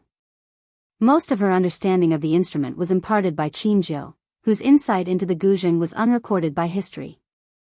The more they talked, the more Dean Jian felt he had to get her to the music academy. You're from Shangqing, right? Bai Lian nodded. After some thought, Dean Jian remembered he had recently come across videos of various tourist attractions in Shangqing. It was winter break, and many college students were passing through to shoot puppet theaters, which had become a cultural phenomenon during the Lunar New Year period. Even Dean Jian had seen the videos. After his meeting with Bai Lian, Dean Jian was ready to send her back. Once in the car, the driver respectfully asked Bai Lian where she wanted to go. Buyuan Base, Bai Lian said, opening an English reader. Before the chauffeur could respond, it was Dean Jian who was caught off guard. Where? Buyuan Base, Bai Lian replied politely. Dean Jian, who clearly knew what Buyuan Base was at a loss for words, after Bai Lian got out of the car at Buyuan Base. Only then did the driver look at her figure in surprise. Dean Jian, is she really the next chief you picked? I'd like to think so, but she's not willing, Dean Jian replied as he took out his cell phone and instructed other people in the institution not to schedule anything for him in the coming months. He was going on vacation. Startled by Dean Jian's words, the driver gasped. Dean Jian was a seasoned official of the National Arts Department and a figurehead of classical music in the country. He had been involved in arranging music for state reception-level events. His skill level was high, but his cultural image was even higher. He represented domestic classical culture, comparable in some ways to the president of Jianghu University. How many in the music academy were vying to become the favored disciples of Dean Jian? And yet there were those who weren't interested. Yinshao Hotel. Ji Heng delivered the fish to the hotel staff to make a fish head dish and then went on to walk through the handover process for the day after tomorrow with Su En. Ji Mulan's first wedding was an event Ji Heng had not attended. Ji Shayan's wedding hadn't been such a grand affair, and Ji Heng had sat quietly during Ji Shaoran's wedding. The process was quite simple. Su Shujie sat at the table next to them with a laptop, waiting for the food to arrive while working. Ji Xiaojun and Shenqing sat beside Ji Mulan, with Shenqing peeling sunflower seeds and pocketing 2 pieces of fruit, earning a sideway glance from Ji Mulan. Zu's assistant was discussing details with the host. When Su Wenyao arrived, just as the dishes were served, after greeting Ji Xiaojun and the others, he sat down next to Su Shujie. Su Shujie, who had been buried in work, finally lifted her head. She wanted to mention something about the Qi family, but considering the presence of the Ji family members, she held back. After Ji Heng and the others finished the process, they came over to eat. Su En stood up and raised his glass to Ji Heng and Ji Xiaojun, speaking earnestly. "Mulan is in my care now, you two can rest assured." The group didn't drink much that evening, just a few light toasts. Su Shujie tried a piece of the fish head and was surprised. "This fish is actually quite good." The just-finished assistant beside her, "How could it not be? It's from Jiayu Lake, caught by Director Chen." After dinner, when Ji Heng and the others were sent back to their rooms, Su Shujie finally turned to Su Wenyao. "Your grandmother threw a tantrum at home because you didn't go to the Qi family this afternoon." "I didn't go." Su Wenyao got up, ready to head back to his room to rest.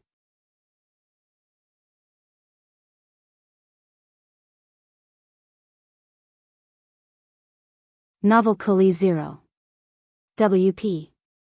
com/Wuxia World. Site/chapter 370, the 142 Vanishing Pickup God, honored guest _3. The day after tomorrow he also has to receive guests, so he hasn't gone home and has booked a room at the hotel. "Brother, you should also manage him," Su Shujie sighed. "Shuyun is a bit willful, but don't because of Ji incur a great loss over a small matter. Do you not know how important that ticket is to him?" Su Shujie really didn't understand. If it were for some other important affair to have a falling out with the Qi family, that would be one thing. But it was precisely because of the Ji family's affair. In her opinion, 100 Ji families could not compare to the Qi family. Ji Mulan merely stood to the side, unaware of any ticket's significance. But she was also aware that this was a field beyond her reach, and upon hearing Su Shujie's meaningful words, paused for a moment, somewhat understanding why recently the old Mrs. Su had repeatedly expressed dissatisfaction with the wedding. Su En pulled out a cigarette. "This is not incurring a great loss over a small matter. This isn't considered."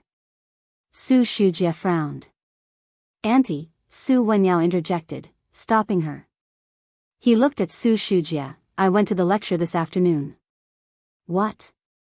Su Wenyao drew a carefully preserved blue ticket, gave her a glance at it. "Academician Moss lecture, I attended it." Su En was also startled by this ticket. "Where did you get this?" The academic lecture in the science and research community was not one could just decide to attend. "Alien gave it to me," Su Wenyao said softly. Su Shujie realized who this person was, extremely shocked. Her? How did she get hold of the ticket? When Su En heard it was by Lian, he was stunned for a while, then nodded and calmed down. No wonder. Bai Lian always knew many odd and unexpected people. If it were her, then Su En wouldn't find it strange. After all, that was the person even Director Chen would call Miss Bai. Let alone getting hold of tickets, Su En thought. Now that Bai Lian knew that academician Ma, he wouldn't find it strange either. Su Shujie felt in the afternoon that Zu's assistant had a very strange attitude towards the Ji family, and now seeing Su En's reaction, she was even more astonished. What on earth are the people from the Ji family? After she went back, she had someone show her Ji Mulan's information again, graduated from Beijing University, from Xiangcheng. She turned it over and over but didn't see anything out of the ordinary. Su En's wedding day. It was the last day of courses at Wuyuan Base, and Bai Lian and her two companions were earnestly listening to a lecture. The day after tomorrow is the Lunar New Year, and Wuyuan Base would be on holiday too. The wedding ceremony was at 11:18, and Bai Lian and her group just needed to arrive before 11. During the lecture break, the professor sat above. Tang Ming went to the restroom with Wang Su, and the girls seated in the middle turned back to see the left side of Bai Lian was empty, then slowly approached. Bai Lian, with her chin propped up, was lazily flipping through a review, and upon hearing some noise, she slightly raised her eyes. She raised an eyebrow at Su Jiyue, both her eyes and brows tinged with indolence. "Hello, I'm Su Jiyue, my brother is Su Wenyao," Su Jiyue introduced herself in a soft voice.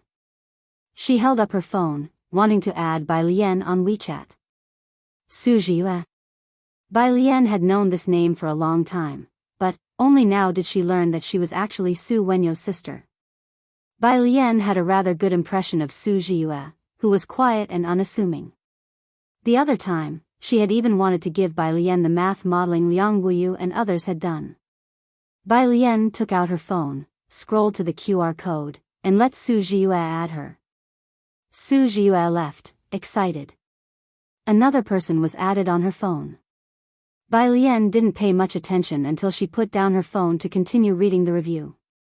Jiyue, ah. Jiyue, sister, you're awesome. Jiyue, you can actually do math modeling with Senior He1. Jiyue, #@ %*. Bai Lian stared at the message for several seconds before slowly, and with some hesitation, tapping on the person's avatar.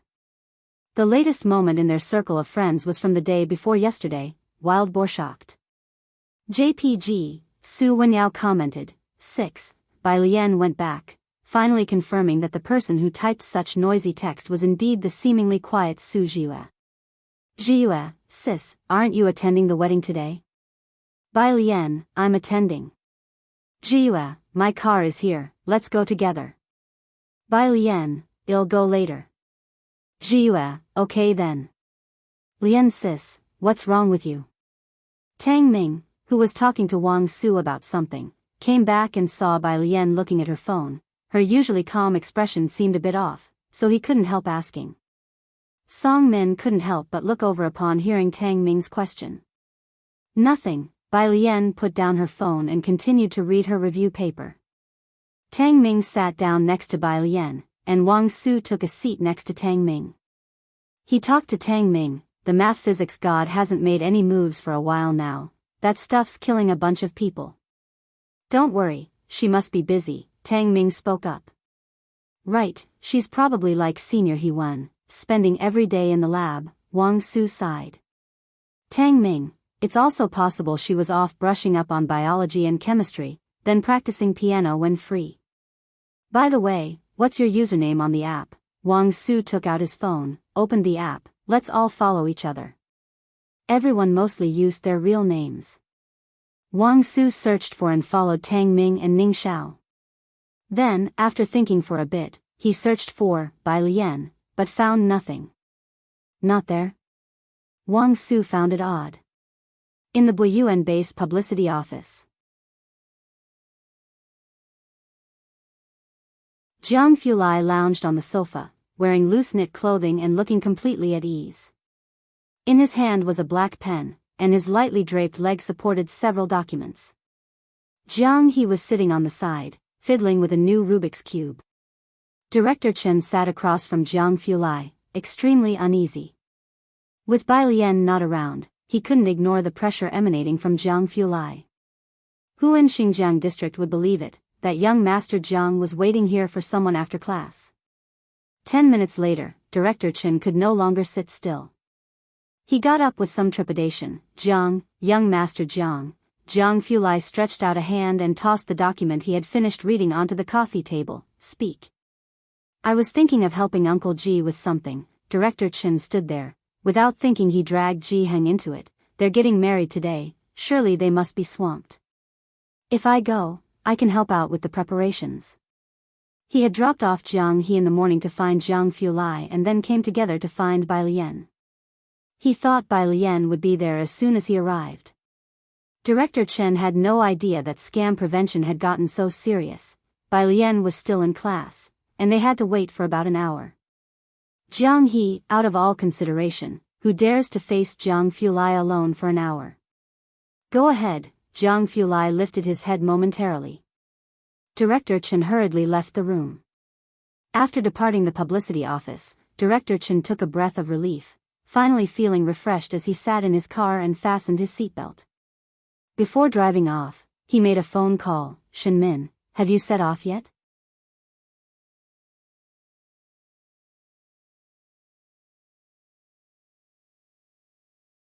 Chapter 371, 143 Wedding Banquet, Unexpected Guest, Part 2, _1 On the other side of the phone, the voice was very respectful. Mr. Chen, I was just about to leave. Fine, I've sent you the address, Director Chen said and then hung up the phone. It's just that he had no spare invitations. Director Chen didn't contact Su En, he only sent a message to Bai Lian to inquire about the invitation. Bai Lian was in class at the moment, and he didn't dare to call her. 1 minute later. Miss Bai, only after getting a reply did Director Chen start the car and leave. Bai Lian and Ning Xiao's group of 3 didn't leave until nearly 10 o'clock. Where are you going? Wang Su was unaware that they intended to leave early. Today is the last day. Something came up. Tang Ming spoke for the other 2, patting Wang Su on the shoulder. We're going to a wedding, remember to send us the recording. Sure, Wang Su nodded vigorously, patting his chest. Today's lecture is on physics, Pei Qin's specialty. They'll make sure he prepares it well for you guys. Thanks, Tang Ming punched his arm. Yu Guang saw Bai Lian and Ning Xiao walking away and immediately grabbed his backpack to catch up. Chang'an District was separated from the Yunshao Hotel by Xinjiang District, and if traffic was bad, it could take more than an hour to get there. By the time they went downstairs, Jiang Fulai and Jiang He were already waiting in the car. Professor Jiang, upon seeing Jiang Fulai, Tang Ming and Ning Xiao instinctively straightened their backs. Jiang Fulai responded indifferently, then his gaze shifted to Bai Lian. Are you really going back tonight? Yes, Bai Lian had already packed her things, leaning lazily against the chair back, speaking to Jiang Fulai. I have to rush back before the new year, it's a bit hurried. Flying from Jiangjing to Beijing took half a day, and a train from Beijing to Xiangqing also took 12 hours. Initially, Su En thought about having the Ji family stay in Jiangjing for the new year. But Ji Heng and Ji Xiaojun disagreed. Not to mention them, Ning Xiao and Tang Ming also need to hurry back for the new year, as they had no relatives in Jiangjing. Today, because there were many people, Jiang Fulai had a stretch executive car brought out. Bai Lian sat in one row with him while behind them was a booth seat where Jiang He and Ning Xiao sat, eating fruit. When Bai Lian mentioned going back, Jiang He, who was being fed grapes by Tang Ming, immediately crawled over and leaned behind Jiang Fulai's seat, staring at Bai Lian. He was pushed away by a finger from Jiang Fulai. Jiang Fulai's fingertips rested on a folder, though he hadn't flipped through a single page, only calmly calculating the time. There's no need to rush. But there's not enough time. Buyuan base also finished today. They had a flight at 9 o'clock tonight to Beijing, and from there they would have to catch an early morning train to Xiangqing the following day, arriving only in the evening. Jiang Fulai tapped the folder intermittently, his expression cool, his voice clear and distinct. Leave at 6 o'clock tomorrow morning. I just happen to be going back to the lab for a bit. Bai Lian, that really is just right. She leisurely took out her phone to call Su Wenyao. Su Wenyao took a minute to answer the phone. Hello, alien, it's a bit noisy and I didn't hear. Are you there yet? Not yet, Bai Lian said unhurriedly. I have one guest here without an invitation. Could you help me check on it when the time comes? Without an invitation, what's his name? Su Wenyao inquired. Surname Shen, called Shenmin. Su Wenyao wrote down the name on a sticky note. Okay, I got it. Yinshao Hotel, wedding venue. Ji Mulan was getting married from the hotel, taking a round to Su En's new house and then returning to the hotel's wedding venue at this time. The guests were arriving one by one, with Su En and Su Wenyao both outside greeting the guests. Su En had invited all his staff in Jianghu to the event, plus some friends from the industry, classmates, and relatives, totaling several hundreds of people. Even if the greeting started at 9 o'clock, and he met 3 or 4 people a minute, it would still take 3 hours. The hotel was clearly well versed in handling such a large event, assigning 20 hosts and dozens of servers, making it seem not too busy. Madame Su arrived not too late either. She arrived at the wedding venue at 10 o'clock, assisted by the Su family butler, sitting majestically in the main seat at the table set up under the stage for the wedding. Ji Mulan was getting her makeup done in the back. She heard that Madame Su had arrived. She went forward to greet her, and surprisingly, she too was nervous. Madame Su, why have you come? She had thought that Madame Su wouldn't come today. The wrinkles on Madame Su's face were deep, exuding an intimidating presence that made people reluctant to look directly at her. She didn't respond to Ji Mulan, scanning the room instead. Haven't seen the person yet? She had come so early just to wait for Bai Lian. With the day so lively and the setting so grand, Madame Su felt that Bai Lian and her company would arrive very early, which is why she had come in advance. Butler Su swept a glance at Ji Mulan and respectfully bowed. She hasn't come. Ji Mulan had known all along about Madame Su's attitude and didn't mind. If Madame Su had easily accepted her, she would have suspected something fishy. Madam, people from the Su clan walked around to greet Madame Su, then looked towards Ji Mulan. Congratulations. Madame Su looked at the other party and spoke indifferently. Uncle, please sit here. We haven't seen each other for a long time, let's have a chat. The Su family uncle glanced at the main table and hesitated.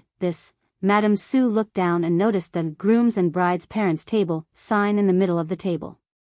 She raised her eyes, signaling Butler Su with a glance. Butler Su immediately removed the 2 signs. They were replaced with groom's table. And under this table, the sign for bride's table was set up. Sit, Madame Su said, looking towards the uncle, who now sat down at the groom's table without hesitation and with a smile. There was nothing to hesitate about. If this had been the Qi family, the Su family members would have been cautious. But now, it was the Ji family. Madame Su and the others all knew what kind of person Ji Mulan was. For Ji Mulan's father to want to sit at a table with Madame Su would indeed be a step down. Ji Mulan pressed her lips together, standing aside. Just then, Ji Heng and Ji Xiaojun among others had just arrived at the wedding site. It was said that this was the bride's relative, and Ji Heng was the bride's father. The etiquette lady led Ji Heng to Madame Su's table, while Ji Xiaojun and Shen Qing sat at the table behind. Ji Heng held a smoking pipe. Today, he was wearing a black robe with the character for fortune, looking festive, and his presence was not overshadowed by the Su family members dressed in their fine suits. Madame Su was lowering her head, turning a string of Buddha beads in her right hand, her expression cold and indifferent, not lifting her eyelids. Excuse me, Butler Su said with a smile while turning over the sign on the table towards Ji Heng and the etiquette lady. This is the groom's table. The bride's table is in the back. He indicated the table where Ji Xiaojun sat, speaking politely. But Ji Mulan had not opted for a traditional Chinese wedding. Her hair was only half done, and her complexion was somewhat dark. She wanted to say something to Butler Su. She was stopped by Ji Heng. It's fine. Ji Heng turned and sat down next to Ji Xiaojun, lifting his chin towards Ji Mulan. Go on with what you're doing, don't mention it to Su En. Ji Xiaojun reminded Ji Heng, Dad, your phone is ringing. The scene was noisy, so Ji Heng could not hear the ringtone, but Ji Xiaojun saw the light from his phone in his pocket. Ji Heng took out the old man's phone. It was Director Chen. Hello, Xiao Chen. Uncle Ji, Director Chen was still driving. I'll be there soon. I didn't come with Miss Bai.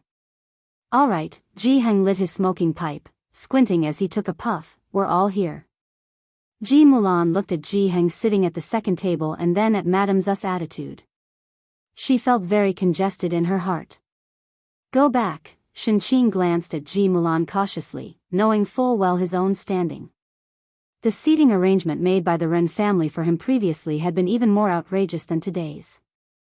Outside the door, Suan was still greeting guests, and Su Shujie was looking at the guest list beside him. When she flipped to the Qi family, her expression changed slightly, and she whispered into Suan's ear, "Not a single person from the Qi family has come. I haven't seen Shuyun or Madame Qi." Everyone had seen the hints between Qi Shuyun and Su Wenyao. People thought Qi Shuyun would marry into the Su family. This time, Mr. Qi indeed wouldn't come for Su En's remarriage, but both Shuyun and Madame Qi had said they would be present. After all, it was a big event for Su En. Upon hearing this, Su En greeted the other guests with a calm appearance, while speaking to Su Shujie. It's probably because of Wenyao. Should we have Wenyao call Shuyun? Su Shujie was somewhat worried. It doesn't matter if Madame Qi doesn't come, but Shuyun's absence. No need, Su En was firm. If they don't want to come, then let it be. Seeing Su En so resolute, Su Shujie took out her phone and sent a message to Shuyun. Shuyun, the wedding is about to start. The other party didn't reply immediately. Su Shujie sighed. Just as she was about to say something, she looked up to see a man in his 40s lingering at the welcome area. She quickly went up to him. District Chief Shen? How did you come here? Hello. District Chief Shen didn't know Su Shujie but had seen Su En and was very polite. Mr. Su, I didn't realize this is your wedding. Congratulations. Su Shujie looked at Su En in shock. Wait, Su En had even invited the district chief from Mingfeng district? Had the Su family become stronger behind her back? Su En was also startled by District Chief Shen. He put aside what he was doing. District Chief Shen, are you here on official business? His family had no connection to the political world, nor the channels for it. Su En was puzzled, too. Right at that moment, Su Wenyao approached, carrying a sticky note for Su Shujie and Su En. Dad, Alien says there's a guest with the surname Shen called Shen Min, a gentleman. I haven't seen him here. You and Auntie keep an eye out. Su Shujie and Su En hadn't had time to process it yet. That would be me. Shen Min looked up, giving a slight nod towards Mr. Su. I don't have official business today. I am here to attend the wedding banquet. I apologize for the sudden intrusion, and for disturbing you, Mr. Su.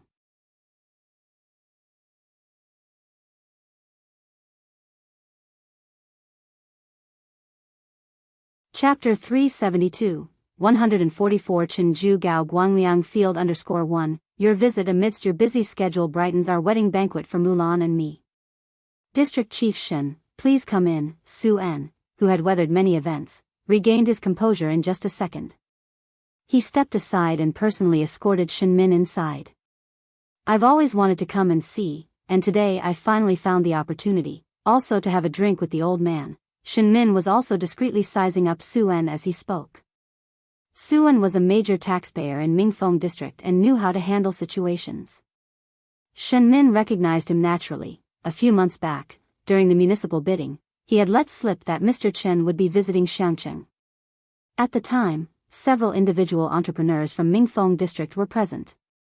Later, Shen Min didn't follow up, as he was busy with governmental affairs, and the affairs of Xiangcheng didn't concern him. It was not until Su En returned to Jianghu and had someone send a generous gift to him that he knew Su En had been to Xiangcheng.